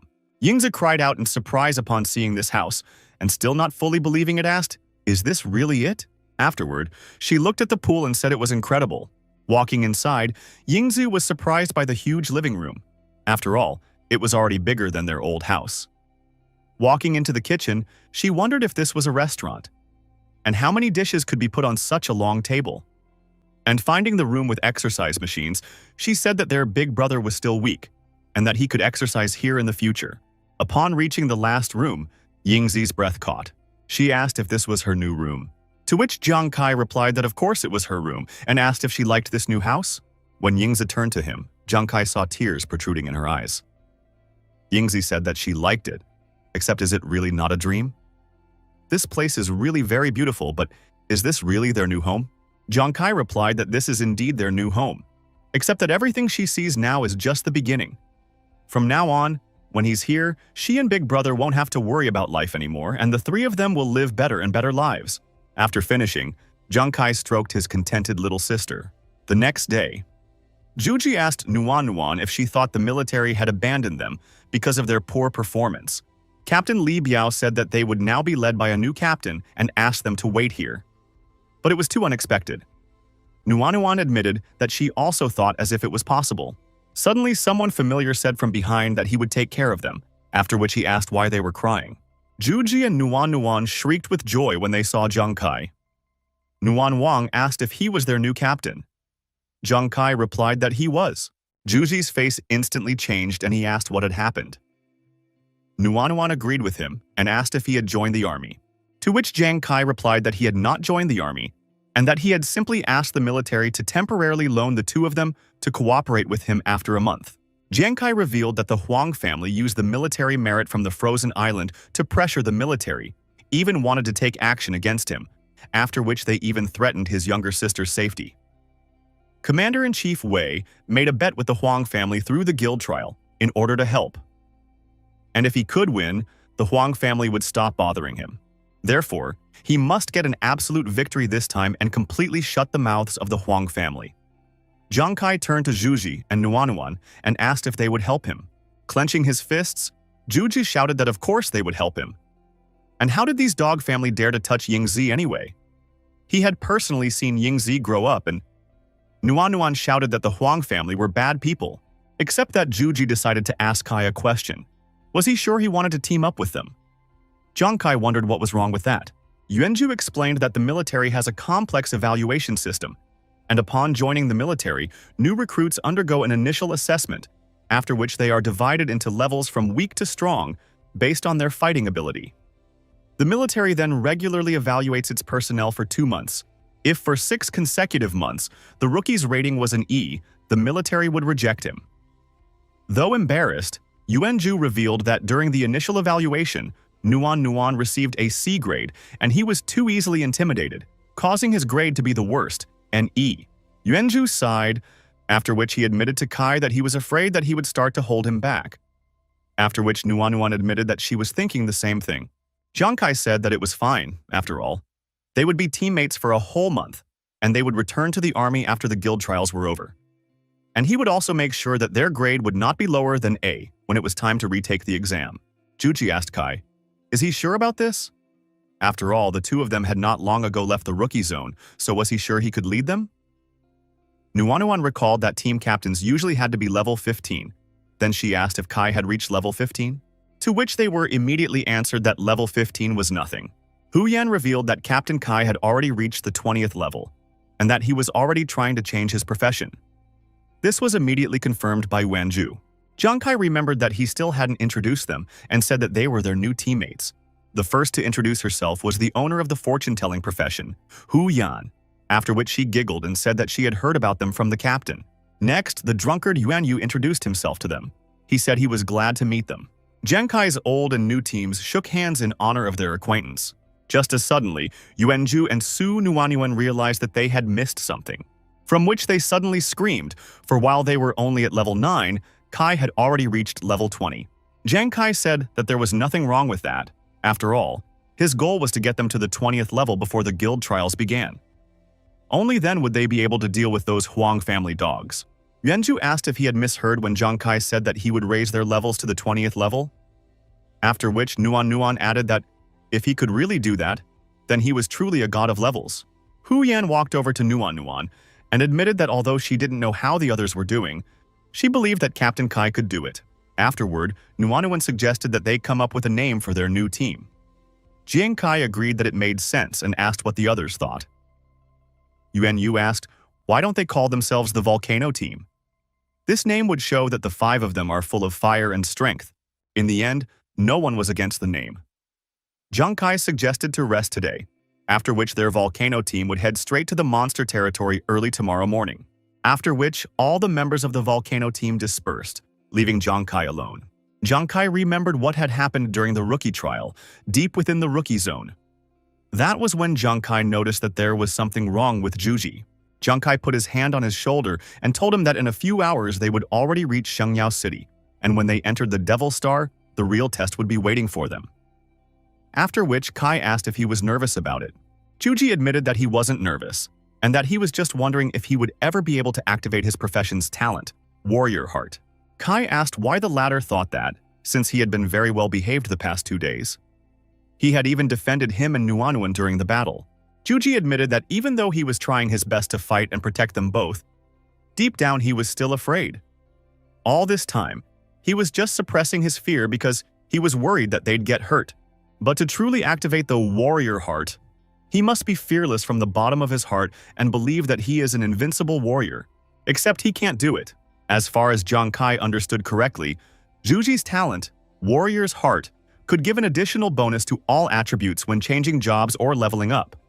In addition, Warrior's Heart allows him to gain additional effects such as discarding, armor destruction, shock, energy sword dissection, and other combat effects. This is the truest talent from the top, but the additional effects of these attacks vary depending on the strength of his courage and confidence. Ju's confidence and strength aren't very strong right now, so he can only knock enemies down using Earthquake Stomp. The purpose of this pumping is to further boost Juzi's courage and activate his professional talent. Before that, he would take the opportunity to increase his strength. Earlier, Jiang Kai had distributed 55 eternal fragments each to Hu Yan and Yuan Yu, and he could use the remaining 50 to improve the card in the Ghost's Hand and Ghost's Eye focus. Jiang Kai turned to the Devil Star AI and asked it to improve these 2 skills for him. Immediately after, it granted Jiang Kai's wish. Now, when throwing items, the strength increased by 30%, and when using items like cards, the strength increased by 250%, but the consumption of physical and mental energy increased to 110%. Jiang Kai thought the improvement was great, as the piercing power increased by 10%, and when using cards, it increased by 50%. He was only disappointed that the energy consumption had increased by 110%, but it was still within the acceptable range. The AI revealed that gamblers often became addicted to gambling, and that after practicing for a long time, their hands became increasingly flexible. The AI then congratulated Jiang Kai for discovering the additional state of flying ghost cards. Jiang Kai wondered, what was this additional state Gambler's Time? When entering Gambler's Time, attack speed is increased by 100%. but Gambler's time lasts only 10 seconds without external delay. In this state, physical and mental power consumption increases by 220%. The recharge time is 60 minutes. Zhang Kai was amazed at the 100% increase in attack speed. After all, it was equivalent to doubling the attack speed. The Ghost's level 2 eye focus improved to the highest level of visual range, and tracking ability increased by 60%, while energy consumption increased by 120%. As Zhang Kai expected, the visual range and tracking ability improved, along with the energy consumption. Zhang Kai asked the AI if its Ghost Eye Focus had an additional condition, to which she replied that in the game of Gambler, you not only need to have flexible hands, but also need to be able to confuse your opponent so that he can't read the cards in his hand by eye. The AI congratulated Zhang Kai for unlocking the additional status of Deception State for Ghost Eye Focus. Deception Condition affects an opponent's eye evaluation abilities. The effect depends on the difference in mental strength between the two sides. If the opponent's mental power is much higher than the player's, the effect will be close to zero, but cannot be negative. The duration is 10 seconds, during which the mental power consumption increases by 240%, and the recharge time is 60 minutes. The AI revealed that no matter how great the opponent's mental strength was, Zhang Kai was able to influence him. But in that case, the effect would be so small that it could be ignored. But no matter how big the gap with the opponent was, there was no risk of a reverse effect. Zhang Kai recognized that this effect was really good, even though its effect would be reduced in inter-level combat, and that he already couldn't wait to try out the two new abilities. 2 days later, Zhang Kai said, "This is here. This is the intersection of the Ruler's Valley and the Taiping Mountain Road, as well as this place is Armored Lizard territory." Juji was surprised to hear about the territory and asked, "Didn't that mean that there would be a lot of armored lizards here?" After all, he had previously thought that armored lizards were level 25 and above. Huyan added that there weren't just a lot of them, and said that the thing was that armored lizards were social beasts, and that there were at least 100 armored lizards in this area. Also, if she remembered correctly, there were rumors that there were warrior-level armored lizards here that were above level 50. Before Huyan could finish, Juji cried out in shock. Warrior-level warriors are relatively rare. Generally, every 20 monsters had a high chance of getting 1 or 2 elite-level monsters, while every 100 had a certain chance of getting warrior-level monsters. Juji was trying to figure out how they were going to fight a warrior-level monster if their team was almost completely below level 20.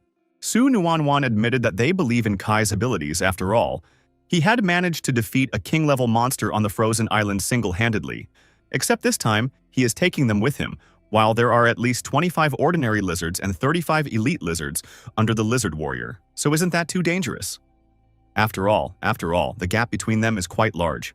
Zhang Kai explained that in addition to gaining experience, the most important thing for them would be to practice teamwork, and killing without labor could not improve their teamwork in any way. And only in a dangerous situation could he bring out the potential in each of them, because only true struggle could make them progress quickly. In addition, profession change materials usually appear in the special territories of monsters of warrior level and above. After all, the treasure chests of the white and purple armored lizard of the warrior level have a chance of dropping either the priest level 20 change material, Holy Water, or the priest level 20 change material, Brain Core of Devastated Dreams. The treasure chest of a black lizard warrior can contain Warrior's Blood, a warrior profession change material. Zhuzhi, Huyan, and Yuanju were amazed about the 20th level change materials. Huyan told Captain Kai that he looked pretty confident and asked if he had any trump card, to which Zhang Kai replied that it was a secret.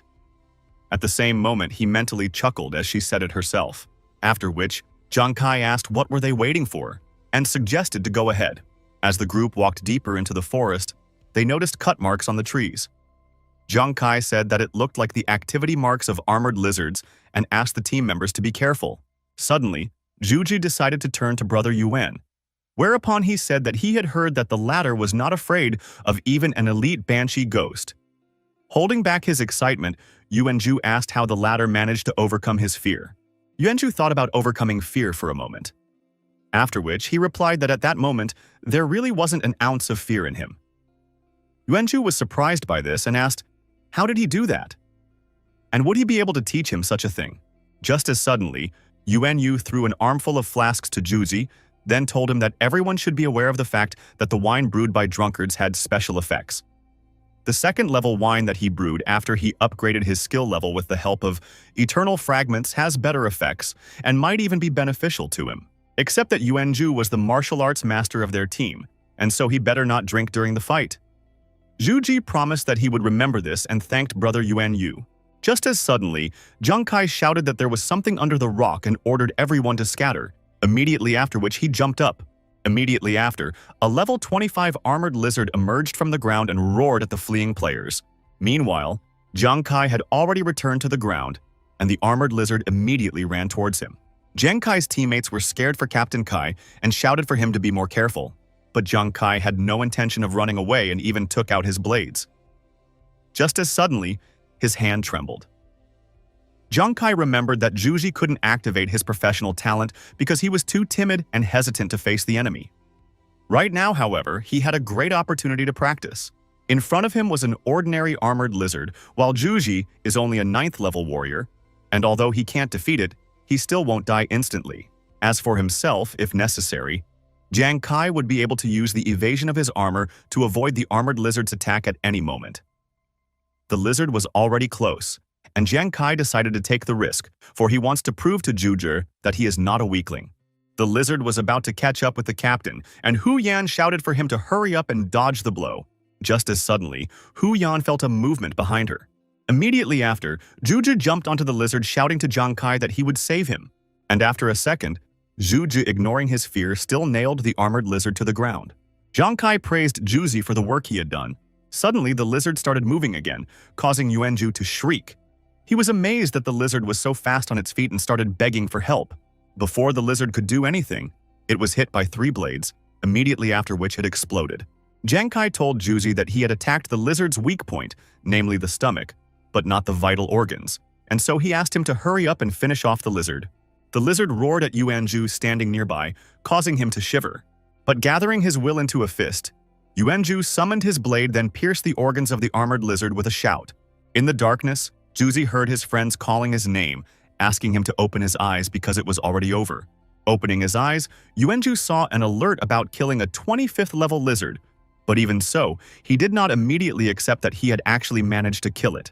Zhu Ji complained that the thing popped up seemingly out of nowhere and that it scared him a lot. After that, Zhu Ji punched Kai and asked why he suddenly froze. After all, if he had been even a little slower, Kai would have been bitten by now. Zhang Kai replied that he wasn't sure, but his mind had suddenly gone blank, and Zhu Ji had said earlier that he would cover him in case of danger. Yuan Ju was surprised at how Kai trusted him, and so he asked, "Didn't the latter know that he was a coward?" Nuanuan said with admiration that he was very brave jumping out at such a strong monster. But when he was in Captain Li Biao's squad, he rarely dared to take the initiative against the enemy. Hu Yan admitted that she didn't even think that he would be so strong with his ground-stomping skill. Hearing him being praised, Zhu Ji chuckled and said that his class was 3rd in the world.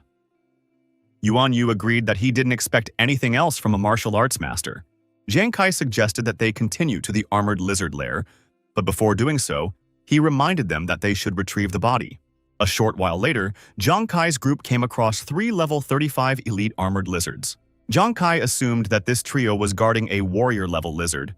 But more importantly, there were too many obstacles in this forest, and there might be others like them lurking around the 3 elite armored lizards. So Zhang Kai advised the squad members to be careful. After all, he had managed to overpower so many elite fishmen on the ice island with the help of stealing the casino, which meant he had to be as careful as possible. Zhang Kai asked Hu Yan to use the rain prayer for at least 10 minutes to suppress their scent, after which he asked if she could do it. To which Hu Yan replied that she had improved the rain prayer and that she had already gone through the ice island, so she would be able to last enough. After dealing with the rain prayer, Zhang Kai asked Nuanuan to prepare poison for emergencies, and he left Yuan Yu to protect the girls. Zhu Ji, on the other hand, would go with him into the forest as soon as it started to rain. Zhang Kai asked Zhu Ji to remember that he shouldn't attack the lizards, and instead just use the earth stomp to help with control and slow down the lizards. Everything else would be handled by him. After a while it started to rain, which prevented the lizards from recognizing smells properly. And under the cover of rain, Zhang Kai along with Zhu Ji ran out to the lizard territory. Suddenly, a multitude of red eyes shone in the darkness not far from them. Immediately after, a multitude of armored lizards ran out of the shadows of the trees. As Jiang Kai expected, there were many lizards here, so he shouted to Zhuji to cover him, to which he replied that these monsters were just disgusting and started charging with the stomp of the earth. Immediately after which, Zhuji flew into the sky and landed in the middle of the crowd of lizards. Jiang Kai drew his blades while remembering that he could increase his attack speed by 100%. And since that was the case, this was the perfect moment to try out the gambler's timing. Jiang Kai used a special state of gambler's time, causing his eyes to glow. And with a few movements, Jiang Kai threw his blades at each lizard, after which they exploded. There were many alerts in the air about killing armored lizards from levels 25 to 37 and above. Hu Yan was encouraged as they killed 10 lizards at once, as if Jiang Kai was just playing darts. Yuan Yu said that this was the first time he had seen Zhuji and Jiang Kai's abilities work together, and couldn't help but admit that it was powerful. Nuanuan agreed that they were indeed very strong, and said that this was how they worked together when they were at the rookie trials. The armor of these lizards is too strong, and unless his weak point is exposed, he would be very difficult to kill under normal circumstances. Even Captain Li wouldn't be able to hit him so easily. Wenju finished off the last lizard, after which he finally received a promotion to the 10th level, which made him very happy. Meanwhile, Jiang Kai had already collected the corpses of the armored lizards. Jiang Kai admitted that he believed that Zhuji could handle it. Hu Yan said that Zhuji and Captain Kai's teamwork was even too cool, making her have more and more faith in their Vulcan team.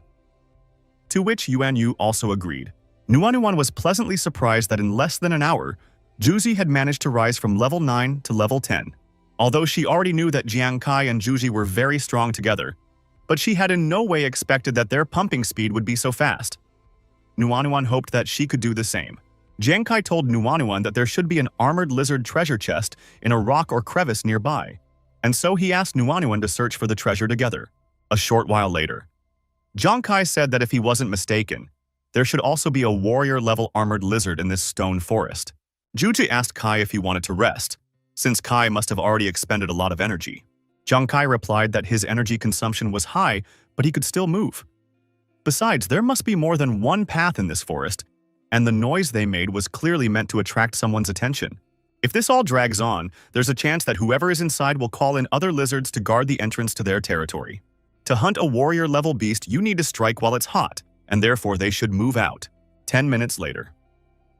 Nuanuan said that it was too quiet, after which she asked if there really was an armored lizard warrior here.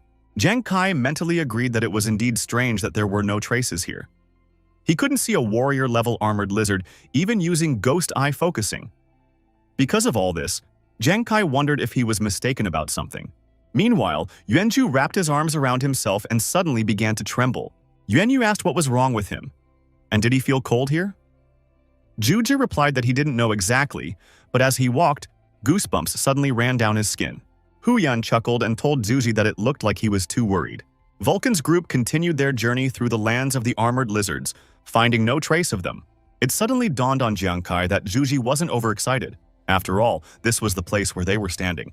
Jiang Kai ordered Zhuji, Hu Yan, and Yuanyu to stop. Trinity wondered what had happened as suddenly a rock nearby began to shake. Suddenly, a huge tail came out from behind the rock and started smashing the rock, scaring the players nearby. After the creature knocked off the interfering rock, a 58th level monster, a warrior-level phosphatized lizard dragon appeared in front of Vulcan's group. Scared because of the appearance of the armored lizard warrior, Zhuzi said that they almost died. This monster is the color of stone, and moreover it is well camouflaged. Hu Yan agreed that what Zhuzi said was correct. Jiang Kai ordered Nuanuan to check the armored lizard's data, and he himself took out his blades and threw them at the monster. Nuanuan immediately began scanning the armored lizard warrior with her watch, after which she revealed that it was a 58th level phosphatized dragon lizard, also known as a white lizard, which was about 36 years old, and with a weight of 2 to 2.4 tons. Zhuji was dumbfounded when he heard about this warrior being phosphatized, because it meant that their very first warrior turned out to be a mutant. All of Jiang Kai's blades went straight into the armored lizard. Jiang Kai's hits triggered several critical hits, and the armored dragon lizard roared loudly. Zhuji was glad that Kai's attacks went through, after which Hu Yan added that even give Kai a critical strike, the latter is very strong, but here there are two of them at once. Jiang Kai, on the other hand, was pondering at this moment that warrior-class beast mutations had more collectibles and a higher probability of finding better items in treasure chests, but their strength was also far superior to that of ordinary warriors. After which he revealed that the scales covering the back of a warrior-class phosphatized dragon lizard's back not only had over 35 points of defense, but it was also heavily phosphatized, causing it to be resistant to heat and corrosion, making it extremely difficult to penetrate. In addition, the thorax and abdomen are covered with a phosphatized protective film with about 20 points of protection, and like the scales on the back, are resistant to heat and corrosion. Juju, Yuanyu, and Hu Yan were amazed at what they heard, and Hu Yan asked, couldn't they break the defense? Nuanuan said that according to previous data, phosphatized lizard warriors of similar size have intelligence between 100 and 150, and agility between 15 and 170. Cold sweat ran down Nuanuan's face when she said that their strength was 380 to 420, and their physique was 440 to 480. The warrior-level armored lizard accelerated and rushed at Jiang Kai. Jiang Kai tried to assess the warrior lizard, but the system only said that it was extremely dangerous. Seeing the monster running towards him, everyone shouted for Kai to dodge. Upon reaching its target, the phosphatized lizard struck Jiang Kai with its paw, but at the last moment, Jiang Kai managed to dodge. Jiang Kai asked his friends not to worry as he was perfectly fine. Even though this monster's body is resistant to heat and corrosion, and even if it takes critical damage, it's unlikely to be able to do much damage to the lizard. But no matter what, Jiang Kai only has to hit the monster back. Fortunately, he had a premonition, thanks to which he was able to dodge in time.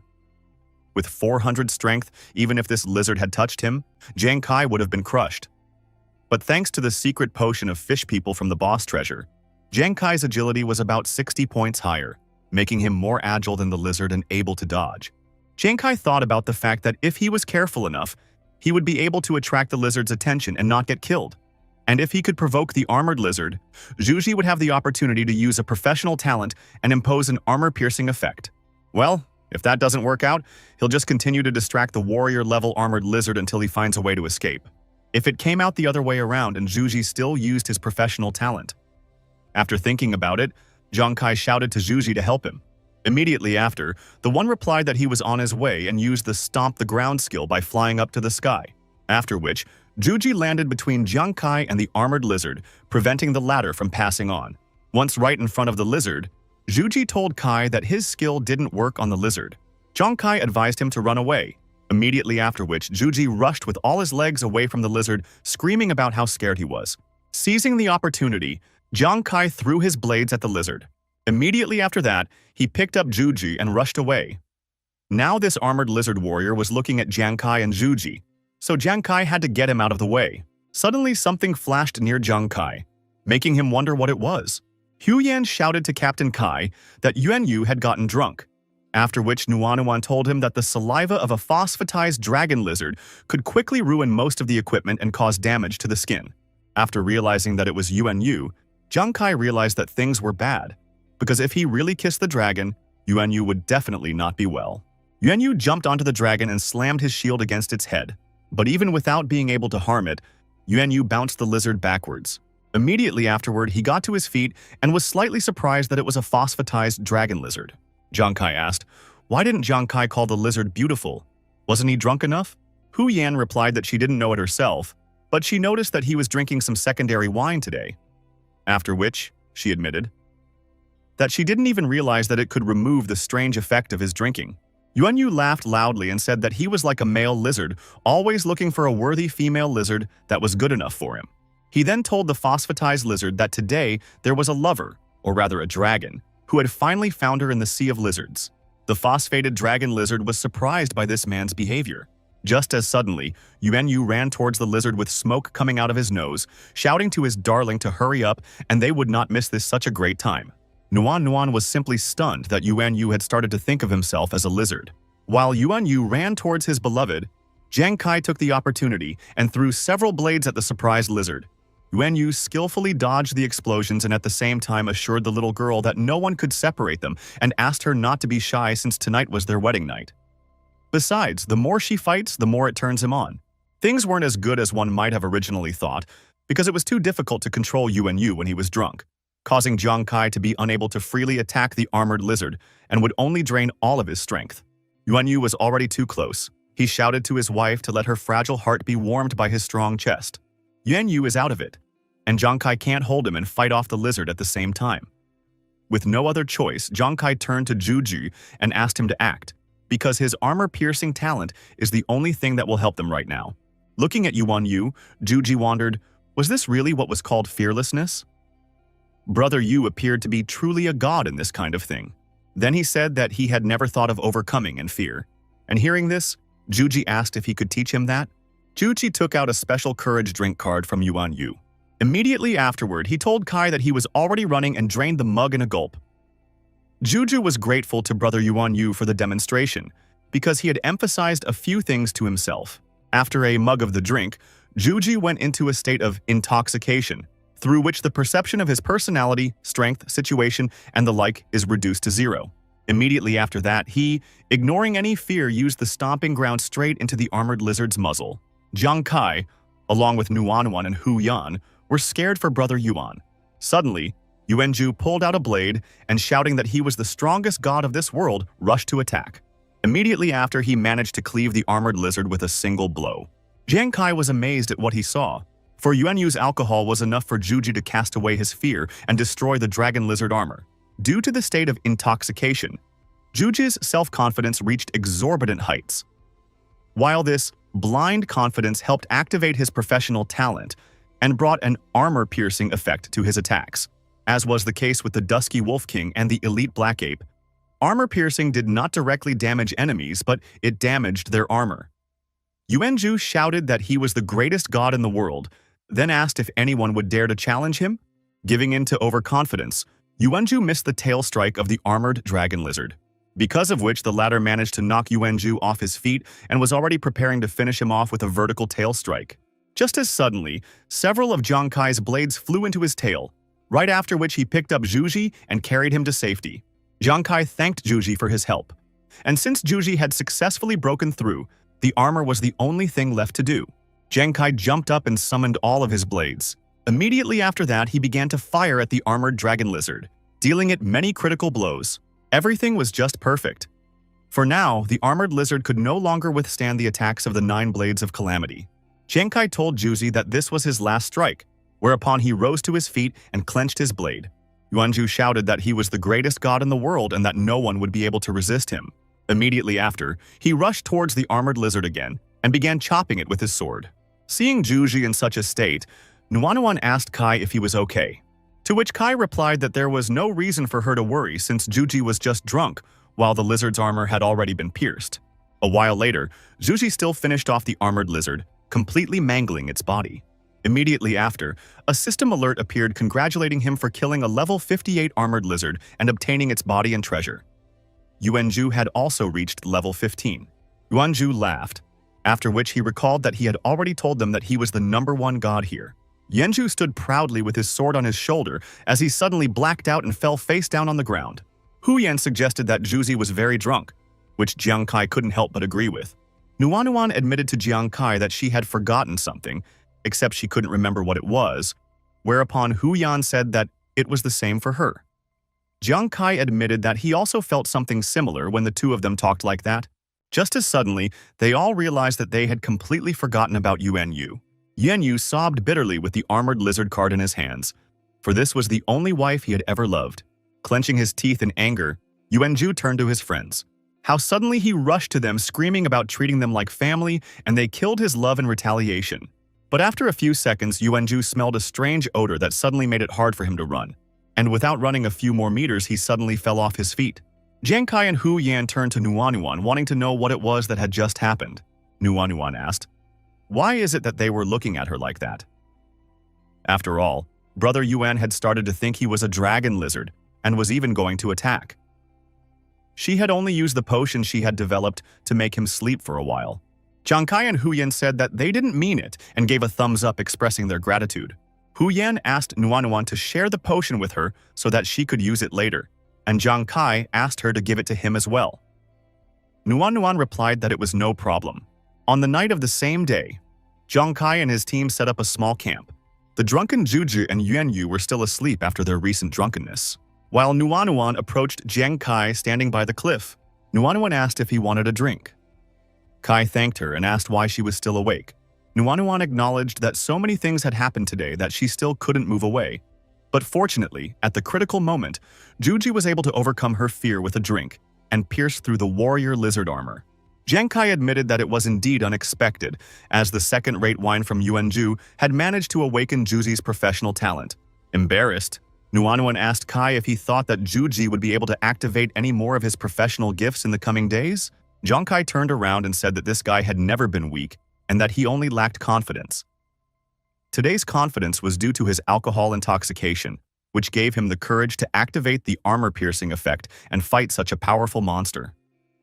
Meanwhile, Yuanyu was trying to kiss his wife in his sleep. Suddenly, Yuanju raised his fist and asked, "How dare they?" After all, he is Yuanju, the world's greatest warrior. Jiang Kai agreed that perhaps they should still refine Juji's self-confidence. But anyway, he hoped that Juji would gain real confidence. Nuanyuan agreed with Kai and said that she hoped so herself. The morning of the next day, Yuanju cried out in surprise upon hearing about yesterday. Afterwards, he said with a twinkle in his eyes that he realized just how strong he was yesterday. Hu Yan admitted to Yuanyu that she had to tell him something, namely that after getting drunk and grooming that phosphatized armored dragon lizard as if he was a male, it was very much a…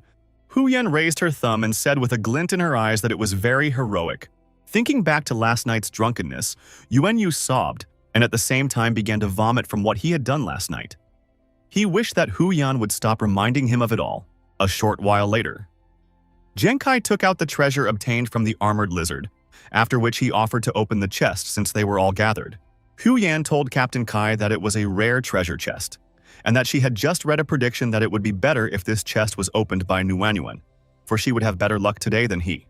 Hearing this, Nuanyuan was embarrassed and asked if she was really allowed, to which Jiang Kai replied that it really is possible. And besides, Hu Yan is a fortune teller, so it's not an idle guess. Hu Yan asked Nuanyuan not to worry about it. After all, they were lucky to defeat the phosphatized armored dragon lizard anyway, and they deserved it. As soon as Nuanyuan opened the chest, everyone opened their mouths in surprise. After that, Nuanyuan decided to use the watch to check the item. The first one she tested was the superior phosphorite ore, capable of adding a phosphating film to the gear, thereby increasing defense. It weighs 10.4 kilograms and is valued at 50 Shengyao coins. Next was a 17-kilogram core, which is an important source of energy and can also help in improvement. It was valued at 100,000 Shengyao coins. 48 kilograms of crystal blood essence that can be used to create, optimize, and improve important equipment, valued at 300,000 Shengyao coins, as well as 3 fragments of celestial bone, an important ingredient to increase talent level, worth 210,000 Shengyao coins. Checking the last item, Nuanyuan was surprised. After all, it is 0.6 grams of mutated blood crystal, which is one of the ingredients for the secret attribute potion. It is valued at 6 million Shengyao coins. Jiang Kai was astonished that just 1 gram of this material was worth 1 million Shengyao coins, and this was despite it only being one of the potion materials. Suddenly, Jiang Kai remembered the fish potions he had drunk in the treasury of the king-level boss, which made him break out in a cold sweat. After all, this meant that he had eaten hundreds of millions of Shengyao coins in one sitting. The secret potion increases body attributes, and the materials for it are so rare that no more than 20 bottles can be made in a year. 1 bottle can increase attributes by 10 units, and the price of this potion is 150 million Shengyao coins. Juchu's eyes glowed because of such a cool thing, while Jiang Kai quietly sobbed, for he had managed to eat an entire villa by the lake. If only he had known about it earlier. The next material from the chest was holy water, which was the material for a level 20 healer class change. It was rumored to require 5 milliliters to change class, while they found as much as 15. Yuanyu said that 5 milliliters of this substance sold for 1 million, which meant that they had found as much as 3 million. Jushi told Nuan that she was really lucky because it was her class change material. After all, even if it is a warrior-level monster treasure, the possibility of materials for 3 class changes at once is really amazing. Dollars appeared before Hu Yan's eyes, because the ordinary warrior treasure had brought them no less than 8 million Shengyao coins. And the value of this treasure exceeds 10 million Shengyao coins. Yuan Yu told Hu Yan that she was acting like a greedy person. Hu Yan asked, was he sure that she was the one who looked like a greedy person? After all, he still hadn't looked at Captain Kai's face. Jiang Kai, on the other hand, was giggling and drooling at this moment. At this moment, he was thinking that if they added to this treasure all the things they had found before, the total value of the items would exceed the entire 15 million. Hu Yan and Yuan Yu even became a little uncomfortable from such a sight. After that day, Vulcan's team began mopping up one lizard nest at a time, and sometimes even 2 warrior nests a day. As they went through more and more battles, the armor-piercing attacks combined with Jiang Kai's strong attacks, killing armored lizards became more and more comfortable, especially after drinking Yuan Ju's drink. After drinking Yuan Yu's drink, Juju shouted that this was just outrageous because he, Yuan Ju, was the world's strongest god of war.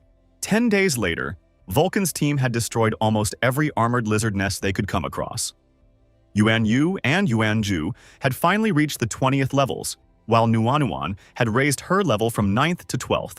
Team Vulcan set up a small camp and were busy cooking. Hu Yan asked Captain Kai, where would they go next? After all, they had already cleared everything here, and it was unlikely that armored lizards would appear here anytime soon. Just as suddenly, Nuanuan's watch activated and she dropped the bowl of fruit. Jiang Kai asked if she had something wrong, after which Hu Yan added that she had turned very pale. Nuanuan said that she had just received a message. A rather strong, small guild had encountered a mutated fallen corpse king during training, which took them by surprise. And in the end, the entire guild was destroyed. As the name implies, it is an infernal monster that inspires nothing but terror. A commander-level fallen corpse king often has a level above 60th level, which is higher from armored warrior-level lizards. Except that the strength of the mutated fallen corpse king is more unimaginable. Except that the fallen corpse king was also seriously wounded, so he hid to heal himself.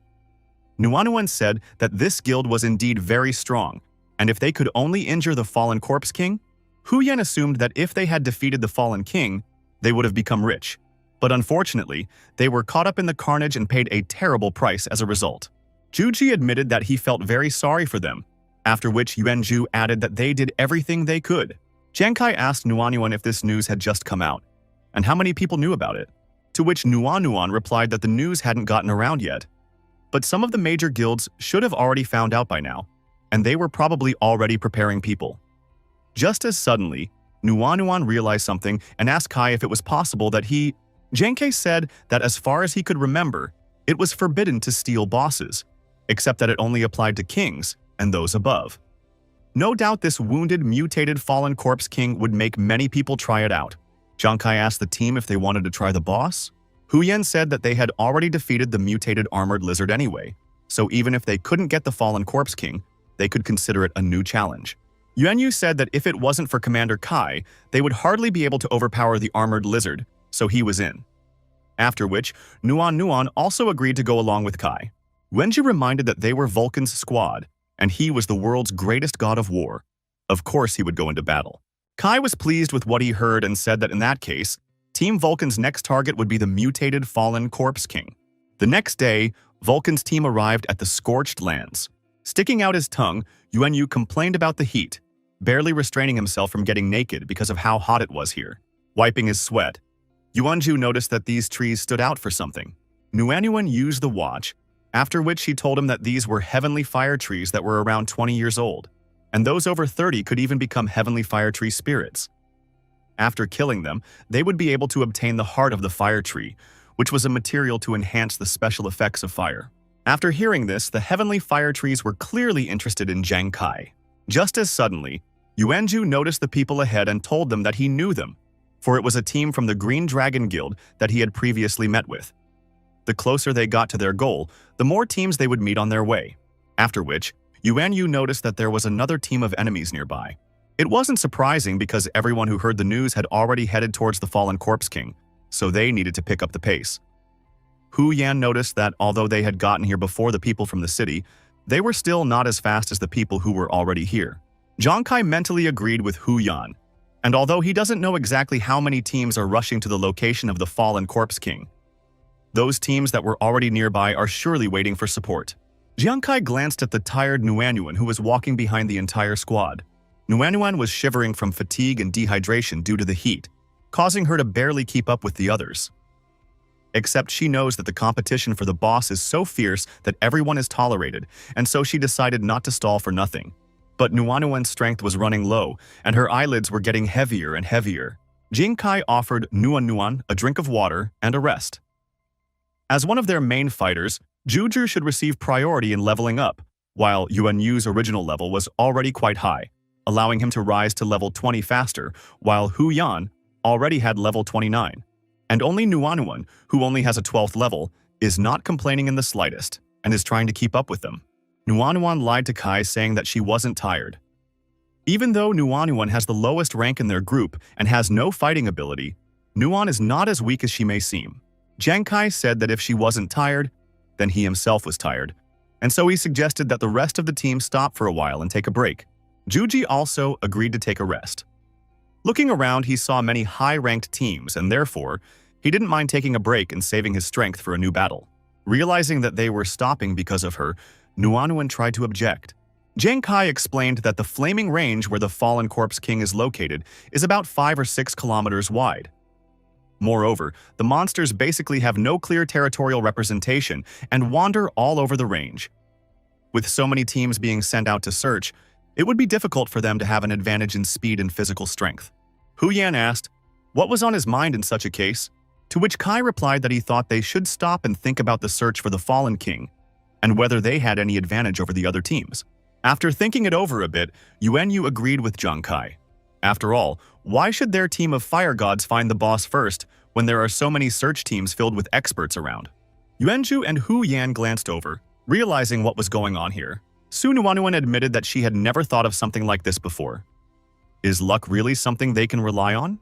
Hearing the good fortune, Zhang Kai suddenly realized what they should do. At the same moment, Juju asked Hu Yan why she should count the hexagram to see if they would be lucky enough to find the Fallen Corpse King. Hu Yan replied that it would be really difficult to calculate such a thing. Suddenly, Zhang Kai abruptly approached Hu Yan and said that she was the main advantage of their team, which frightened her. Hu Yan was surprised to hear this and asked if he wanted her to make a prediction, or if he just wanted her to use the rain prayer. Zhang Kai wondered if she had forgotten that she was a feng shui master, even before becoming a fortune teller. At the moment, the Fallen Corpse King was seriously injured and was currently resting in hiding. Except where could such a monster be hiding? It suddenly hit Hu Yan, and she replied that it must be a place with Yan energy. Zhang Kai suggested that the Fallen Corpse King probably didn't have the strength to find the perfect place, and therefore could hide in an easier place. Zhang Kai reminded that she could read the Yan energy around the flaming ridge, after which they would sift out suitable places. With a wink, Hu Yan said that divination was her main job, which meant they could all rest while she scouted out a suitable place where the boss could hide. A while later, Zhang Kai pondered over what they should do. Yuanju suddenly clapped him on the shoulder, after which he apologized and admitted that he hadn't expected that he could scare him so easily. Juju wondered what he was thinking about since he hadn't noticed him approaching. Zhang Kai replied that he wasn't thinking about anything serious. He was thinking about the fact that Nuanuan had already gotten the materials to go to the 20th level, while he knew what materials he needed but didn't know how to find them. Juchi was surprised that Kai already knew the recipe and wondered what the ingredients were and how rare they were. Zhang Kai explained that the problem wasn't the rarity of the ingredients, but the fact that he couldn't figure out what it was. Not long ago, he had found the formula to advance to level 20 in the treasury of the fish boss, and after deciphering the formula, he realized something. He needs living water from an unknown source, flames that spontaneously burst into the air, quiet wind, flowing soil, and fickle metal. Juchi was surprised to hear about such ingredients after all. What is this living water and flaring flames? Juji asked Kai if he was sure that this was really a recipe and not some mystery, to which Zhang Kai replied that there was only one recipe and that it wasn't wrong, but it was very confusing. He even thought about the living water from an unknown source being rainwater. But what about the rest of the ingredients? After thinking about it for a bit, Juji agreed that the rainwater could indeed be living water, after which he wondered if the bursting flames could be on the Liaoyan Ridge. Zhang Kai asked, "What kind of ridge is that?" And Zhang Kai said that he heard that the Liaoyan Range is very hot, but there is no fire there like a fireplace. So doesn't Kai think it's amazing? Zhang Kai couldn't help but agree that it made sense.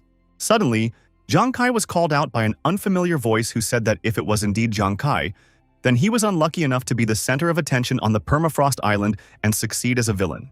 Behind stood a knight and 4 level 40 warriors, one of whom said that it was unlucky for them to meet on the same path.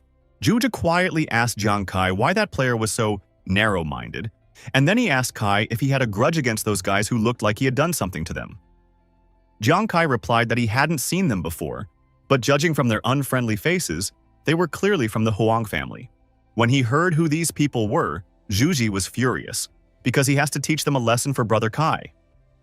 Jiang Kai asked him not to be so impulsive, because these people are at a high level, and the target is not them at all, but the mutated Fallen Corpse King, so it is not appropriate for them to start a fight. Jiang Kai confirmed that it was indeed him, after which he inquired, what did they want? The team leader began to approach Kai, during which he asked how could he ask them such a question. After all, he was the one who had destroyed their 5th Falcon team and then sneak-attacked Master Huang while they were hunting the Icefish Lord. He praised Jiang Kai for his courage, after all he was doing was seeking his death.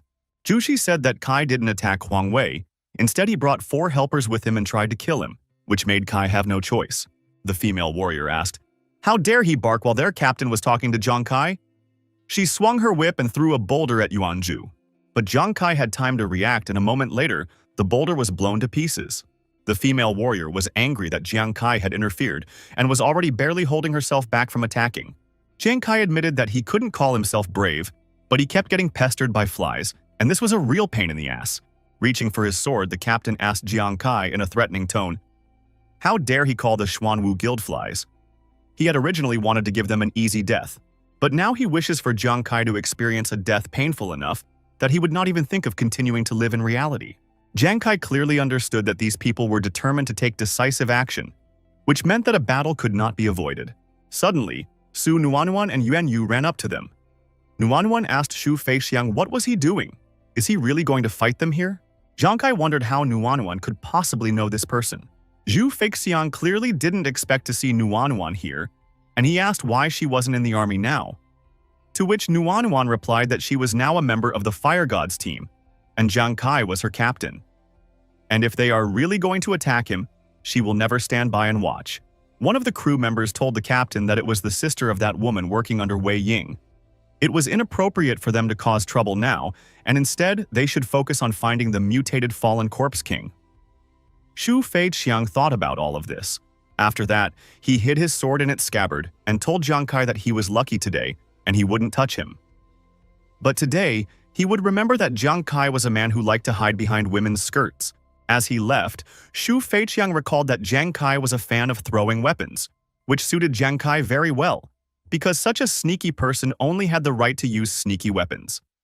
Xu Feixiang asked Jiang Kai to remember that the next time they met, before killing him, he would not only destroy all his weapons, but he will also chop off Jiang Kai's hands. Jiang Kai held back as much as he could to avoid an unnecessary battle with the Huang family's team. As they left, the Huang family team members loudly mocked the cowardice of the Fire God team. And what was even more surprising was that their 5th Falcon team had somehow lost to them. Zhuge growled that this was too much and was about to rush after them, but Jiang Kai asked to let them go as this was clearly not the time for that. Jiang Kai asked Nuanuan if she knew who this Xu Feixiang was. Nuanuan said that she knew a little bit herself. Xu Feixiang had previously lived in the military district, and she had heard that he had changed his profession from martial artist to warrior more than half a year ago. His current abilities were probably equivalent to the heir's combat abilities. Yuan Yu, Zhuge, and Jiang Kai were stunned, suddenly hearing about the heir. Since the military highly values the profession of martial arts master, the 4 class paths leading to becoming transcendent are well known. Among them, they spend levels 1 through 20 under the martial arts master class, levels 21st through 40th as warriors, levels 41st through 60th as heirs, and levels 61st through 80th as ancient martial artists. Jiang Kai admitted that he hadn't even considered that Xu Feixiang's fighting strength was already almost comparable to that of the heir. Nuanuan said that he had a good relationship with the Huang brothers, and that he was rumored to have extremely high agility, which meant that they needed to be as careful as possible. For unknown reasons, Jiang Kai had an ominous feeling that he would meet this person again during the guild trial. As Jiang Kai was suddenly called out by Hu Yan running towards him, she had already calculated everything, and found 3 positions that suited them. The first place is the Twilight Cemetery located northwest of Liaoyan Ridge, which is near the territory of the fallen Corpse King. The second place is Shanyan Lake, located south of the Liaoyan Range. This lake is filled with yin and is closest to the main city. And the last place is a low-lying basin just west of the Liaoyang Range, but it is little known and doesn't even have a name, and you have to cross a hill to get to it. Jiang Kai thought about what they should do. Juju said that the fallen Corpse King was seriously injured and probably in a hurry to return to his lair. So why don't they go to the Twilight Cemetery to try their luck? Jiang Kai immediately refused Juji and said that they were going to the basin. Everyone was surprised that Captain Kai had decided to head specifically to the basin. Jiang Kai explained that even though the Twilight Cemetery was not far from his territory, there was a good chance that there would be many teams that thought the same as Juji. That meant that by the time they got there, everything would be turned upside down, and even if he was there, they would probably have to leave with nothing. As for the lake, it's not so secretive and secluded. It's also the closest place to the city, which means a lot of people are bound to head there. At the same time, a pit separated by mountains might seem like the most inconvenient place to hide a scarred fallen Corpse King. And more than likely, it's the kind of place most first-timers would ignore. All things considered, they should take their chances and head to the pool first. 2 hours later, an unknown basin. Jiang Kai wondered if they had already arrived at the spot. Shivering Juji said that he didn't even need to look at the feng shui of this place, as he could already feel the atmosphere of this place. Yuanyu had noticed that this place was too big, and the fallen Corpse King was injured and well hidden. This means that not only do they need to find him, but they also need to do everything before anyone discovers this place, which is clearly not an easy task for them. Jiang Kai explained that since the fallen king was afraid of being discovered, he must choose the most secluded place to heal his wounds, which was nothing but a cave or tomb. Su Nuanuan held out the potions and said that she had made them while she was fighting with the martial practitioners, and they were needed to weaken the effects of the poison of the hell-type monsters. This potion would last them for half a day, so it would be useful. Jiang Kai suggested that everyone take the elixirs, and afterward, they would have to look around for caves, tombs, and the like, to which everyone agreed. A while later, Zhuzi convinced Jiang Kai that he really didn't have any strength left to walk anymore, and suggested that everyone just go back to rest. But Jiang Kai asked Zhuzi to keep up and speed up. Then Nuanuan said that Kai was talking business and asked what would happen if a fallen king suddenly appeared out of nowhere and Zhuzi was behind him at that moment. Yuanju turned blue with fear after hearing that the fallen king might suddenly jump out at them. He said that it obviously couldn't be, as he was injured and hiding somewhere. Noticing how frightened he was, Hu Yan asked with a smirk, "Why not?" After all, there is a possibility that the fallen Corpse King has spent a lot of energy on treatment and is very hungry. And just at this moment, he happened to smell the scent of a human. Goosebumps ran through Yuanju's body, for the fallen king could indeed catch him from behind at any moment. Hence, Yuanju shouted that he was on his way and closed his eyes and ran towards the rest of the Fire God's team. Trying to catch up with the team, he asked them to wait for him, but he ran past them because he wasn't looking. Jiang Kai asked Hu Yan not to scare Juji like that anymore because he was very timid. Hu Yan replied that Juji is very strong, but he just needs training as he is weak in spirit. Just as suddenly, Yuanju's foot flew into a rock, causing him to stumble and fall to the ground. The rest of the team asked Juji if he was all right, but Juji couldn't hear them anymore, for what he saw scared him very much. Jiang Kai and the others ran up to Juji, but he suddenly asked for them to stop. And pointing his finger, he asked them to look at the ominous tombstone ahead. Hu Yan immediately assumed that it was some kind of abandoned grave, and that they wouldn't be able to spot it even if they were just passing by. After which, Yuanyu asked if this grave was too small for the fallen Corpse King to fit underneath. Suddenly, a crackling sound was heard from the lone grave, and the ominous aura around it intensified. Jiang Kai shouted out that things were bad since this guy was really here and ordered everyone to move back. Immediately after that, everyone except Zhu began to retreat, and a small hill suddenly formed underneath the grave, shimmering with a foul energy.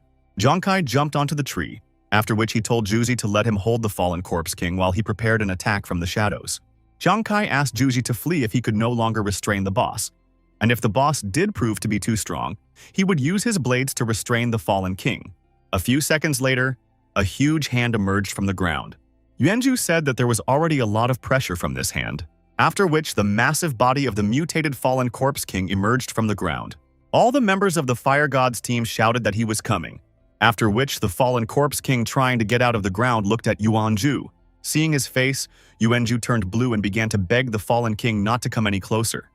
In his mind, he was screaming about how scary this rotten thing was. Suddenly, the fallen corpse king began to roar loudly, almost knocking Yuanju off his feet. The fallen corpse king was truly terrifying, and there was a hole in his chest through which you could see the organs.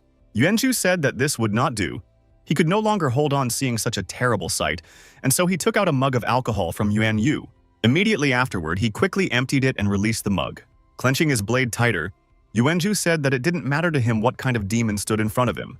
After all, he, Yuanju, is the greatest god of war, and he will defeat him now. Approaching the fallen undead king, Yuanju swung his sword, dealing damage to the boss. Except his strength wasn't enough to pierce through the boss's skin. Just as suddenly, Yuanju burped because of the alcohol, and the boss was infuriated by the odor emanating from him. Yuanju cried out that things were bad, for Yuanju's sword was stuck in the boss. Immediately after, Zhang shouted that something was wrong and asked Juzi to run away. At the same time, he jumped down from the tree and rushed to the rescue.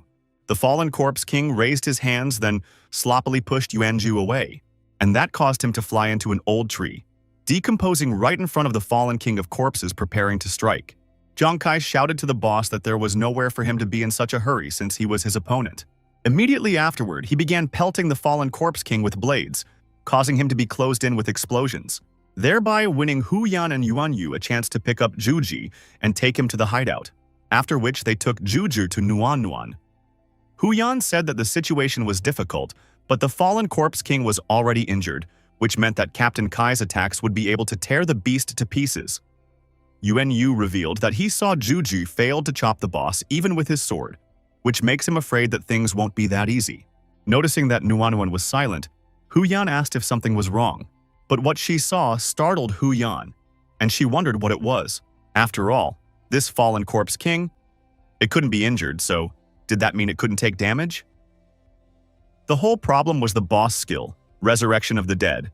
When the fallen corpse king takes lethal damage, the unclean power within him would activate, helping him greatly reduce the damage he takes and speed up the healing of his wounds.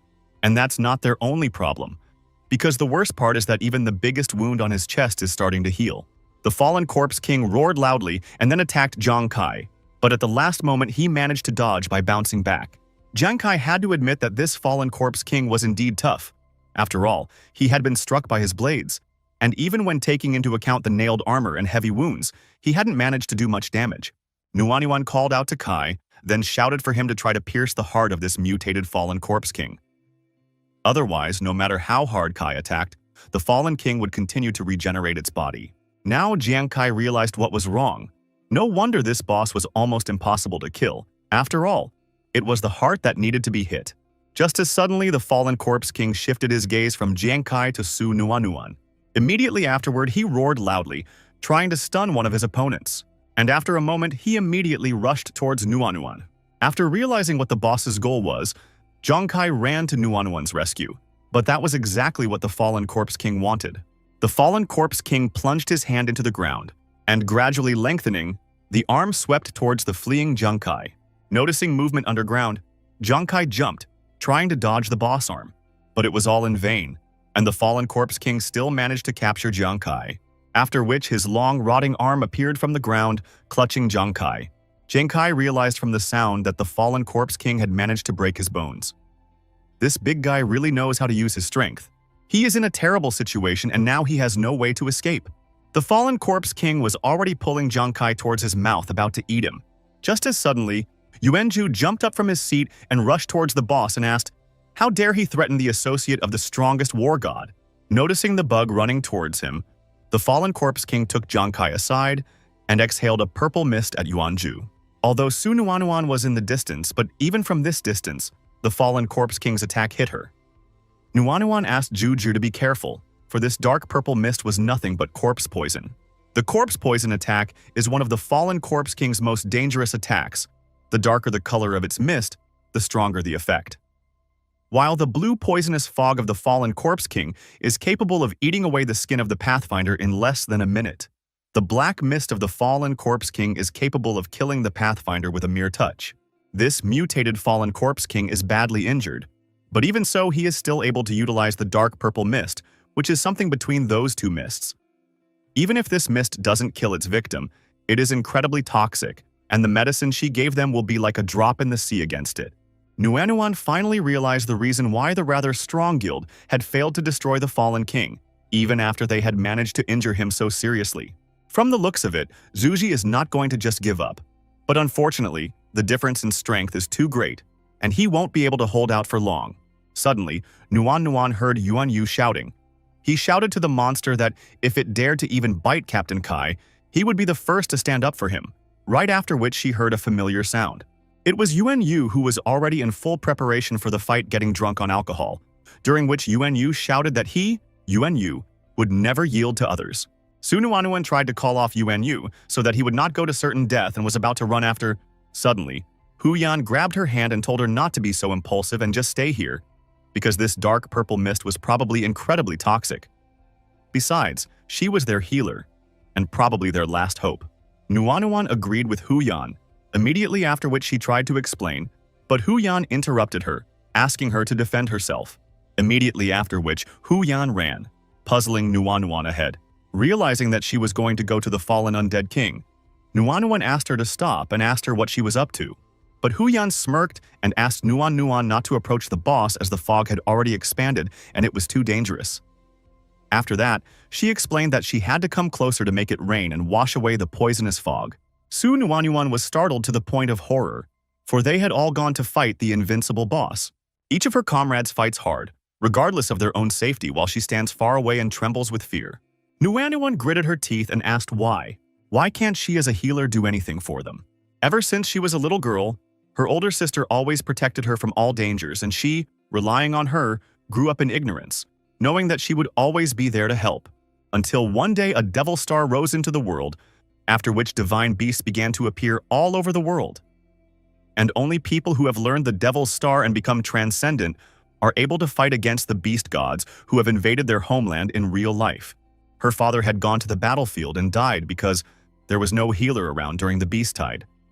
She felt as if she had grown up overnight, and since then, she had aspired to join the army and become a support for her comrades on the battlefield. When she first got on the Devil Star, she was alone until she met Kai and Juji, after which they fought together and even bonded. Under Kai's guidance, she and Juji were selected into the army with excellent grades from the rookie test. And finally, she, like her sister, joined the army. She believed that she had finally taken the first step towards her dream, but after enlisting, she felt the gap between herself and the others for the first time. She worked hard, but even so, her rating was only a C. She consoled Juji, who also had a bad grade, but she was actually more upset than him. Can she really become a good healer? And will she be able to protect her comrades? Meanwhile, Yuanyu was surprised to see such a handsome fallen king and wondered how he could have missed it. Yuanyu asked the deer to hurry up so that no one could spoil their wonderful moment.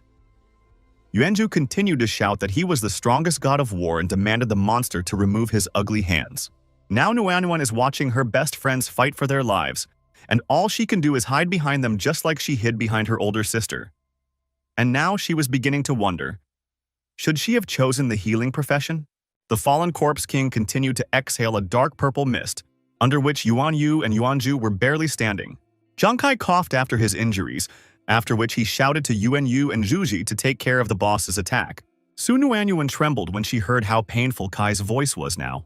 Realizing that it was his voice, Nuanuan reached forward with her hands.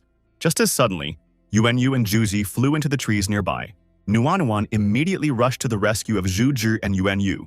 But when she got closer, she noticed that although they had not spent even a minute inside the fog, but they were already seriously affected and their skin was being eaten away. While trying to cure her friends, Nuanuan tried to calm her thoughts. For right now, she should only think about the most important thing. She should think about saving her friends. Zhuji and Yuan Yu trembled in pain as Nuanuan tried to heal them. Meanwhile, the sky was engulfed in clouds and a severe thunderstorm began. Su Nuanuan was slightly relieved, because the beginning of the thunderstorm meant that Hu Yan had managed to summon rain. More importantly, thanks to Hu Yan's rain, the dark purple fog gradually began to lighten. Hu Yan herself was hurt because of the fog, but she endured the pain to at least improve the situation a little. The fallen corpse king roared loudly. He was clearly displeased that someone dared to try to deprive him of his weapon of mist. Clutched by the fallen corpse king's grip, Zhang Kai could barely endure the pain. and due to the multiple injuries, he was already almost unable to breathe. Jiang Kai wondered if he was overconfident taking on so much. If it wasn't for his stealing casino skill, he wouldn't have even been able to wound that king-level boss, the Lord of the Ice Fishmen, during the raid on the frozen island. And the mutated Fallen Corpse King was not part of his plans at all, but still, he had brought everyone here. The Fallen Corpse King exhaled a new wave of dark purple mist directly at Hu Yan, causing her to suffer serious damage. He had brought his friends here, but he couldn't even protect them. Hu Yan was already barely holding on and was coughing heavily due to the poison. But even so, she demanded the Fallen Corpse King to let Kai go. Unable to bear it, Hu Yan fell to the ground and Nuanuan immediately ran out to help her. Jiang Kai wondered if he was really overestimating his own and had made such a big mistake because of it. The Huang family. Jiang Kai wondered. Could he really make that damn family pay the price they owed? The pain, guilt, and realization of his mistakes were too great, and Jiang Kai's eyelids grew increasingly heavy. Suddenly, a loud battle cry was heard. After which, Yuanju once again shouted that he was the world's greatest god of war and demanded the boss not to dare to behave so recklessly. Attacking the boss together with Yuanju, Yuanyu laughed as he shouted to his beauty that he had returned to her. Immediately after shouting out, Yuanju jumped up and slashed the Fallen Corpse King's chest with a wide punch, causing him to loosen his hand. And without giving the beauty any time to rest, Yuanyu immediately smashed into the boss with his shield. Jiang Kai finally broke free from the Fallen King's grip, and in his mind, he shouted, "No!" Jiang Kai refused to believe it, he asked himself. How could he only dare to give up so easily? After all, brother and Yingzi are still waiting for him, hoping that they will live a good life together. And not just them, but his friends. His team of fire gods still won't give up and attack the Fallen Corpse King. They fight to the very end. Trying to get up, Jiang Kai coughed loudly. He was in pain and could barely breathe due to multiple injuries and fractures. Because of the pain in his bones, he struggled to even stand up, but he could barely hold on, shaking with his whole body. Just then he heard the cry of Nuanuan running to him. With tears in her eyes, she asked what they should do for Zhuji, Hu Yan, and Yuan Yu. Jiang Kai asked Nuanuan to calm down, and then said that Hu Yan had fallen, and that this storm wouldn't be able to last much longer. Jiang Kai said that he probably had almost all of his bones broken, and that they should get rid of this big guy as soon as possible, and so he asked if there was any way to get him back on his feet as soon as possible. Jiang Kai asked, letting Nuanuan do so. Nuanuan turned to Kai, trying to say something to him. As she suddenly grabbed his hand and said she agreed, Nuanuan said she would do it. The Fallen Corpse King dealt with Yuanyu and Zhuji and grabbed them with his long tongue, after which he pulled his tongue back, trying to swallow his appetizer, as Jiang Kai suddenly shouted to the boss that he was a bastard, after which Jiang Kai jumped up and demanded for the boss to let his friends go. Immediately after that, he demanded the boss to spit them out and kicked him in the head, causing him to inadvertently spit out Zhuji and Yuanyu. Thanks to Jiang Kai's strike, Zhuji and Yuanyu were rescued and taken straight to Nuanuan. Afterward, Jiang Kai turned to her and said that he was leaving them to her. Taking advantage of his opponent's distraction, the Fallen Corpse King tried to strike Jiang Kai, but he successfully dodged the attack by jumping into the air. Shortly before, Nuanuan admitted that with her current abilities she couldn't heal Kai quickly, but she had a Phoenix Tear that she was lucky enough to get her hands on when she was training in the army. Taking this elixir can allow level 20 and below first-timers to return to their optimal state regardless of injury. But the side effect is that after a minute, the person who took the elixir under any condition would lose consciousness and then die. Nuanuan asked if he was sure he wanted to take the elixir. Jiang Kai grabbed the bottle and said that a minute was enough for him. Jiang Kai threw several blades at the boss, but the boss managed to block everything. After which, Jiang Kai called the boss and started to retreat, offering the Fallen Corpse King to chase after him if he could, of course. Angry at the human, the Fallen Corpse King exhaled a dark purple mist in pursuit. Everything was going according to Jiang Kai's plan, and besides, the storm had almost stopped. Running away from the boss, Jiang Kai calculated that he was about the distance he needed. Just as suddenly, a huge boss hand emerged from the ground, which Jiang Kai was just waiting for. Jiang Kai, smiling, asked the boss if the boss thought he would fall for a trick he had already seen. The Fallen Corpse King didn't waste any time and exhaled a new portion of dark purple mist. Just as suddenly, Jiang Kai's blades pierced through the fog. This surprised the Fallen King, for the blades were too close and it was too late to block them. To avoid taking damage, the Fallen Corpse King jumped up to dodge the blades. Immediately afterward, there was a series of explosions from the blades below. The fallen corpse king began to look around, trying to figure out where the enemy had gone. Suddenly, he saw a flash in the fog, and at the last moment managed to dodge 3 more blades. Back on the ground, the fallen corpse king immediately looked in the direction where Jiang Kai was. But he had already disappeared. Noticing the hole after his hand, the boss realized that the enemy would pop out from behind, and at the same moment Jiang Kai crawled out from the ground. Immediately afterward, Jiang Kai shouted to the fallen corpse king that his reaction time was too slow and threw the last 3 blades at him. With a loud roaring roar, the fallen corpse king swung his arm in an attempt to dislodge the blades thrown at him. But it was already too late, for Jiang Kai's blades were already near his heart. At the last moment, the fallen corpse king still managed to block Jiang Kai's attack, but he did so at the cost of his right arm. Immediately afterward, he once again grabbed Jiang Kai with his surviving hand and mockingly growled. Nuanyuan cried out due to Kai being grabbed, and tears showed in her eyes once again. The fallen corpse king pulled Jiang Kai towards his mouth to finally eat him. Suddenly, the light in the fallen king's eyes faded, and he felt pain. Jiang Kai turned to the stinking, rotting corpse and asked if he thought he could catch him like this for the 2nd time in a row. Jiang Kai told the trembling boss that he had just pretended to be caught in order to get him hooked. Jiang Kai swung his hand to call the blades back, causing the boss to take additional damage, causing it to roar painfully and eventually release Jiang Kai. Falling down, Jiang Kai agreed that this time the bet was right. Well, a minute from the effects of the elixir, time really was too short. A few seconds later, a rumbling sound was heard, and Jiang Kai, along with the fallen corpse king, fell to the ground. Su Nuanyuan immediately ran to Kai, but the latter only said that the next step was for her. Upon reaching, Nuanyuan immediately began to heal Jiang Kai, but it was all in vain. Nuanyuan thought Kai had missed when his 3 blades hit the tree, but as it turned out, it was a trap. As soon as Jiang Kai gestured for the blades to be summoned, those from the back stabbed into the fallen corpse king's heart. Suddenly, Nuanyuan heard a low growl. Looking at the boss, she was amazed that this thing still wasn't dead. Now Nuanyuan realized what Jiang Kai's last words meant, and raised, she summoned her blade. As she got closer to the boss, Su Nuanyuan told herself that her comrades needed her. Walking up to the boss, Nuanyuan raised her blade, preparing to give him one last blow. Just as suddenly, light appeared again in the fallen king's eyes, and with a roar, he reached for Nuanyuan. But Nuanyuan managed to dodge the grip of the wounded boss, receiving a small wound in the process. With a smirk, Nuanyuan asked the fallen corpse king if he thought he could get away with it. Nuanyuan told the boss that he injured her comrades, which means he must die. A few seconds later, a painful death growl rippled through the neighborhood. The next day, having survived the encounter with the fallen corpse king, Hu Yan, Zhu Zhu, and Yuan Yu were chatting with each other as if nothing had happened. And not far away from them, Nuanyuan was treating Jiang Kai's wounds. Nuanyuan explained to Kai that he shouldn't move too hard, rest more, and take medicine. That way he would be able to recover in just 3 days. Jiang Kai smiled as he listened to Nuanyuan, and noticing this, she asked what was wrong. And is there anything on her face?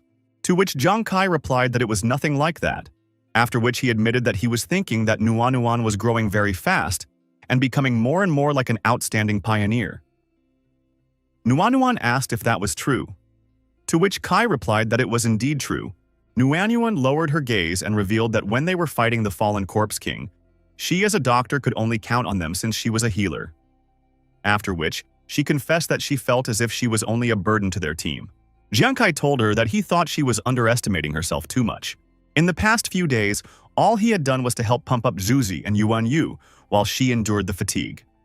All this time, she had been working hard to keep up with her comrades and didn't even think of complaining.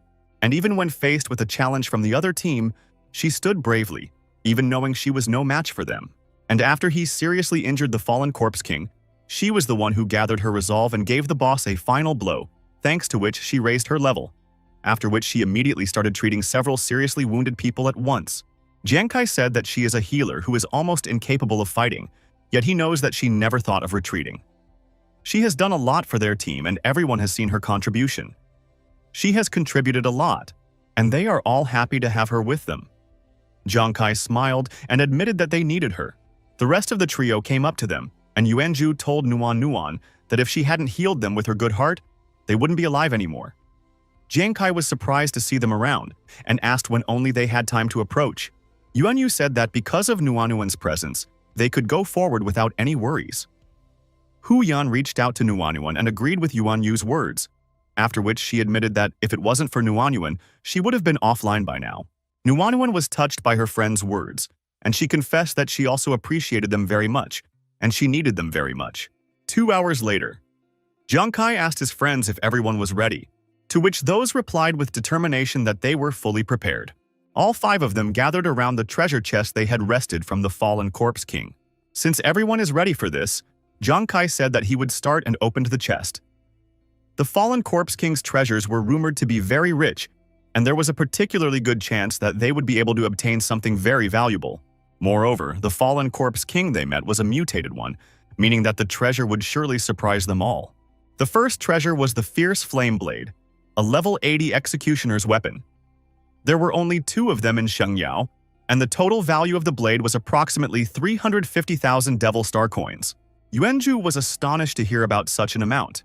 After all, it would be 3.5 million Shengyao coins. Hu Yan asked, what was so unusual about this?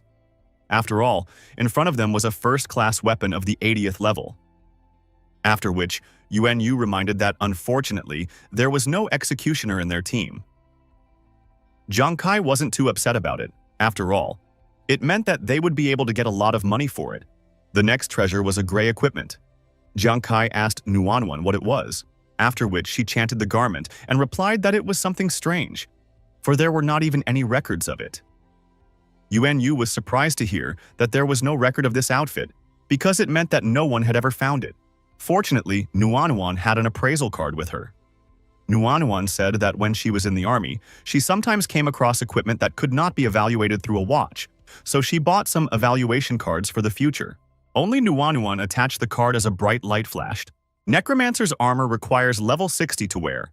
The armor gives 24 points of strength, 27 points of defense, 33 points of dexterity, and 71 points of intelligence.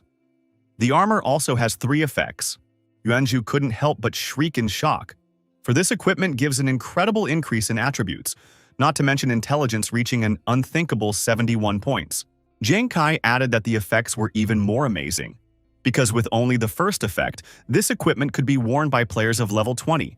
Necromancer's state is one of the main features of this armor, but the immunity to spirit attacks does not last long, unless the ability will be very useful when faced with sonic attacks like Fishman or some types of neurological poisons. This talent gives the ability to take a breath and fight back. Well, as for the third talent, Torment of Death. Although it can be experienced only after the enemy is wounded, after which he will feel the approaching death thanks to the skill, in real combat it is not too useful, but it is a good way to scare enemies if necessary.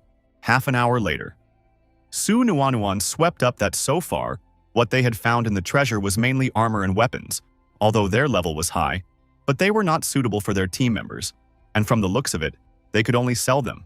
Suddenly, Yuanju noticed something sparkling in the chest and went to check what it was. As it turned out, it was a ring.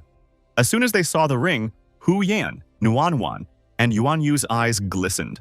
Yuanju said that this ring looked quite high-end and asked Nuanwan to check it with his watch. At the same moment, an object near Yuanju's leg caught Jiang Kai's attention. Moving closer, Jiang Kai saw that it was a map. Immediately after, the Devil Star AI appeared and immediately congratulated Jiang Kai for acquiring the player's unique weapon, the Death God card. God of Death is Gambler's only unique weapon. There are no level requirements, and there are a total of 9 cards in the set, and the God of Death card is just one of them. When the user reaches Transcendent level, or Trickster level, they will be able to bring the card into the real world. Hearing that it was a unique card, Jiang Kai wondered, did it mean that this card was the only one of its kind? A Death God card with no level limit was just the perfect weapon for him.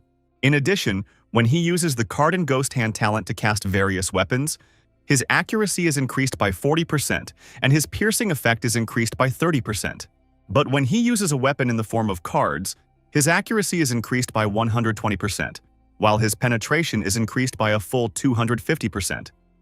When using cards as weapons, the effect is much greater. Except, what does it mean to be a trickster? A Transcendent was a powerful person above the 60th level, and it seemed that this strange title corresponded to a Transcendent. Jiang Kai decided to forget about it for now, and find out more when he returned. I revealed that the God of Death card increases the user's 4 main attributes by 20%, piercing by 50 points, and permanently increases critical hit probability by 15% and critical damage by 150%. Jiang Kai was pleased with what he saw because the card's attributes were recorded in percentages, which meant that the stronger it was, the better the card's effect.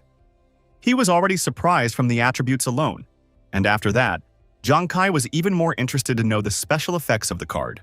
The Devil's Star A. I said that she would now familiarize him with the special effects of the Death God card. 1. The Hour Has Not Come effect is an activatable effect that attacks the target 50 times. Before the time of the effect expires, the user will expend a large amount of energy. During this process, the user will receive a 50% damage boost, but the target cannot die. Jiang Kai was surprised that after 50 attacks, he wouldn't be able to kill the target because it sounds like, I'll give you 50 attacks but still can't kill you. 2. Wrath of the Gods effect. After activating the effect, the death card will begin to rotate intensely, gradually increasing its piercing power. Using Wrath of the Gods would require extra physical and mental energy. Jiang Kai was amazed by the second effect, because if the opponent couldn't dodge, he would receive more and more piercing damage, and if this card was used together with The Hour Has Not Come, it would be 2. 3. Divine Artifact Cognition effect. Death God card cannot be damaged. The user can summon, cast, and bring the card back with mind control. Thanks to the third effect, even if he encounters the Huang family, it will be difficult for them to realize what his trump card is. Jiang Kai picked up the map and said that he didn't expect to be able to find a profession change material, but now he had found a unique weapon for his class. Just what is his God of Death card? And where can he find 8 other cards? Just as suddenly, Jiang Kai heard the bird stirring behind in the fox. Immediately after that, he used the ghost eye focus and saw that they were being approached by a team that was not of the lowest rank, especially since they were not in the best condition at the moment. If any outsiders found out that they had killed the mutated fallen corpse king and obtained his treasure, they would do their best to loot their loot. Jiang Kai immediately informed his friends that someone was approaching them, and suggested that they move farther away without further ado. Sometime later, the commander-in-chief's musings were interrupted by a knock at the door, after which Su Lanlin walked through the door and reported to Wei Ying that another country had discovered the teleportation system. The commander-in-chief wondered if another country had gotten wind of it. Since the development level of Devil Star is low, the territories developed by different countries are not connected to each other. With the exception of some classes that can visit other countries' rookie testing areas, through some methods, there is no overlap between the territories of other countries. But a year ago, every country one by one discovered the lost teleportation arrays. These teleportation arrays are scattered throughout the Devil Star, but they all connect into one common area called the Lost Land. And these lands turned out to be very strange. First, the Lost Lands are extremely huge, and their location changes every 6 months. Second, Lost Lands contain many unexplored mysterious areas called Lost Ruins. Within these areas are rare treasures and powerful class-altering materials. And third, only first-timers who have not reached level 60 can get to the Lost Lands. Most importantly, as soon as people get to the Lost Lands, the AI will transmit a message about this event. She will talk about the acceptable level and the fact that each team must consist of 5 people. The competition itself will not officially begin until all 80 countries have entered the Lost Lands. All first-timers will compete, and first through third-place winners will receive 3-to-1 keys to the Lost Lands, giving them access to the Lost Ruins to search for rare treasures. Su Lanlin revealed that teleportation arrays had been discovered in 49 countries so far. The competition itself would only begin when 80 countries had found an array, except that no teleportation array had yet been discovered in their country of Shengyao. She reminded that only by taking the first places could they explore the Lost Ruins, while the treasures from those ruins could change the destinies of nations. Noticing that the commander-in-chief wasn't going to say anything, Lanlin asked if he was listening to what she was saying. Commander-in-Chief Wei Ying leisurely extinguished his cigar. He then ordered her to call the representatives of all the national guilds to a meeting. 3 days later, Jiang Kai walked out of the market stall contentedly. Afterward, he was greeted by his friends. Yuanzhu asked if he had managed to sell everything, to which Jiang Kai replied that everything was sold out as soon as he put everything on sale. He then raised his hand with the test tubes and revealed that he had also bought the materials they needed for the class change. Jiang Kai explained that they were already ready and that they just needed to drink them to complete the class change. Hu Yan's eyes sparkled, and she said that this time they had managed to obtain really rare materials, and the prices couldn't be low. So how could they be sold out so quickly? UNU suggested that it was probably because the big shots with big pockets were becoming more and more numerous. Su Nuanuan said that she had heard that the military had held a meeting of the national guilds a few days ago. Immediately after that, the various supply departments had increased their purchases of rare resources. She assumed that this was the reason why their rare materials had been bought up at such a high rate. While Nuanuan was speaking, a few noisy players passed nearby, fervently discussing something. The players were discussing the fact that the guild trials were about to bend, and that several powerful new guilds were going to take part. One of the players laughed, after which he said that it was bound to be exciting. He had recently heard that the Huang Guild was taking this year's trials very seriously. They had even announced that the first place would belong to them. Hearing this, Yuanju shouted that the Huang Guild was too arrogant, whereupon he asked Zhang Kai not to worry about it, for he would definitely help him get even with them. With that, Yuanyu supported Zhuge. Zhang Kai agreed with Zhuji, but before doing so, he suggested going to the guild area. Zhuji agreed with Kai's idea. After all, they are participating in the guild trials, which means they need to find a guild to join. Nuanuan asked Kai if this meant that he had found a guild for them. After all, he had previously revealed that he had insulted the Huang family and that no guild had agreed to accept him after that.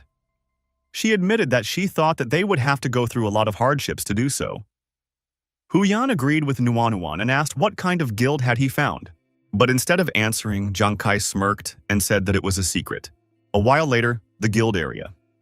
Zhang Kai told his friends that they had arrived, but after seeing the guild, and with disbelief, they asked Kai if he really wanted them to join this guild. Wenju noticed that this guild looks kind of empty. The guild is in the middle of nowhere, there is no one outside the door, and this guild doesn't even have a name. Suddenly, Nuanuan had an epiphany, she asked. Didn't this mean that he had decided to form a guild?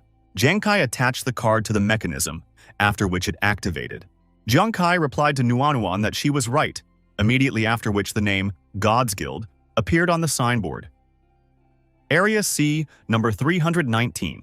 The gate to the guild opened, and upon seeing her, everyone was shocked. For as it turns out, their guild looks amazing. Zhang Kai welcomed his friends to their new guild, the God's Guild, after which they began to admire it with interest.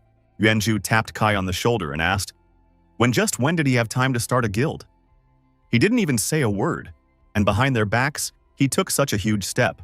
Hu Yan agreed with Yuanju and admitted that she didn't even think that a stingy person like their Captain Kai could agree to buy such a place. The words about him being stingy clearly hit Zhang Kai's estimation. Yuanyu asked, how much should a place like this be worth? After which he guessed that the whole thing was worth at least 100 million Shengyao coins. Zhang Kai was dissatisfied with what he heard, for it appeared that his avaricious image in the face of his partners was truly unshakable. Zhang Kai coughed to get his friend's attention and activated his wristwatch, after which he confessed that he had actually been planning to build a guild for a long time.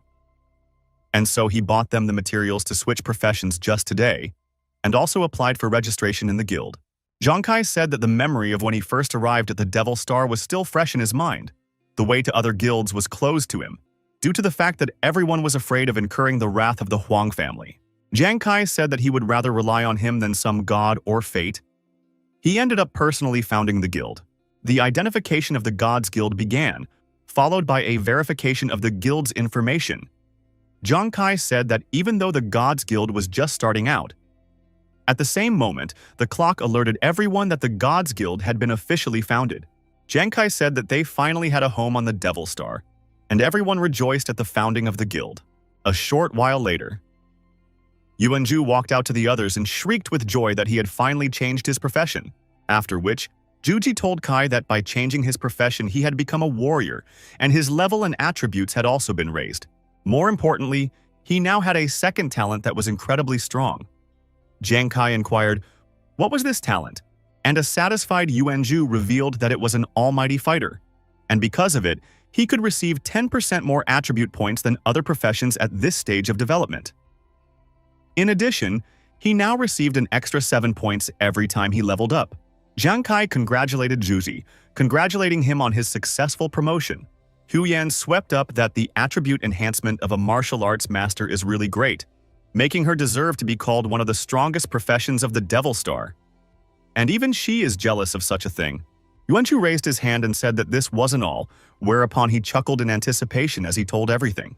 Now he can freely distribute all his attributes during battle, so he can become more agile or boost his attack at the right moment. And then he will restore his original attributes after the battle. This talent will also make it much easier for him to learn new techniques. Huyan swept up that the capabilities of his new skill were incredible, for if used properly, it could crush any opponent of his level. Zhang told Juji that he would probably become the strongest warrior. Juji chuckled and reminded Kai that he had already promised to protect him. Meanwhile, Huyan was sobbing on the sidelines, as she was already tired of being jealous of these two. While they were chatting, the door opened again, and a frustrated Yuanyu walked out from behind it. Yuanju asked why he looked so gloomy. Could it be that he had failed to change his profession? After which Zhang Kai also asked, what is wrong with him? With tears in his eyes, Yuanju said that he had successfully changed his profession, but he had become a drunkard again. And his new skill was to easily enjoy drinking. With this, his strength and agility will additionally increase by 2 points per level, while his stamina has decreased from 3 points to 2. Zhang Kai explained that usually after the 20th level of a profession, players would receive 20 attributes per level, except for special professions such as martial artist and warrior, which would receive extra points, which means that it's already good if his profession gets 3 extra points. Feeling a little cheerful, Yuanyu asked, "Is this true?" Huyan said that it was really rare, after which she admitted that she wondered how his new talent, enjoying alcohol, worked. Yuanyu said that enjoying alcohol would stimulate his subconscious mind more thoroughly, allowing him to go from being completely drunk to a subtle state between drunk and not drunk. In addition, he believes that it can be compared to… All three of them together asked, "What does it compare to?" Yi Yuanyu awkwardly replied that it was like a libation. His companions suddenly felt uneasy, for what would happen if he suddenly became more liberated? Half an hour passed, but the door still wouldn't open. Zhangju asked if there could be any problem since Nuan is still not coming out. Huyan asked to wait a little longer because changing careers has always been considered a difficult process. But even so, she believes that Nuan will be able to do it. Just as suddenly, the door opened and Nuan appeared behind it. But as soon as she stepped out, everyone noticed that Nuan was trembling for some reason, causing everyone to be frightened. Yuanju immediately asked, could it be that her career change was a failure? If so, there was nothing wrong and she could try again. After which, Huyan revealed that the first time she changed her profession, it also didn't go well for her. Guanyu asked her not to get upset after all. They would always be there for each other. Zhang Kai asked the guys not to worry and said that he thought Nuan had something to tell them. As suddenly, Nuan glared and said with tears in her eyes that she certainly didn't expect this. But after changing her profession to a doctor, she had a new talent: toxin analysis, the odds of which are less than 1 in 1,000. Everyone was pleasantly surprised by what Nuan said. Nuan revealed that with the talent of toxin analysis, she could increase the speed of medicines by 10%, poisons by 50%, and the ability to detect toxic substances by 30%. Yuanyu said that was just fine, after which he asked, does it turn out that she was going to go down the path of using poisons? To which she replied that it wasn't necessarily so, because as they say, medicine has 3 poisons. And when making medicine, she could use this talent to remove the toxins in the medicine, through which she would finally be able to enhance their effects. Now then, Yuanju, Huyan, and Yuanyu understood the meaning behind her new skill. Zhang Kai once again congratulated his comrades on their successful career change, after which he reminded them that they had many strong teams as opponents. These teams were specially sent by the major guilds to fight for the team rankings, and therefore they couldn't afford to be careless. Zhang Kai suggested that they should work hard in the coming days before the guild trials began. For the sake of that, they should put more effort into raising their levels. Having their spirits lifted by the rise in their classes, the friends happily agreed to give it their best shot. 7 days later, after clearing the area, there were notifications of collecting 180 carcasses of elite-level timberwolves and 2 warrior-level timberwolves. Yuanju, who had risen to the 25th level, said that he felt that he had grown a lot in the past 7 days. Nuan was also happy with the past few days, as she had obtained the 24th level. Huyan, who had reached the 31st level, giggled and then said that she was getting better at using the rain prayer. Yuanyu, like Yuanju, had also obtained the 25th level. Everyone was discussing how well they had managed to pump up recently when suddenly, a notification arrived on Zhang Kai's wristwatch. Zhang Kai said that the guild's group battle lists had already been announced, after which he showed the list to the others. But seeing the description of the first day, everyone was confused. Horrified at what she saw, Nuanuan asked, how could something like this happen? In the first round, they would fight the Xuanwu Guild's instant kill team and Huang Da, who bore a grudge against Kai. After which Hu Yan added that while the previous guild trials had always been one-sided, this time, the only criterion for victory was to completely annihilate the opposing team. Angry at what he saw, Yuanzhu immediately went to the military to find out how much the Huang family had a hand in this. But he was grabbed by Yuan Yu and tried to stop him, asking him to calm down. Zhang Kai told Zhuji that there was no need for him to do this. Whether it was God's will or an intention for revenge, but it had already happened. Plus, he had been planning to face Huang Du for a long time. Nuanuan and Hu Yan were worried about Kai since he dared to go this far. Jing Kai said to himself that he was very lucky in the first round because the Huang family had already owed him a long time ago. He was willing to take this opportunity to return his capital with interest. The next day, the arena where the guild trials are to be held, the spectators were buzzing about, waiting for the spectacles and fights to begin. The host announced that there were only 15 minutes left before the team competition for levels 21 to 40 began, so she called the audience to calm down and stop walking around in circles. After which, she announced the participating teams: the Xuanwu Guild's Instant Kill Team and the Gods of Fire Guild's Fire Gods team. If they are already here, then they can enter the stage. As soon as Huang Da and his team entered the stage, the audience started chanting that no one would be able to stop the Instant Kill Team. Everyone believed that this time, the Instant Kill Team would create their own history and that the Xuanwu Guild was invincible. Xiao Tao told the girl that she was lucky since she managed to get into the annual guild trial, and since she was here, he would show her around. And even though she had placed in the beginner rankings this month, he advised her not to be too proud and learn how experienced players acted. But the girl asked, "What is there to see in the preliminary rounds?" After all, it is clear to everyone that the interesting will be at the very end. Xiao Tao advised Hong Xuan not to be so proud just because she is the first in the rookie trials. Besides, among the participants in this trial, there is a person who broke Sheng Yao's 30-year rookie record. Just upon hearing this, with a gleam in her eyes, Hong Xuan asked if she was talking about Zhang Kai. Hong Xuan's comrades were astonished to see her like this. Huang Da asked, where was Zhang Kai now? After which he chuckled and asked if it could be that he got scared as soon as he found out that he would be fighting with their team and didn't show up. One of Huang Da's comrades laughed and said that it was fine. After all, their reputation was quite great. And even if Zhang Kai dared to touch Huang Da's brother, how would he dare to do the same to an elder? At the top of his voice, Huang Da asked Zhang Kai if he didn't like it here. He demanded that Zhang Kai come out and fight him. Immediately afterwards, the spectators began to mock the team that had chickened out. Just as suddenly, Huang Da was approached from the other side of the arena. After that, he saw the Fire God team coming out on the stage. Yuanzhu asked Huang Da what was he yelling about. After entering the ring, Hu Yan told Huang Da that he would not be able to find out who the coward was until he personally fought them. Yuanzhu agreed with Hu Yan's words. The martial practitioners were watching what was happening in the arena, and their attention was drawn to Yuanzhu and Su Nuanuan. Professor Li said it was all planned, and that they could evaluate their freshman's performance during the game.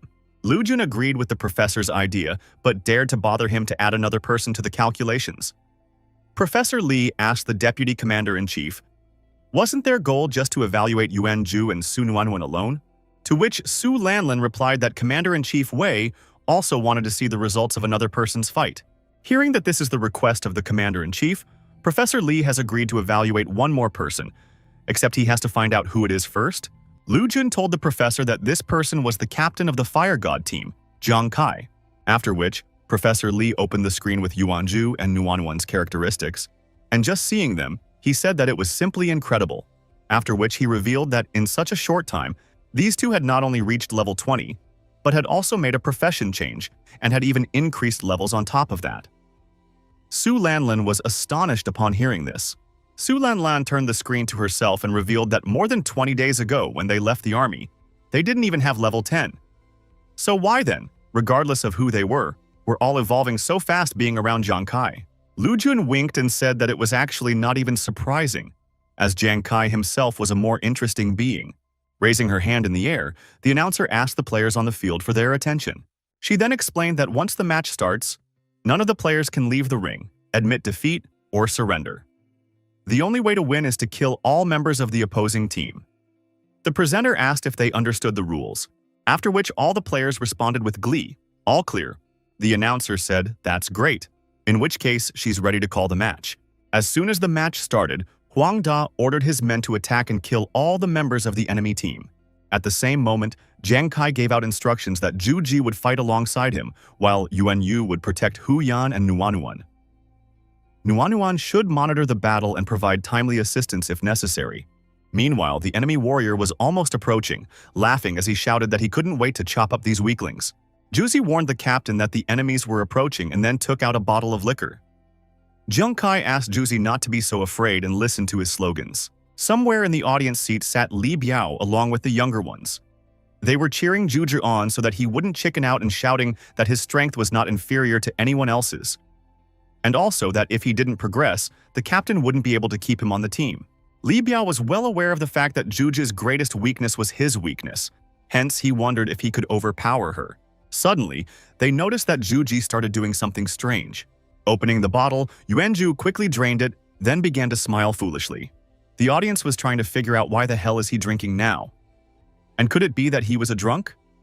If so, the Fire God's team was clearly mocking them. But the one suddenly bent down and raised his blade and said that he was Yuanju, the strongest god of war. So how could some trash dare to mess with their Kai? Jiang Kai was amazed at how quickly Yuanju got drunk. Suddenly, Yuanju quickly approached the instant kill team and struck with all his might, shouting that it was their hour of doom. One of the instant kill team players asked, "Wasn't it said that this guy was just a coward with an E grade in the army? So what the hell is going on here?" One of the comrades admitted that he didn't know himself, but the guy in front of them was just a crazy drunk. Flaring an aura from the warrior's heart, Yuanju laughed loudly, then rushed towards the enemies asking who would be able to compete with him. Jiang Kai fully realized that he would no longer be able to stop Zhu, after which he thought about the fact that fortunately, Yuan Yu was still. Just as suddenly, a silhouette swept by him, not letting Jiang Kai finish speaking. The girls were astonished by Yuan Yu's act, for he had taken and left them without protection. The drunken Yuan Yu ran towards his enemies, shouting that he had never been weaker than others in his life, and that he would be the first to deal with all of them. The bald big guy from the instant kill team complained that these guys had another drunk on their team and advised the others to deal with him first. Unexpectedly, Yuan Yu's goal was not the enemy, but the big guy's heart. Rushing towards him, Yuan Yu shouted about how beautiful and charming this child was, and that he had only come here for her love. Before the big guy could ask, "What the hell?" Yuan Yu landed right on top of the shocked opponent. Immediately after that, Yuan Yu started trying to kiss his beloved, but his rival clearly didn't want it and tried his best to get rid of the fatty. The big man ordered Yuan Yu to get the hell out of here and kicked him with his foot, throwing him into the air. After which, Yuan Yu landed right beside Jiang Kai, who stared at his drunken friend with disdain. Hesitantly landing, Yuan Yu immediately jumped up and laughingly ran towards his fierce beauty. Everyone who saw it was amazed at what they saw, and even began to wonder if the entire team of fire gods was made up of lunatics. Hongshuan turned to Brother Xia and said that apparently these people were perverts, and the latter chose not to comment on it. Meanwhile, the girls were uncomfortable because of the fact that people had clearly started discussing their team. Hu Yan nervously said that now the audience would definitely think that the Fire God's team was made up of perverts. And then Nuanwen added that Zhu Zhu and Brother Yuan could only activate their power when they were drunk, and they did it to protect them. Since Yuan Yu and Zhu Ji were both delirious right now, Jiang Kai decided that he needed to focus so that the enemy wouldn't break through, and so he used the Ghost Eye Focus. Meanwhile, Yuanju jumped into the air and flew towards the two opponents. After that, he crashed into the enemy's camp using Stomp the Ground, but those managed to dodge his attack. The warrior recognized that he had barely dodged the attack. Luckily, his agility was high enough for that. The warrior pounced on Yuanju, wanting to send this madman to the other world. But at the same moment, Jiang Kai intervened and shouted at Zhuji to beware of an attack from behind, and threw 5 blades at the enemy, except that one was already prepared for Jiang Kai's attack, and so a card appeared in the warrior's hand. Immediately after, a shield appeared from the card, thanks to which he blocked Jiang Kai's blades. The enemy mentally laughed. for this shield was prepared especially for Jiang Kai. Until someone who could break through the shield's defense appeared, even a critical strike wouldn't be able to kill him. Taking the opportunity, one of the enemy players passed by Jiang Kai. Yuan Yu and Yuan Ju then ran towards the girls. In front of him were the healer and fortune teller who were unable to fight, which meant that they could be taken care of first. Hu Yan spoke in front of Nuanuan and asked the latter to hide behind her while she dealt with this problem. Suddenly, a large hailstorm began to fall in the arena, which was impossible to ignore. And taking advantage of it, Hu Yan began to fire ice shells at the enemy player. The warrior from the enemy team did not expect that this fortune teller was capable of creating ice blocks from the air, so he was attacked. A satisfied Hu Yan said that in the past few days, she had been practicing using the ice jade that Commander Kai had given her, using it to knock down the enemy's attacks. And as it turned out, the effect was really good. Suddenly, another player intervened in their battle and immediately began chopping ice projectiles in front of his ally.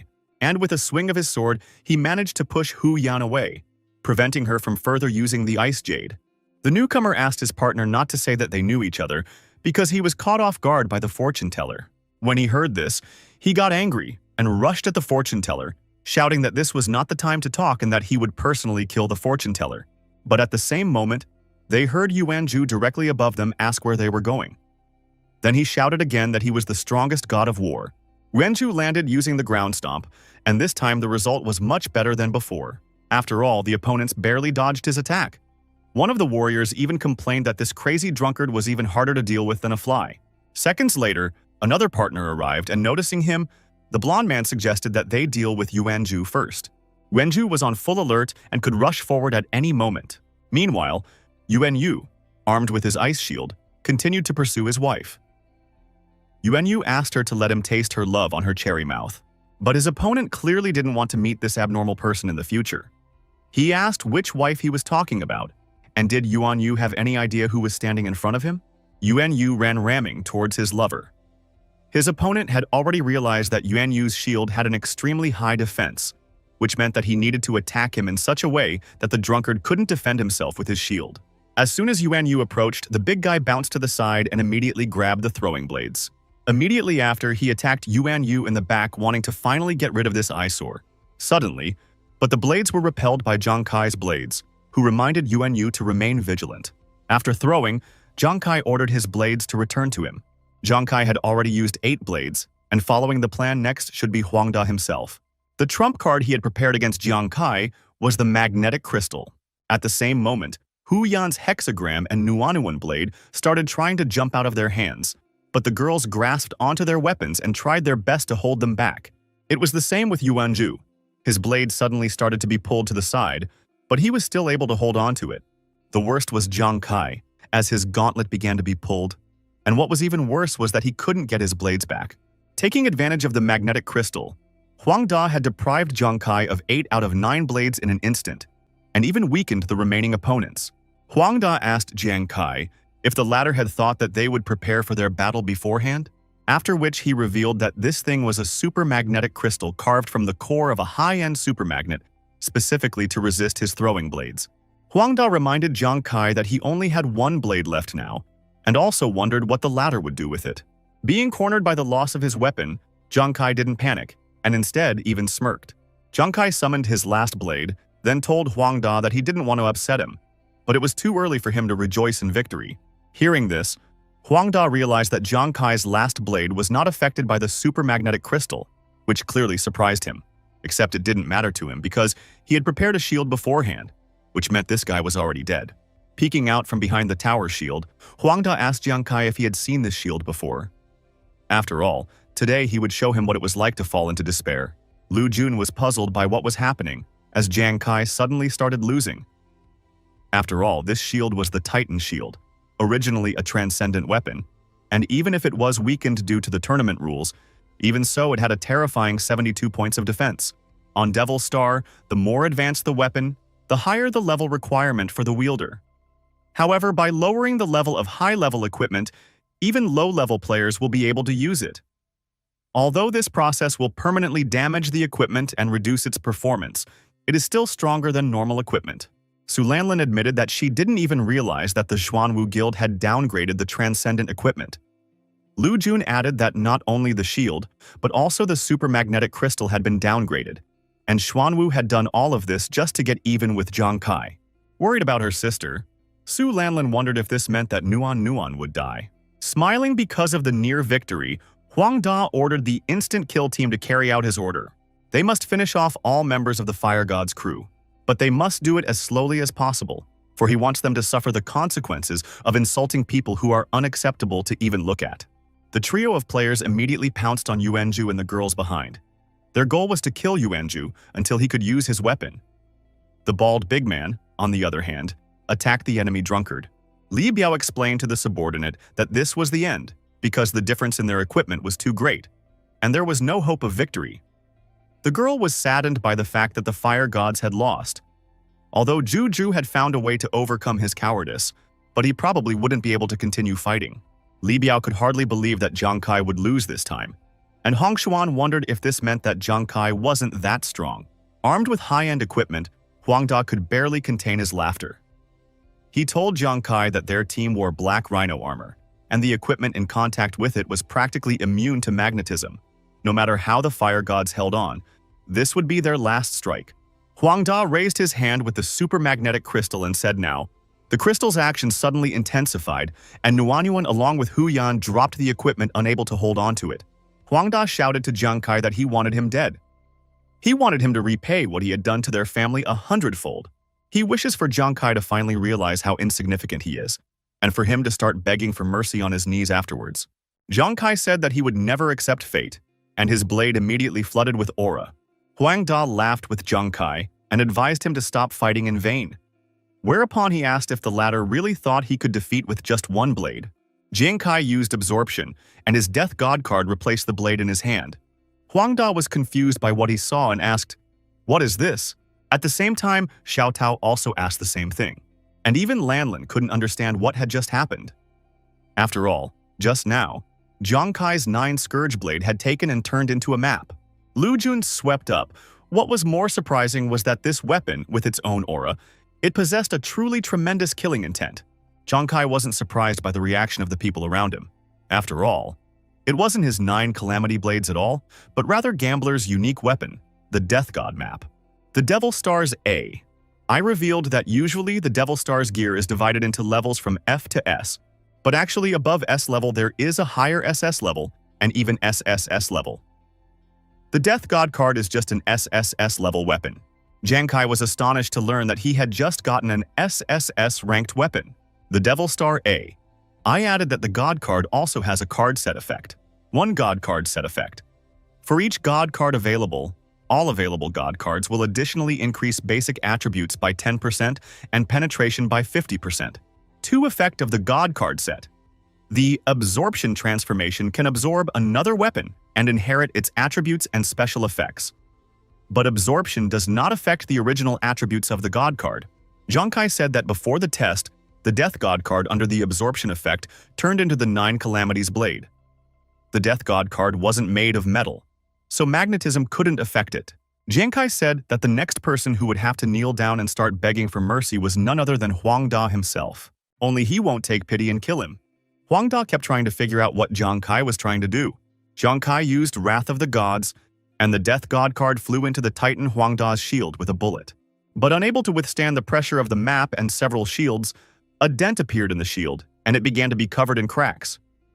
Huang Da tried to understand how this was even possible. After all, his titanium shield was the equipment of a transcendent, even though he had come through a downgrade. At the time, some unremarkable card crashed into him, so how could it penetrate his Titan shield? Unable to withstand the onslaught, the Titan's shield was still destroyed, and Huang Da received damage from the Death God card. He then flew backwards and crashed into the barrier, dropping the supermagnetic crystal. As soon as the crystal fell out of Huang Da's hands, the weapon he had grabbed was immediately released. And since weapons held nothing back, Yuan Ju was able to block the swords of 3 opponents at once without any problems. Meanwhile, the big guy from the instant kill team kept trying to bypass Yuan Yu's shield to finish him off. But Yuan Yu didn't mind too much because, in trying to do this, his wifey shows herself to be quite naughty. The spectators were trying to figure out if they were being mocked or what. After all, a seemingly thin card had hit a huge shield, but somehow Jiang Kai's attack managed to break through it. Huang Da refused to accept what had happened after all. There was no way he could lose to such a loser. Huang Da tried to stand up, but suddenly he realized that he had no strength to do so. Frightened by what had happened, the members of the instant kill squad were already about to go to the boss's rescue. But Yuanzhu and Yuanyu stood in their way, whom they were never able to kill.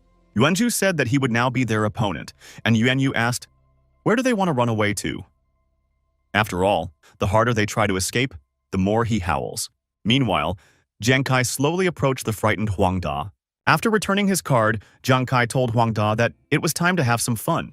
The time of his death will not come soon enough. Jiang Kai chopped the card at Huang Da, causing him to shriek out due to the pain. Su Lanlin said it was so fast that the naked eye could hardly follow the impact.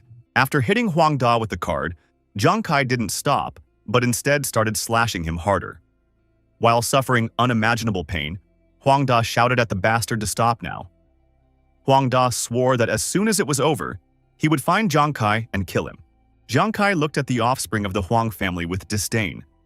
Huang Da really wasn't going to repent for his crimes so easily, so Jiang Kai said that if he thought that was the end of it, Huang Da was greatly mistaken. Immediately after that, Jiang Kai used more strength, thus dealing more and more damage to Huang Da.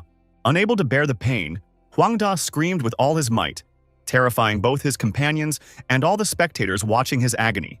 Jiang Kai said that for Huang Da, killing is a common thing, because he doesn't care about other people's life and death, and so he will let him feel the same fear of death as his victims. Hearing this, Huang Da began to panic and pleaded in a trembling voice for him not to do this. But Jiang Kai had no mercy on him and used the ability of his equipment, Death Torment, which caused the enemy to begin to feel the uninterrupted torture of death, through which he instantly put Huang Da into a state of deathly despair. But even so, Jiang Kai wasn't going to stop and said that the hour hasn't come yet. Immediately after that, the Death God card began to inflict cut after cut on Huang Da, forcing him to endure more and more pain along with the applied skills. After a series of cuts, Huang Da could no longer think of anything but pain. Huang Da wondered who was cutting him. He felt as if he was being ripped through his stomach and had already started to devour his insides. Unable to bear it all, Huang Da began to beg for salvation, but the process continued until his body turned to mush. The pain still didn't stop piercing his body like a multitude of swords. Huang Da only wanted to know one thing. Why did he continue to feel all these things and couldn't die? Huang Da stretched out his hand and shouted that he couldn't take it anymore. Jiang Kai asked Huang Da, "Is it really that unbearable?" After all, the pain he was feeling now was less than 1,000th of the pain of the innocent people he wasn't even going to spare. Huang Da squeezed his head with his hands and shouted and began to beg to just be killed.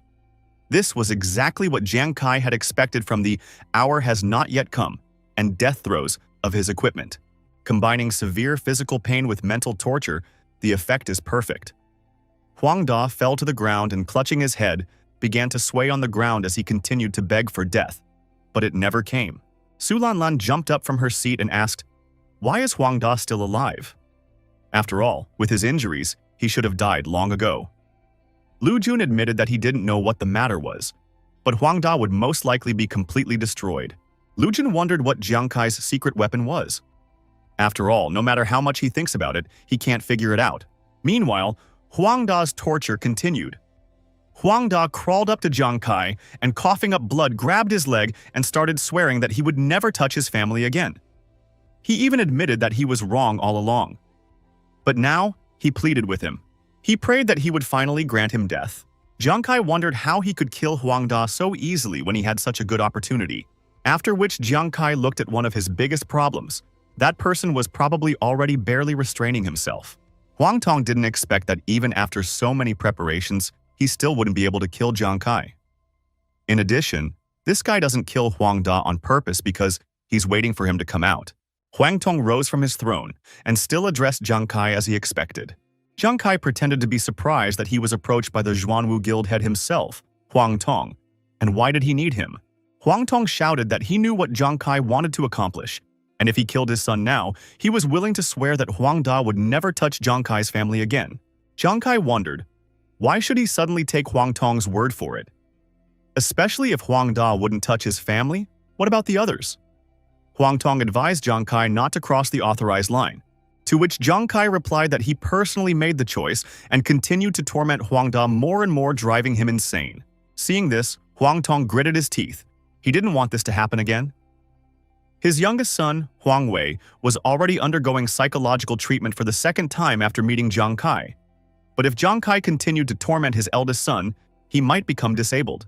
After a brief thought, Huang Tong turned to Jiang Kai again, after which his face appeared in front of the audience, and he said that in front of everyone present, he swore that he would guarantee the safety of his family using the reputation of their Xuanwu guild. If Jiang Kai didn't believe him, he would agree to make an agreement in front of the military when everything was over. Jiang Kai nodded contentedly and said that he agreed, after which he gestured with his hand to withdraw the card so that it would stop tormenting Huang Da. Jiang Kai said that if anyone dared to touch his family from now on, whether it was the Huang family or the Xuanwu guild, he would destroy them. Right after Jiang Kai's words, the Death God card took away the support of Huang Da's head in one move. Huang Tong was barely holding it together. Just now, his son had been tortured in front of his eyes, after which he was forced to publicly promise protection to Jiang Kai's family. One of the soldiers still dared to approach the head, trembling with anger, and addressed him to... He immediately called the soldiers idiots and asked them why they were numb. He ordered them to act immediately and call the best psychiatrist to check Huang Da's condition. Huang Tong asked Jiang Kai to wait for him, for he would still get his revenge, and then he left the arena. Meanwhile, a satisfied Jiang Kai watched Huang Tong walk away in a rage. Just as suddenly, Jiang Kai felt a sharp jolt, and fatigue immediately came over him. Jiang Kai had risked too much by simultaneously using Absorption, Wrath of the Gods, The Hour Has Not Yet Come, and Agony of Death. And now he could barely stay on his feet. His mental power was already too close to overconsumption, except now is clearly not the time to let his hands go. Even though he had killed Huang Da, there were still 4 warriors from the instant death team standing against them. As long as he's here, they'll be afraid of him and will surely be distracted by him while they fight with Zhuji, Yuanyu, and the girls. Meanwhile, Zhuji continued his battle and used a strength boost. Yuanju asked his enemies, how do such cowards even dare to fight him?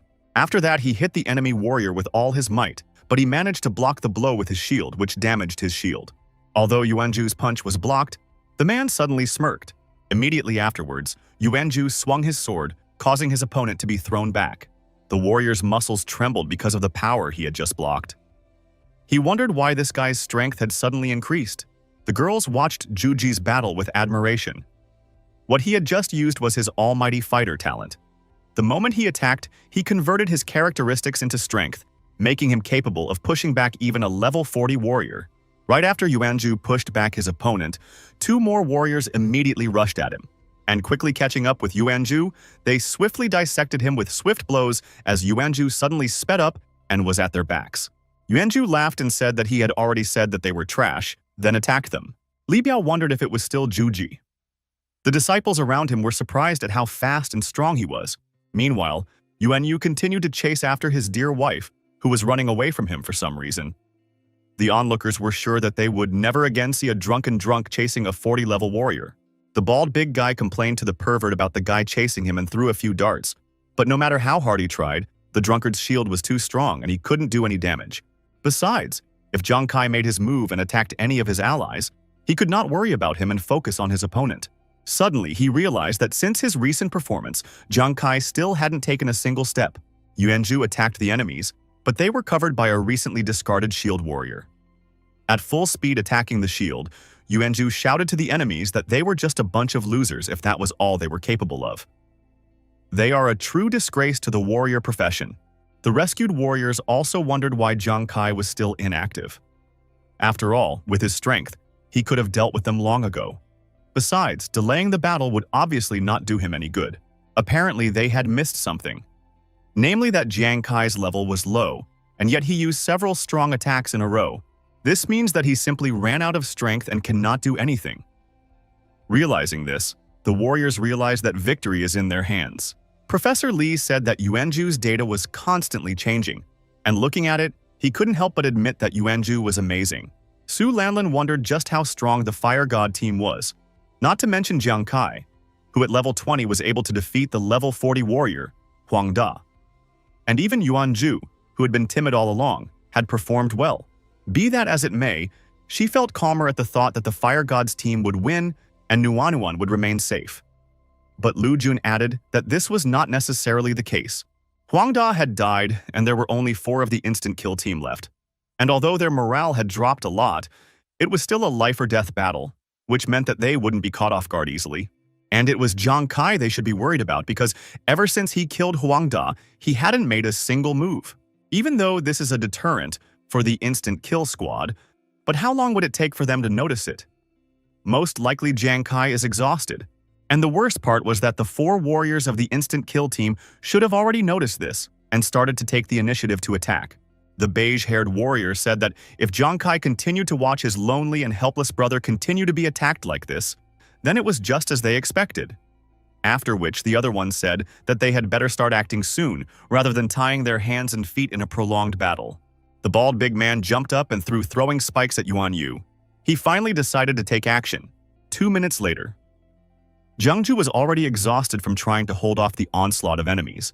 During this time, the enemies had already noticed that Yuanju's attributes seemed to change all the time. And as soon as his sword strength increased, his speed would increase, or vice versa.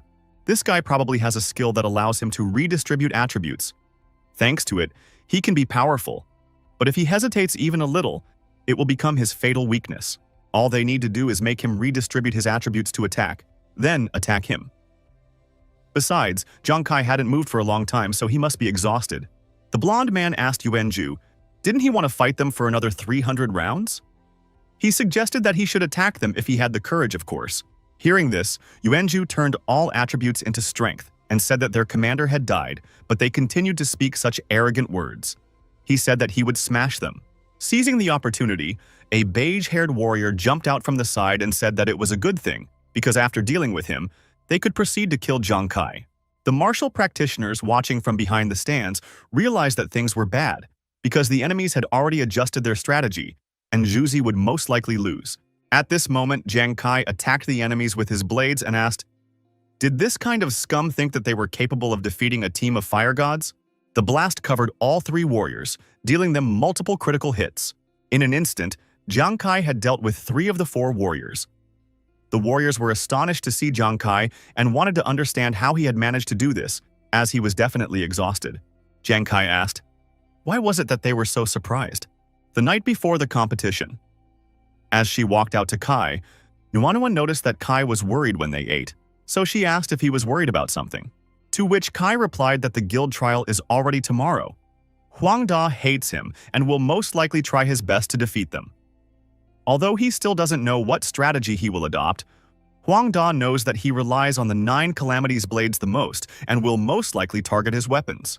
Nuanuan asked if he had any ideas. Jiang Kai asked if Nuanuan had forgotten about that mysterious map he was telling him about. Thanks to the map, he was 90% confident that he could single-handedly solve the problem in the form of Huang Da. Except they aren't facing Huang Da alone, while using this card has some consequences. If they don't have a strategy, they have less than a 60% chance of wiping out the entire instant kill team. Nuanuan recalled that they had already used up the Phoenix Tears, whereupon she opened the interface and looking for something in it, told her that she had been looking for an alternative to use for the test for some time now. Unfortunately, it was not successful. The only thing she can give is an anesthesia capsule, which, coupled with Kai's attributes, will briefly restore 50% of his energy a minute after taking it. But the problem with the pill is that while digesting it, he will fall into a state of paralysis. In addition, the anesthesia capsule has very harsh conditions of use. Before using it, the user must use up all his spiritual energy, otherwise it will be ineffective. A minute of paralysis during a fight is too dangerous, and voluntarily draining all her strength is tantamount to suicide. Which is why she needs to think of something better. Suddenly, Jiang Kai grabbed Nuanuan's shoulders and said that she was awesome, which embarrassed her. Jiang Kai explained that his confidence in victory was now 100%, and Nuanuan would just have to wait and see. A moment ago, Jiang Kai was watching what was happening in the arena. Zhuzi was shouting to the enemies during the fight that when attacking the strongest god, they should be prepared to die. And Yuan Yu kept trying to kiss his fleeing wife. The situation on the battlefield was under control, and so Jiang Kai dared to swallow the biting anesthesia capsule. Immediately afterward, it began its effect and he fell into paralysis for a full minute. Jiang Kai admitted that he was even a little sorry that they had exhausted all their chances. Catching the moment, the bald man threw his blades at Yuan Yu, but he blocked them and then asked his fleeing wife, "Does she want to play hide-and-seek with him?" Just as suddenly, the big guy felt goosebumps all over his body from the wind behind him. But before he could react, Yuanju delivered his finishing blow, shattering the enemy. Yuanju asked to remember that he should be honored that he died by the sword of the greatest god of war. Yuanyu ran up to his wife's body and hugged her and cried out loudly in grief. Yuanyu asked, what was wrong with him? Why did he take and kill his lovely wife? Yuanju wondered if he was joking by asking such a stupid question. He is the strongest god of war in the world, so there is no point in asking why he killed this warrior. Suddenly, Yuanyu said that his lovely wifey had left, which means Juji should take her place and accept his kiss. Whereupon he rushed towards Yuanju, but no sooner had he taken a couple of steps than an incomprehensible aroma spread around him. Things began to swirl in Yuanyu's eyes, and he complained about being disturbed by that fragrance again. Zhongkai was glad that Nuan had prepared some sleeping pills for them for such occasions. But from the looks of it, they would have to prepare even more, because now the drunken Yuanyu was much more dangerous than before. After sorting out the problems, Zhang Kai asked the girls if they were okay. Hu Yan asked Commander Kai not to worry, as they weren't hurt, and they were fine. The bodies of the instant kill team members began to disappear, and the anchor woman announced that, as Yuanju suddenly came out to her, he asked who she was, and if she had come for the sake of fighting the strongest war god. The presenter did not expect something like this and wondered what was going on here. And Jiang Kai with Nuanwan and Hu Yan panicked as they forgot about the drunken Zhuji. And rushing to the rescue, Jiang Kai started apologizing to the hostess for their friend. Zhang Kai, along with Hu Yan, grabbed Zhuji, after which Kai said that he had already realized that he was the strongest god of war. Hence, he asked him to calm down. After which Hu Yan added that he was indeed invincible. The host was dumbfounded by what was happening, but even so, she announced that the team of fire gods had won this round, and then she asked them to participate in the second round of the tournament tomorrow morning. After finishing her sentence, the presenter tried to get her feet away. Meanwhile, Yuanju clung to Kai and shouted that he would definitely protect him. A tired Zhang Kai replied that he had already memorized that a long time ago. Taking Juzi by the hand, Zhang Kai motioned for Nuan and Hu Yan to leave this place.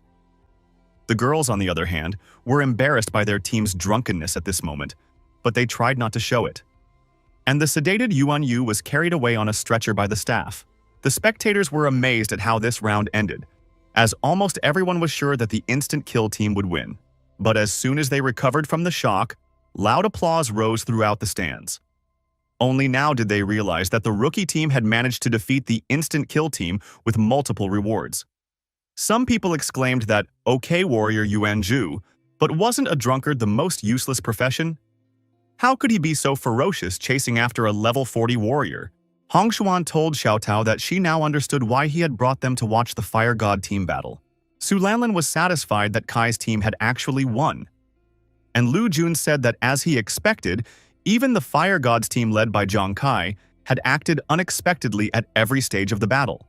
Plus, he was confident that Commander-in-Chief Wei was looking forward to the ranking results. Professor Li interrupted them by saying that the results of the rankings had been released.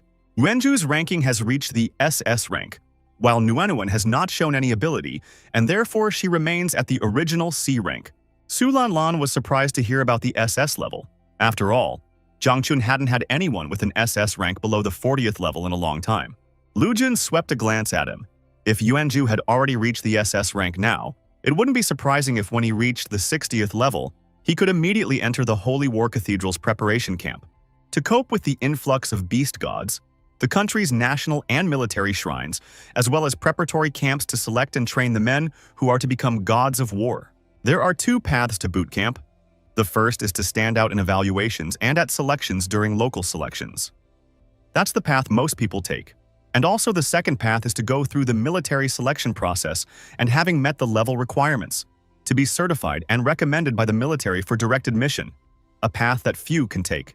Su Lanlan was astonished by the deputy commander-in-chief's words, because in all of Shengyao, within a year, there might not even be a single person who could enter the cathedral. She had in no way expected that Yuanju would have such potential. Thinking of something, Lu Jun asked the professor, "What about Zhang Kai's ranking?" To which the professor replied that the rank was undetermined. Lu Jun and Su Lanlan were astonished at what they heard. And Professor Lee revealed that it was because Jiang Kai's data had some serious inconsistencies. Jiang Kai's characteristics at level 20 are incredibly inflated, but considering that they don't know his profession, they won't take it into account for now. Furthermore, Jiang Kai's stats are still below level 40, but his attacks are already showing incredible destructive power. Even in a certain test, Jiang Kai's attack ratio reached an exaggerated 24,000, which was simply unbelievable. And as for his weapon as a map, it wasn't that they couldn't find relevant data in any equipment database. It even caused the calculation program to crash. The only thing they could determine was that although Jiang Kai excelled in terms of combat efficiency, he had exhausted his abilities too early.